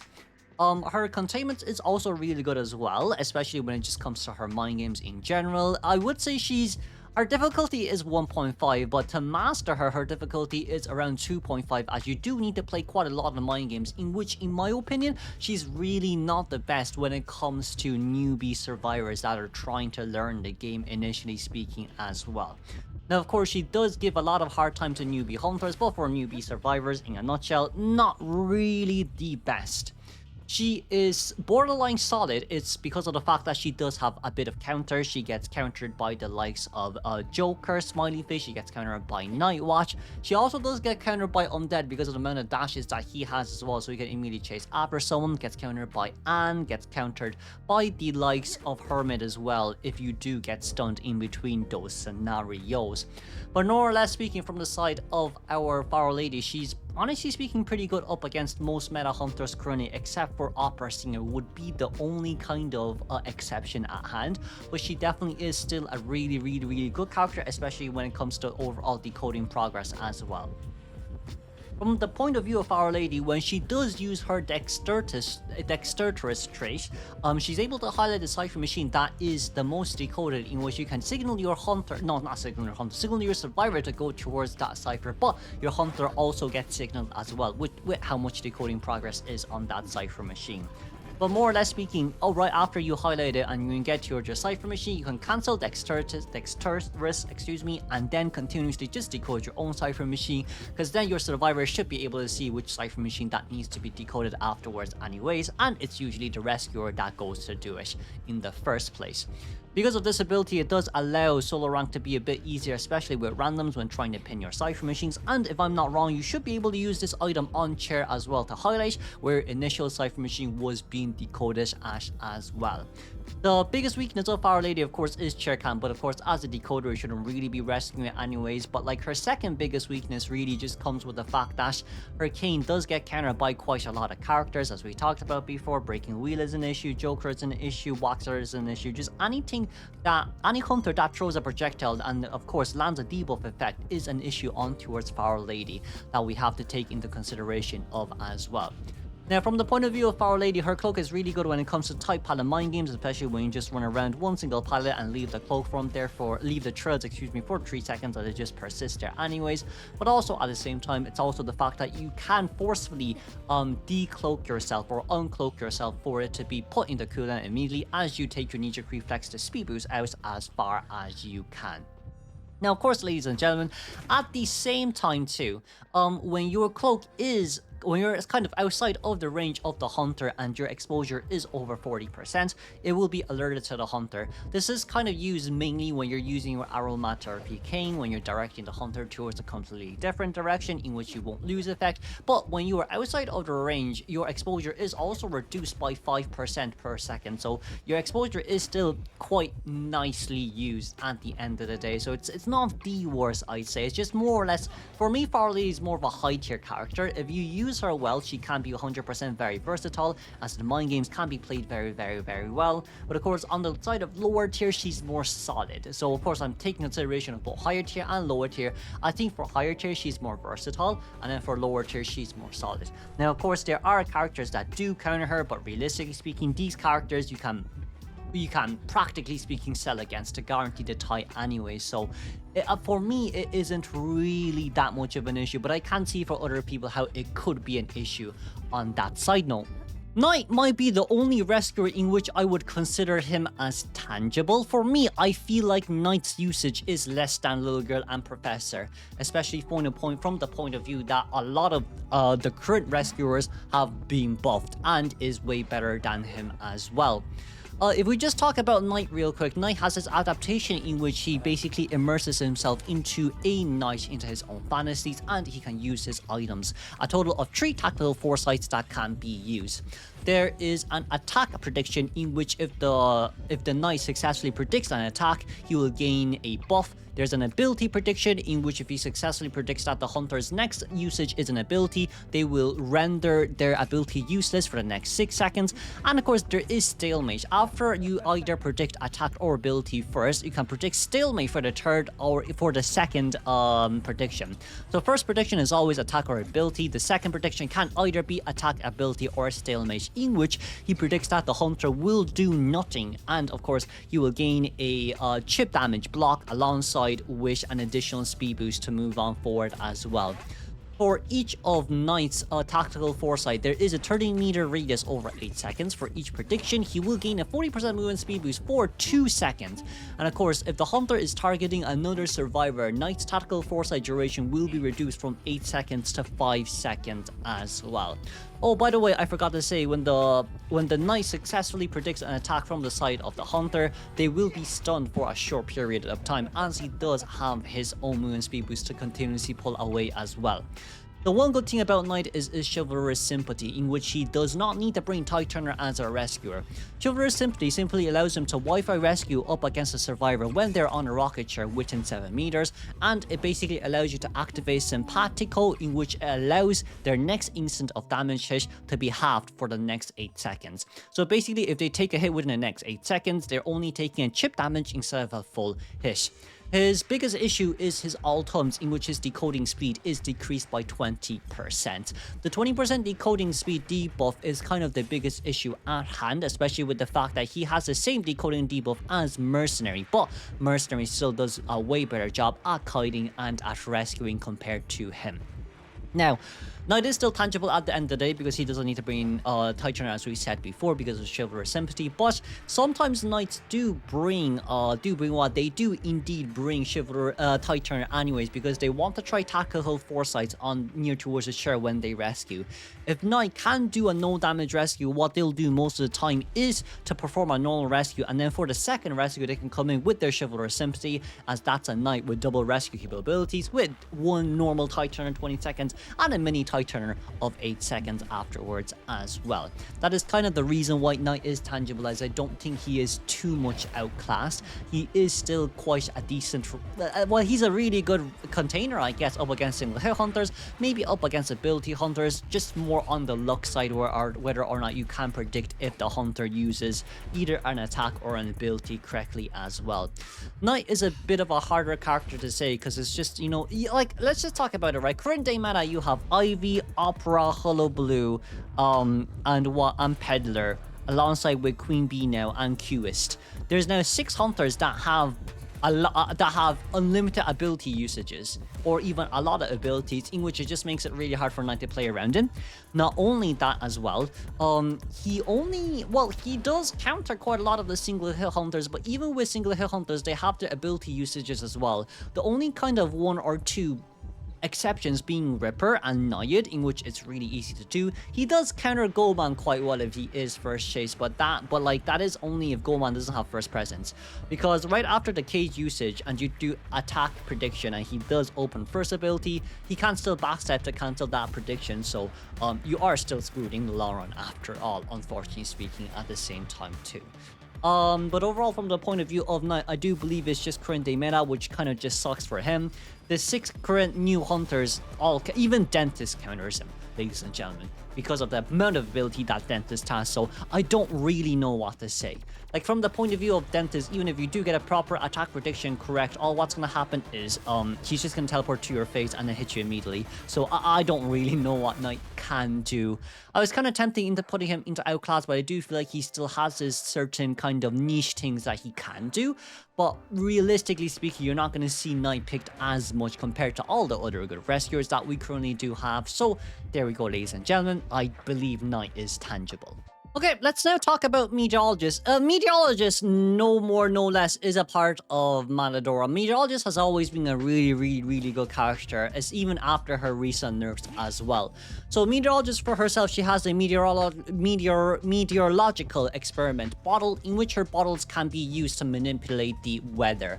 And of course, we can just talk about these one by one as well, right? So her first item is a gale, in which he's able to push back the hunter depending on how much gale she decides to use. Gale durability is the gale durability consumption is around 32 to 40% of the whole bottle itself, and there's basically 3 different types. Basically, the larger you draw it, the bigger, the wider, and the further pushback it is, and then the smaller you draw it, the smaller the pushback it is in exchange. That's basically what Gale is. It allows you to throw down a wind in which it goes in one direction, and if it hits the hunter in that one direction, the hunter will be pushed back.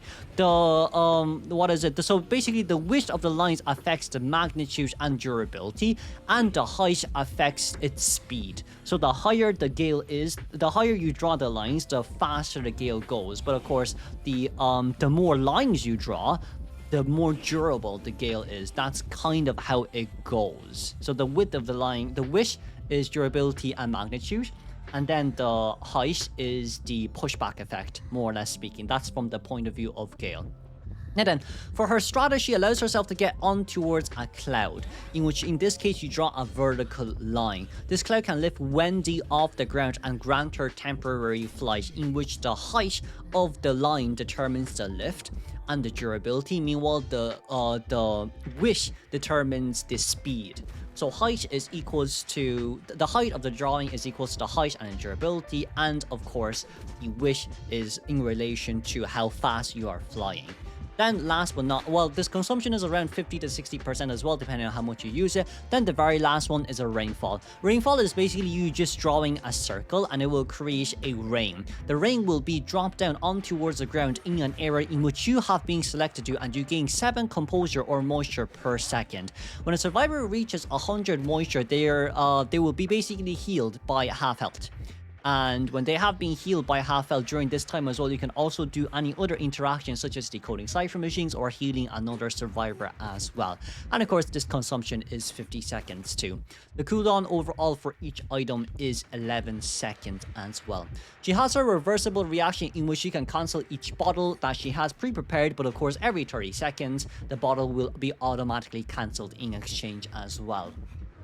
We'll just talk about environmental awareness real quick, as she can detect injured survivors within 36 meters, and when she's the last survivor remaining on the field, she can locate the dungeon 24/7 no matter what. But let's just now have a talk about Meteorologist, as we do, say why she's a part of S tier, more or less speaking. For Meteorologist, a lot of her big perks is the fact that she does not have any debuffs. The very first thing you can see, as we just talked about her main external trait, whether it's buffs or nerfs, it's the fact that she does not have any debuffs. With her not having any debuffs as all makes her a very strong character, considering no decoding debuff, no vaulting debuff, no exegate debuffs at all, and no rescue debuff too. For her ability, she's able to get a gale in which she can push back hunters, in which this is very suitable for, let's say, hunters that are the likes of maybe wax artists, for the likes of sculptor, bonbon, slow moving hunters in general, or even single hit hunters like Geisha and Ripper. Not only that as well, she has stratus, she has her clouds in which it allows her to fly faster than the hunter depending on what she wants to do with it. And because of this, this is kind of what is really strong about Meteor. It's the fact that with these two abilities, she's not only able to pull further distance away from the hunter without any condition, and it's easier to use compared to Aeroplanist, even though the distance pull might not be further away than an Aeroplanist, but it is definitely speaking more than enough when it comes to trying to rotate to a better area, and you're in the sky like a toy merchant where you can't get injured. And you also have a pushback effect. So very similar to Batter's pushback effect. When you do the pushback effect, the hunter gets pushed back and they'll be continuously knocked back until the scale effect is over. So with just these two abilities, she's able to rotate between them and have 3 abilities in total. A lot of times what survivors will do is they'll use 2 gales. The gales can be maximum gales of 40%, and then their final item can be maybe a stratus in which they can fly across the map. That's what survivors do. You always guarantee 3 items here no matter what, unless you use 2 of your clouds, in which it is 50 to 60% consumption rate too. Now, not only that as well, her rainfall is kind of a long distance range ability in which she can throw down the rainfall and heal another survivor and they can't be healed. The only downside to this is that rainfall is kind of showcase to the hunter globally. So both hunter and survivor can see where the fit rainfall is, in which they can all locate towards the rainfall and catch the survivor off guard. But usually in this case, what a lot of survivors do, or what a lot of meteorologists do, is they'll throw the rainfall down, and whoever is being healed by the rainfall will heal the other survivor at half health. So this allows you to heal 2 at once for the duration of only needing 1 survivor to be healed within that 15-second time as well. That is what is really strong about rainfall too. So like she has her own self-heal, and she also has 2 really great containment items. That's kind of a lot of things that you're already giving towards a survivor to guarantee 60-second kites as well. With her having no debuffs in general too, and her guaranteeing containment time because of Stratus, because of Gale, she's a very strong character overall. During the odd times, you will see her use her rainfall to heal a survivor, but that's only during the odd time as well. If you're up against a character that does not have very fast movement speed boost, then yes, in this case, it is what it is. But also at the same time, when Meteorologist is in Titanium form and she is double hit down, she can actually preemptively speaking drop the rainfall down first during Titanium time, and right before Titanium ends, she's able to heal herself off the ground and instantly continue her movement. Like, this also works up against the likes of a Joseph as well. So if a Joseph is in Photo World and you hit the Meteorologist and the Meteorologist is about to get shared, what Meteor will do is they'll start stacking up rainfall as much as they can, and right before Photo World ends, the rainfall is around 90 stacks, in which they can instantly get up and start containment right afterwards as well. So like, realistically speaking, from the point of view up against hunters that require survivors to be injured, Meteorologist is also really good too. So Meteorologist, more or less speaking, counters fast chase hunters, slow chase hunters, and map control hunters. For map control hunters, the likes of them that needs survivors to be injured, it's already a very scary thing. Now, after Meteor used up all of her items, she is allowed to pick up items from chest as well, so she's not barred from that too. So like, Meteor is very strong, very strong of a character. You really cannot deny her existence at all. Let's have a look at Archer. Archer is probably at the very front of Matador out of everyone right now. It's a bit weird to say, but I mean, she is always first choice no matter what, and I do believe her harassment is also... I say her harassment and Archer's harassment are basically on par, but let's talk about Archer's items first. So for Archer, she has 5 items in total. She has a keel bow, in which there's 3 of these. Each cooldown is 14 seconds. When you draw the bow, your movement speed is reduced by 10%, but when you shoot out the bow, an arrow can hit on towards the hunter. A regular hit, just anywhere in general, can deal 50 stacks of laceration. Meanwhile, if you hit towards the core, it's 100 stacks of laceration, in which it will stun the hunter for 2.1 seconds in exchange. If the bow is drawn for less than 1.2 seconds, however, laceration damage is only 40%. Of course, that is going to be the main part of it all, but let's just talk about laceration here too. So, laceration basically slowly starts stacking up based on the hunter's movement speed per second. The faster the hunter moves, the faster you basically stack up as well. When laceration reaches 100 stacks, the hunter is stunned for 2.1 seconds. However, if there are survivors within 18 meters of the Hunter. If the Hunter stands still, the laceration will be reduced by 15% faster compared to the usual, and of course, if he receives, or the Hunter receives 100 stacks of laceration, the stun duration is also reduced by 15% in exchange. That is her keel bow. The crossbow, on the other hand, is like a mini dashback effect, very similar to the Goldman with his backstep, in which just by tapping it, you can backstep towards any direction where your character is facing. And of course, you briefly slow down the Hunter while they suffer 50 stacks of laceration effect as well. Overall, from the point of view of Archer, she's a really good character, especially with her own containment time. Having 5 items to contain is very similar to Antiquarian with 5 of her disarms. She is more or less a guaranteed stun character if you pair her up with either the Court Hit or the Heart Strike properly, or if you're not as good as that, then of course you have to throw down your crossbow first for the 350 stacks and then pull your bow and arrow for that 100 stack, which is guaranteed. From the point of view of Archer, what makes her really good is not only the 5 items, but it is also because of her combos as well. When you use your crossbow, the Hunter does get slowed down in exchange, which will give you more than sufficient time to pull out your bow and arrow to land an additional 50 stacks, in which you can pull even more further distance away. For Archer, you can even pull your bow and arrow really early on towards the game to stack 50 stacks of laceration on towards the Hunter first as you pull distance away. Meanwhile, the Hunter has to either choose to A, stand still to wait until laceration effect has been fully depleted, or B, continue to chase after you with the effect of the fact that laceration can kind of interrupt their mid-chase scenarios as well. From the point of view of Archer, she does bring flywheel all the times just so then she can buy enough time for that laceration to reach 100 stack, in which flywheel is definitely the best item to use here as well, especially when you use 2 of your combos of crossbow and keybow with only 1 crossbow left. That is kind of where flywheel comes in which if you didn't land a hardcore or a hard strike, that flywheel can help you out quite a lot as well. Not only that too, which really good archers, when they do the containment, they can instantly land a heart strike on towards a Hunter just within 1.2 seconds of pulling that bow and arrow out. So sometimes you don't even have to use your crossbow for the very first containment for that combo, as crossbow can be used as a mini foil for later on in towards a containment if you wish to contain for even longer as well. Not only that too, her bow and arrow, in which you can actually long distance harass up against Hunter as well. A very important feature of Keelbow is the fact that it will slowly lock on towards the Hunter to guarantee the hard strike shot, in which they will be stunned for 2.1 seconds as well. Because of this, Archer basically has the easiest time when it comes to harassing. She's basically like a Cowboy and Archer locked in together. However, just without the fact that Archer can stun 3 times, but Archer can... without the fact that Antiquarian can stun 3 times, Archer can only stun once every 14 seconds. But even so, for each hard strike, what is really important is the fact that you're more or less speaking buying time. If you're able to successfully lock on towards that 100 stack and to deal 2.1 seconds of stun damage, after the Hunter hits the survivor down, your keelbow would be around 6 seconds cooldown, depending on how long the Hunter's attack or recovery animation is, in which there is still a chance for you to land that 100 hard strike stack to further buy time for your survivors as well.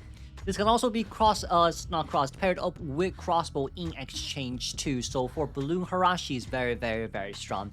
Just talking about harass in general as well, as we just did talk about before too, you can basically long distance harass up against any other Hunter during another survivor's mid-kite chase. So realistically speaking, this character is kind of a jack of all trades and the master of harass and containment as well. Her only kind of downside of the debuff is her Spirit of Bragi, in which her detection range of the Hunter is reduced by 30%, and if she is outside of the Hunter's range, her own movement speed is decreased by 15% for 5 seconds, in which it can only be activated once every 20 seconds. This is a big reason why a lot of people don't like to bring knee-jerk reflex on Archer. It's because of this debuff. Right, once this debuff applies and you want to try knee-jerk reflex outpull even more further distance, that 15% movement debuff does come in quite annoyingly for you as well, in which flywheel, usually speaking, is genuinely just the best choice overall. For Archer, she doesn't have any debuffs aside from this, so no exegate opening debuff, no decoding debuff, just overall a really strong character. She's like basically Forward and Cowboy combined together. That's kind of the best thing I can provide for her. She's like a 4 Cowboy combined together, and then you got Archer. And Archer and Antiquarian are the 2 most used harassers globally, as well as they have just so much utilities throughout the map too. Realistically speaking, for Archer, like, your first chase is absolutely brilliant, and even if you are not first chase, your harassment buys so much time for your survivors to finish off Cypher machines. 2 of these characters are just both busted. Then we have Escapologist. Escapologist is a part of Solid as well. For Escapologist, I would say Escapologist in rank is less used. Well, Escapologist is probably more used than Wildling, but in rank, when it comes to his usability and of course his kit in general, I would say he's lower than both Wildling and by Journalist as well. But let's just talk about Escapologist real quick. For Escapologist, his item is a smoke string in which you can throw a turbo down, and it will provide a smoke string of 16.9 meters that lasts for 15 seconds. The cooldown of this item is 20 seconds, so if you successfully use a smoke string once, your next cooldown is only 5 seconds after the smoke string ends as well. For Escapologist, in a nutshell, when he is in the smoke screen, he leaves no footprints while being inside, and entering or exiting the smoke screen increases his movement speed by 35% for 1 second, in which this can be re-triggered every 0.35 seconds as well. During the smokescreen phase, a hunter's ability cannot pass through the smokescreen phase. This is any ability that requires you to aim. So if you are outside of the smokescreen and you want to throw your mirror inside the smokescreen, that is not possible. If you're within the smokescreen and you're trying to throw your mirror outside of the smokescreen, that is also impossible as well. So any ability that has a range that forces you to aim, more or less speaking, cannot be use or cannot bypass through this. The only exception being like dashes and scats, and of course the restful road that is being deployed down by the axe boy as well. It's just those items that go through the ground, they are just the genuine exceptions too. For basically this guy himself, he's actually able to see the hunter within the smoke screen, which will be highlighted to him. That is only exclusive, if I'm not wrong, to the Escapologist, unless it is for all survivors as well, then that is different. Oh no, sorry. Survivors within the smoke screen are hidden from the hunter's detection, and some hunter summons cannot go past this. If the hunter and survivor are brought near the smoke screen, the hunter's location will be exposed. So there you go. So it's actually all survivors can see him. And if the survivor leaves the smoke screen after 7 seconds, their location will be prompted to the hunter. So this kind of just helps out. If the hunter does lose you, they will get a notification after 7 seconds, and you will be highlighted, if I'm not wrong, alongside with a sound alert that will be given towards the hunter too.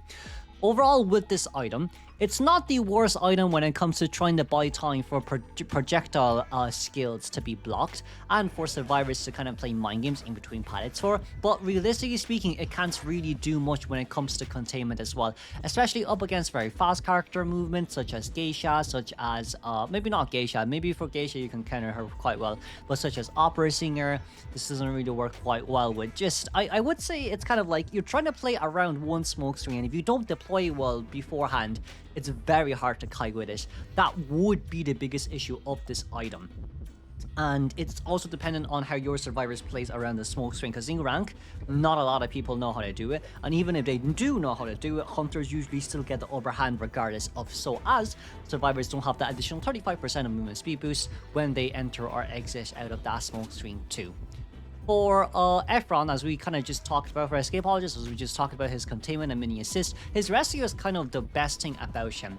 When a survivor is placed on towards his chair, unless the chair is a basement chair, so he can actually relocate the survivor's chair placements within 47 meters of another chair. So if let's say the survivor is being placed really far away from you, what will happen is Escapologist will just change the location of the chair, so he has an easier time to move towards his chair, instead of the fact that, you know, the hunter could potentially chair camp the heck out of you down. Of course, during this time too, when you are swapping chairs, the rocket chair transformation time is 7 seconds, meaning you cannot rescue the survivor 7 seconds after the chair has been swapped afterwards as well.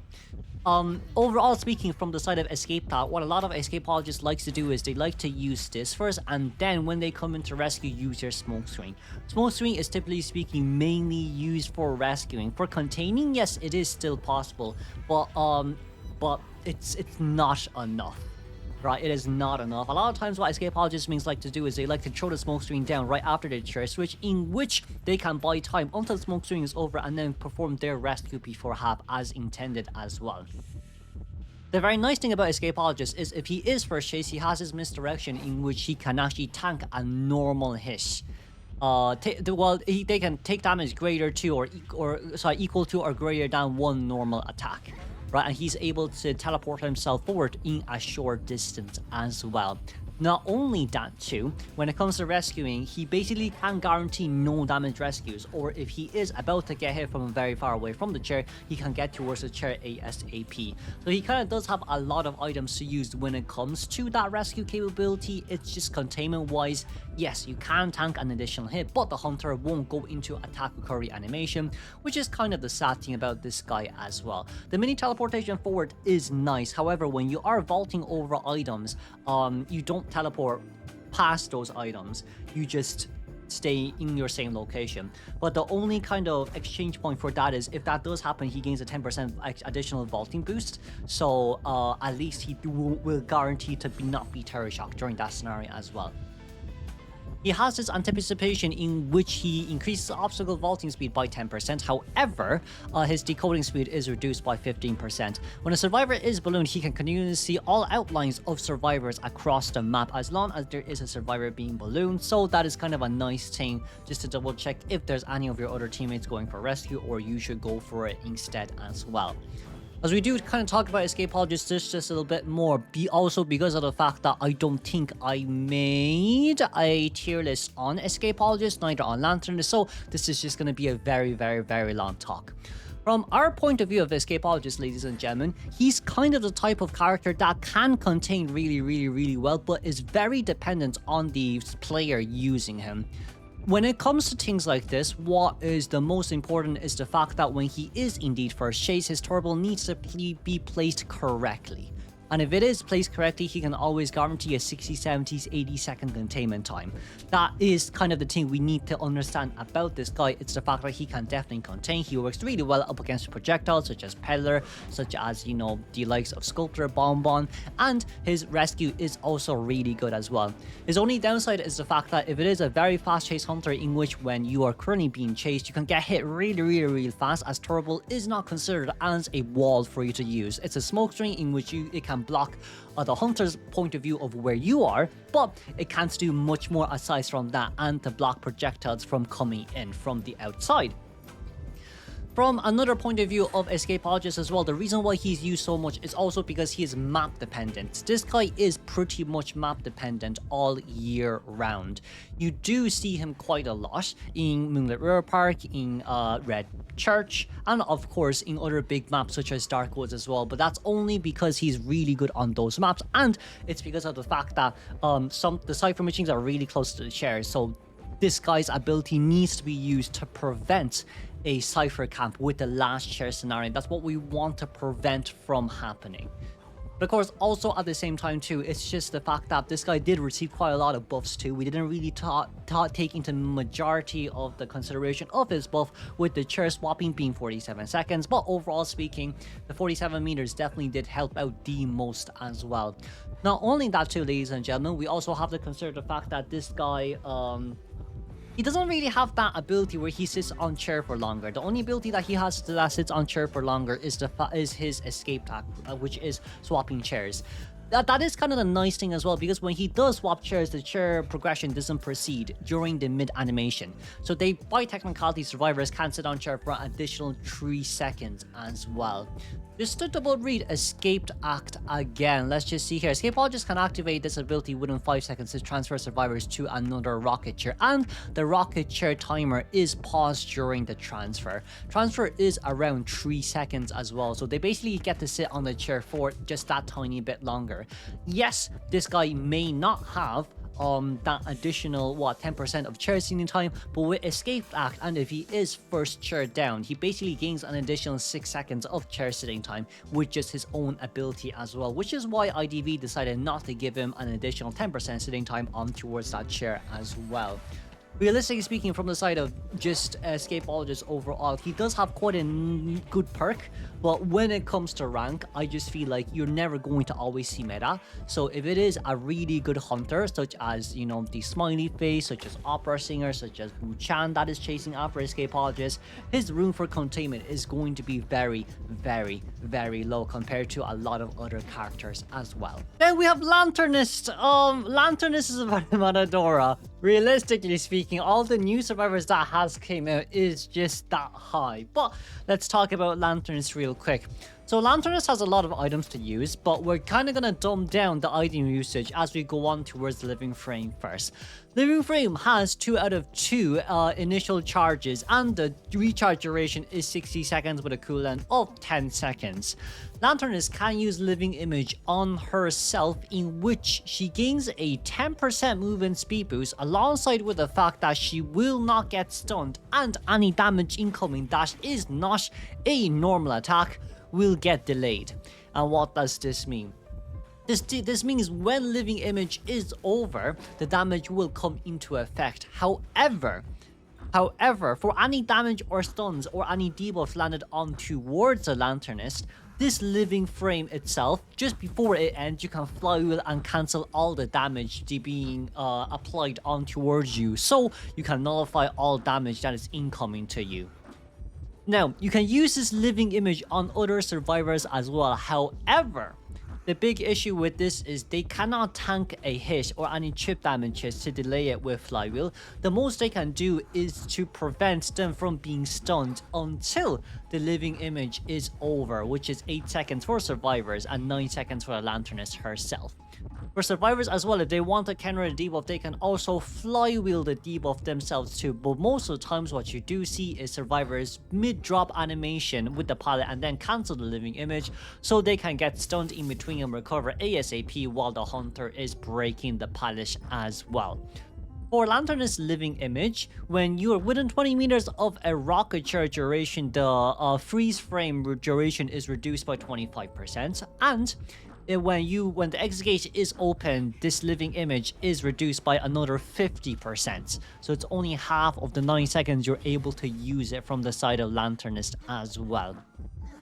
We kind of did talk about the cancelling stun and the cancelling damage, but let's just talk about it as an overall perspective. You have status protection, in which during freeze frame, your damage, any damage from non-normal attacks or control effect will not take effect immediately, but being applied after the freeze frame ends. Survivor can cancel all of this if you flywheel just when it ends, or you can forcefully cancel it yourself and then flywheel afterwards as well. That is basically what status protection is. You can apply this on towards yourself and on towards your teammates too. For position projection in a nutshell simply just allows you to move at a 10% faster movement speed. You're invisible, however, it leaves a remnant of yourself behind.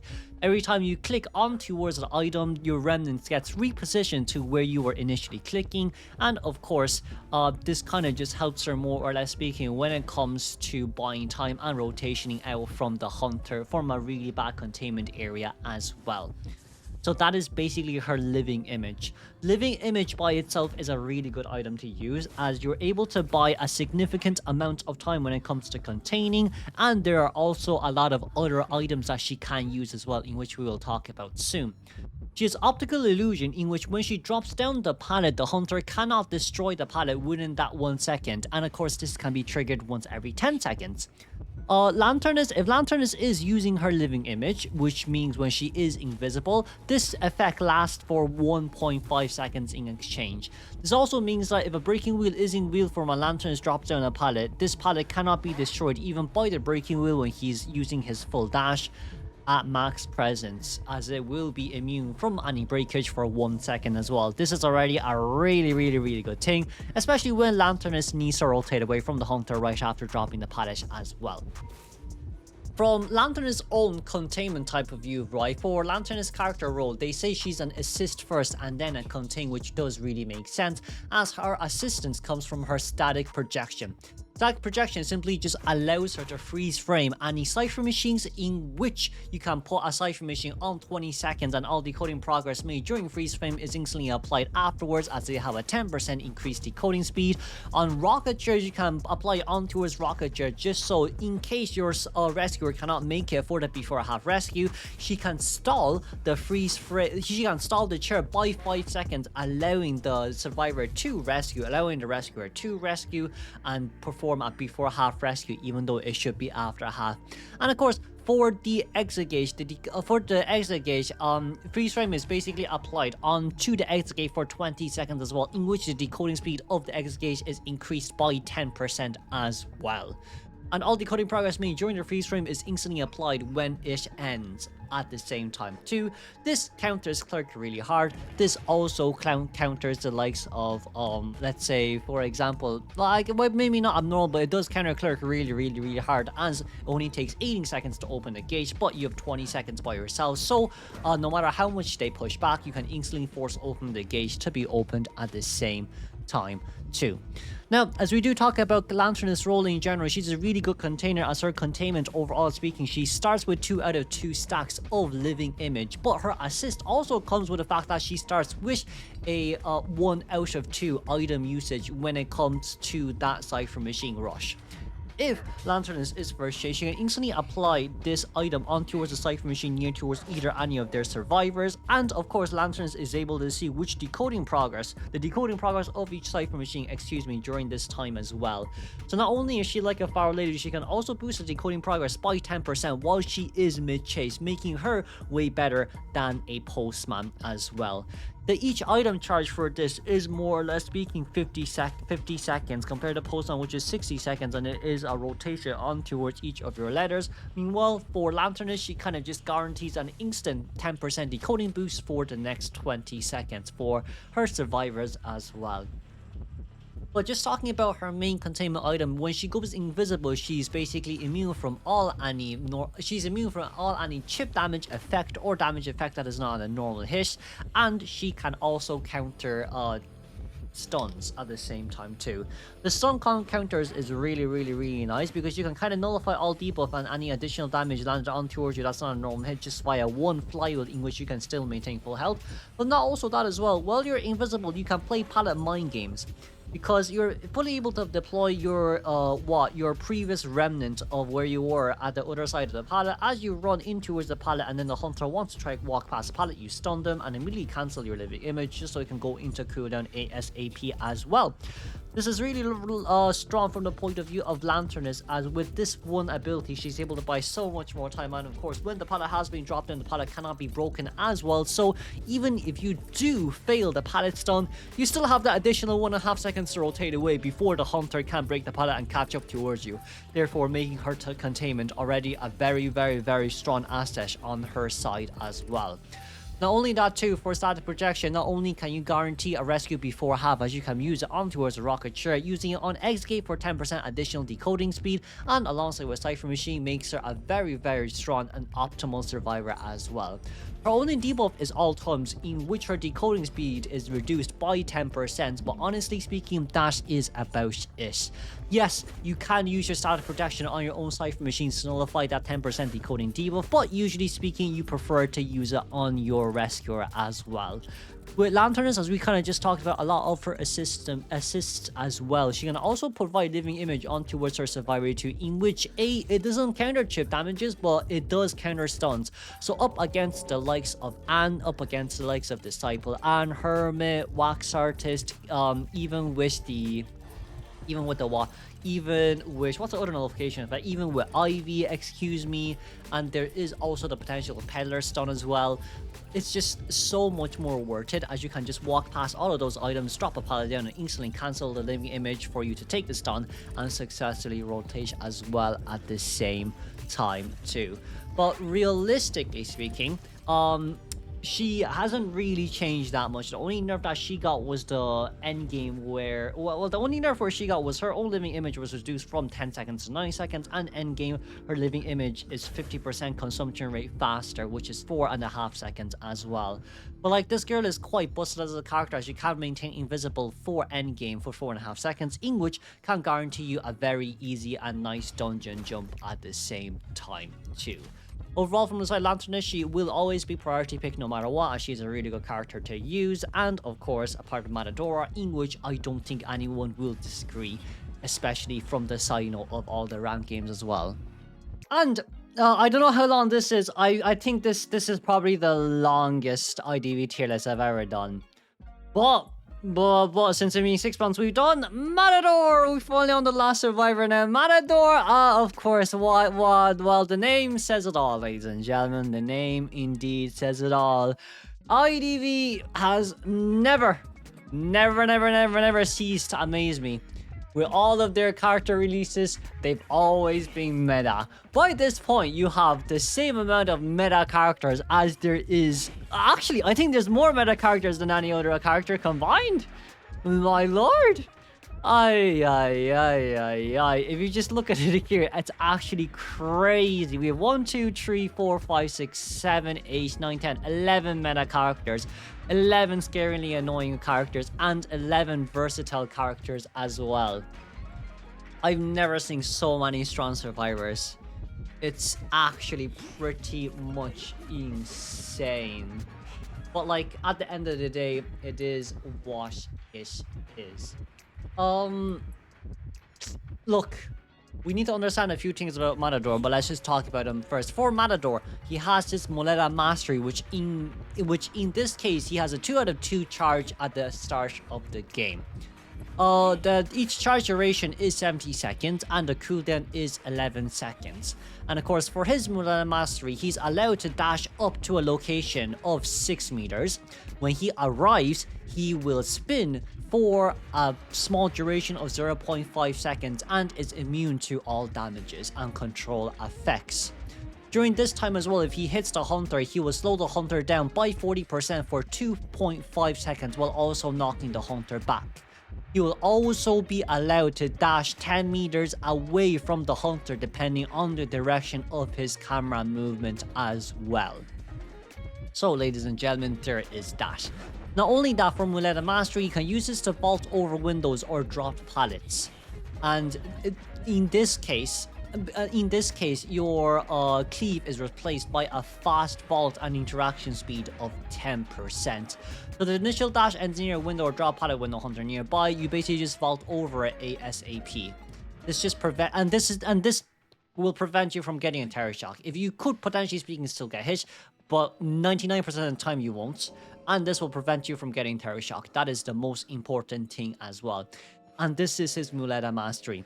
Muleta Mastery is very strong because of quite a lot of stuff. Firstly, it's the fact that you have your own mini flywheel, and you have 2 of these. You have a 6 meter dash and mini flywheel, push the hunter back and slow them down by 40% for 2.5 seconds, and to pull an additional 10 meters away from the hunter at the same time too. So with this, realistically speaking, that 10 additional meter to be pulled away and the 40% movement debuff is already a very strong factor from the side of our Matador as well. For Matador, after his first cleave is being used, if there is another survivor nearby, his next cleave will allow his next cleave, if near a survivor, or if not near a survivor, or if he cleaves to a survivor, he's able to do his mini spin and then carry the survivor and dash forward for another 12 meters alongside with Matador. During this mini cleave time as well, when the Matador is picking up the survivor will also be immune to any damage and control effects coming your way as well. Because of this, Matador is actually a very strong character when it comes to assist, but we'll talk about this after we finish talking about Gaonera's Pass.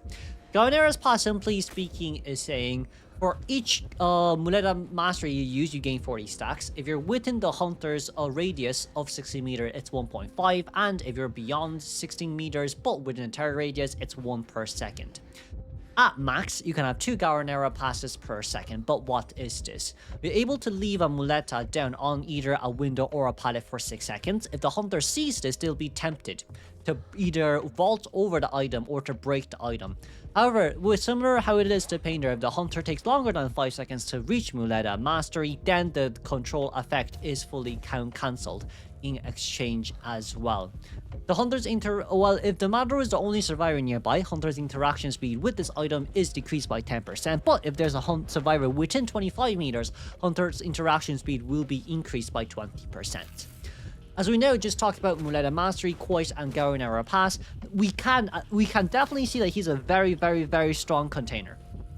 Regardless of what anyone says, he's 100% guaranteed to be a very, very, very, very, very strong container no matter what. You have too many flywheels that you can bring additional flyer for yourself, you can vault over windows ASAP, and you can dash away from hunters as well. And not only that too, he can support his teammates. If his teammates is being chased, he can instantly use his Muleta Mastery to push back the hunter and to slow them down, while also being able to stack up Quite. And when Quite is ready, he's able to dash in towards the hunter, pick up their survivor and pull them another 12 meters apart from the hunter, in which more distance pulled, and another 40% movement debuff on towards the hunter once again as well. Garunera Plus simply just allows you to drop down an item this is either to help you with your own normal initial containment, or this is either just to help your teammates to contain for a little while longer as well. Even though it is only 6 seconds on the spot, 6 seconds is still 6 seconds, as it does buy quite a lot of time for your survivors to rotate out. And of course, the hunter needs to be looking at this item for it to take effect, so it's very similar to Painter, except for the fact that Painter's items remain there forever, but this only has a 6-second duration in exchange. Now, of course, if there's another survivor within 25 meters, the hunter's interaction speed is increased by 20%, but this doesn't really matter as much. Speaking about Garunera's Pass as well, Garunera's Pass is really good when it comes to Matador as well, because he can use this to forcefully vault over a window towards the hunter face and force the hunter to vault over the window as well, as he pulls even further distance away on the other side of the window. Typically speaking, in this case, the hunter, when they are playing with no mind games and this happens, unless you bring excitement, you can't terror shock him. This effect cannot be cancelled, which basically gives him another strong point to add to his containment time as well. This also works the same as assist. From the point of view of Matador, his only debuff is Faena, in which his movement speed is decreased by 10% if the hunter attacks him within 6 meters. But it doesn't matter, as he will gain an additional 10% vaulting speed in exchange for dash debuff as well. So with only a 10% movement debuff when the hunter is hitting you, this simply is just saying you're not going to be able to twirl up against a hunter's normal attack. But also at the same time too, I would say this is probably a way that the hunter this is probably the only way in which Hullabaloo is a really good counter to this guy. The 10% movement debuff is really, really, really good when it comes to Hullabaloo, and most likely only Hullabaloo. I don't see this working up against anyone else. I don't see, well, maybe Opera Singer is another potential bright one, but it's mainly Hullabaloo that counters this guy really, really, really hard. But also at the same time, you can't forget, this guy has his mini flywheel, this guy also can push back hunters, this guy can also dash away. So I'm not too sure what else you can actually do from the point of view of Hullabaloo, except for the fact that just keep hitting, child, just keep hitting. But realistically speaking, for Matador, look, there's not really a lot to say, as we kind of just went through its items descriptions. He's a very strong character to use. His containment is very strong, able to have 2 out of 2 initial item usages, and you don't need to use them immediately. When you do use them, it can be flexible either in between windows or pallets, or straight towards the hunter, as you can dash away from them as well. And during the dash time too, he is immune from all effects, so unless the hunter is able to successfully dodge it, in which it is impossible because Muleta Mastery moves faster than the hunter can dodge, unless it is the player's own fault for missing Muleta Mastery, then that's their own fault, not the hunter's kind of skill level. Then that is a bit of a doo-doo scenario for you. But realistically speaking, things like that should have never happened when you are playing Matador at the same time too, as he is just quite an annoying survivor to go up against as well. With 2 out of 2 items beginning at the start, and with only a 70-second energy recharge time, realistically speaking, he will be able to get another item to use after the first chair too, and the second chair as well. For his own Garnera pass stacks up only when he is near the Hunter's Terror radius, and it stacks up by 40 when you use Mulana Mastery. So realistically speaking, after one use of Mulana Mastery, you're almost always guaranteed for a 1 Garnera pass as well. But of course, at the same time too, with his containment there being gone, he does have his assistments in which he can assist survivors, he can assist survivors from getting out, he can pull survivor for even further distance out as well, and he can push back the hunters too. With him not having any decoding debuff, not having any debuffs in general, except for the fact that he's a 10% movement debuff when the hunter is hitting, but in exchange a 10% vaulting buff, I don't see how this is allowed. I'll be honest, I don't see how this is allowed, to be fully honest with you. But realistically speaking, for Matador, he did receive a mini nerf before, but it wasn't really that much. But he is still a character that is used even more compared to Lanternist. Realistically speaking, I think he is more popular than Lantern, especially with the fact that you can harass with him.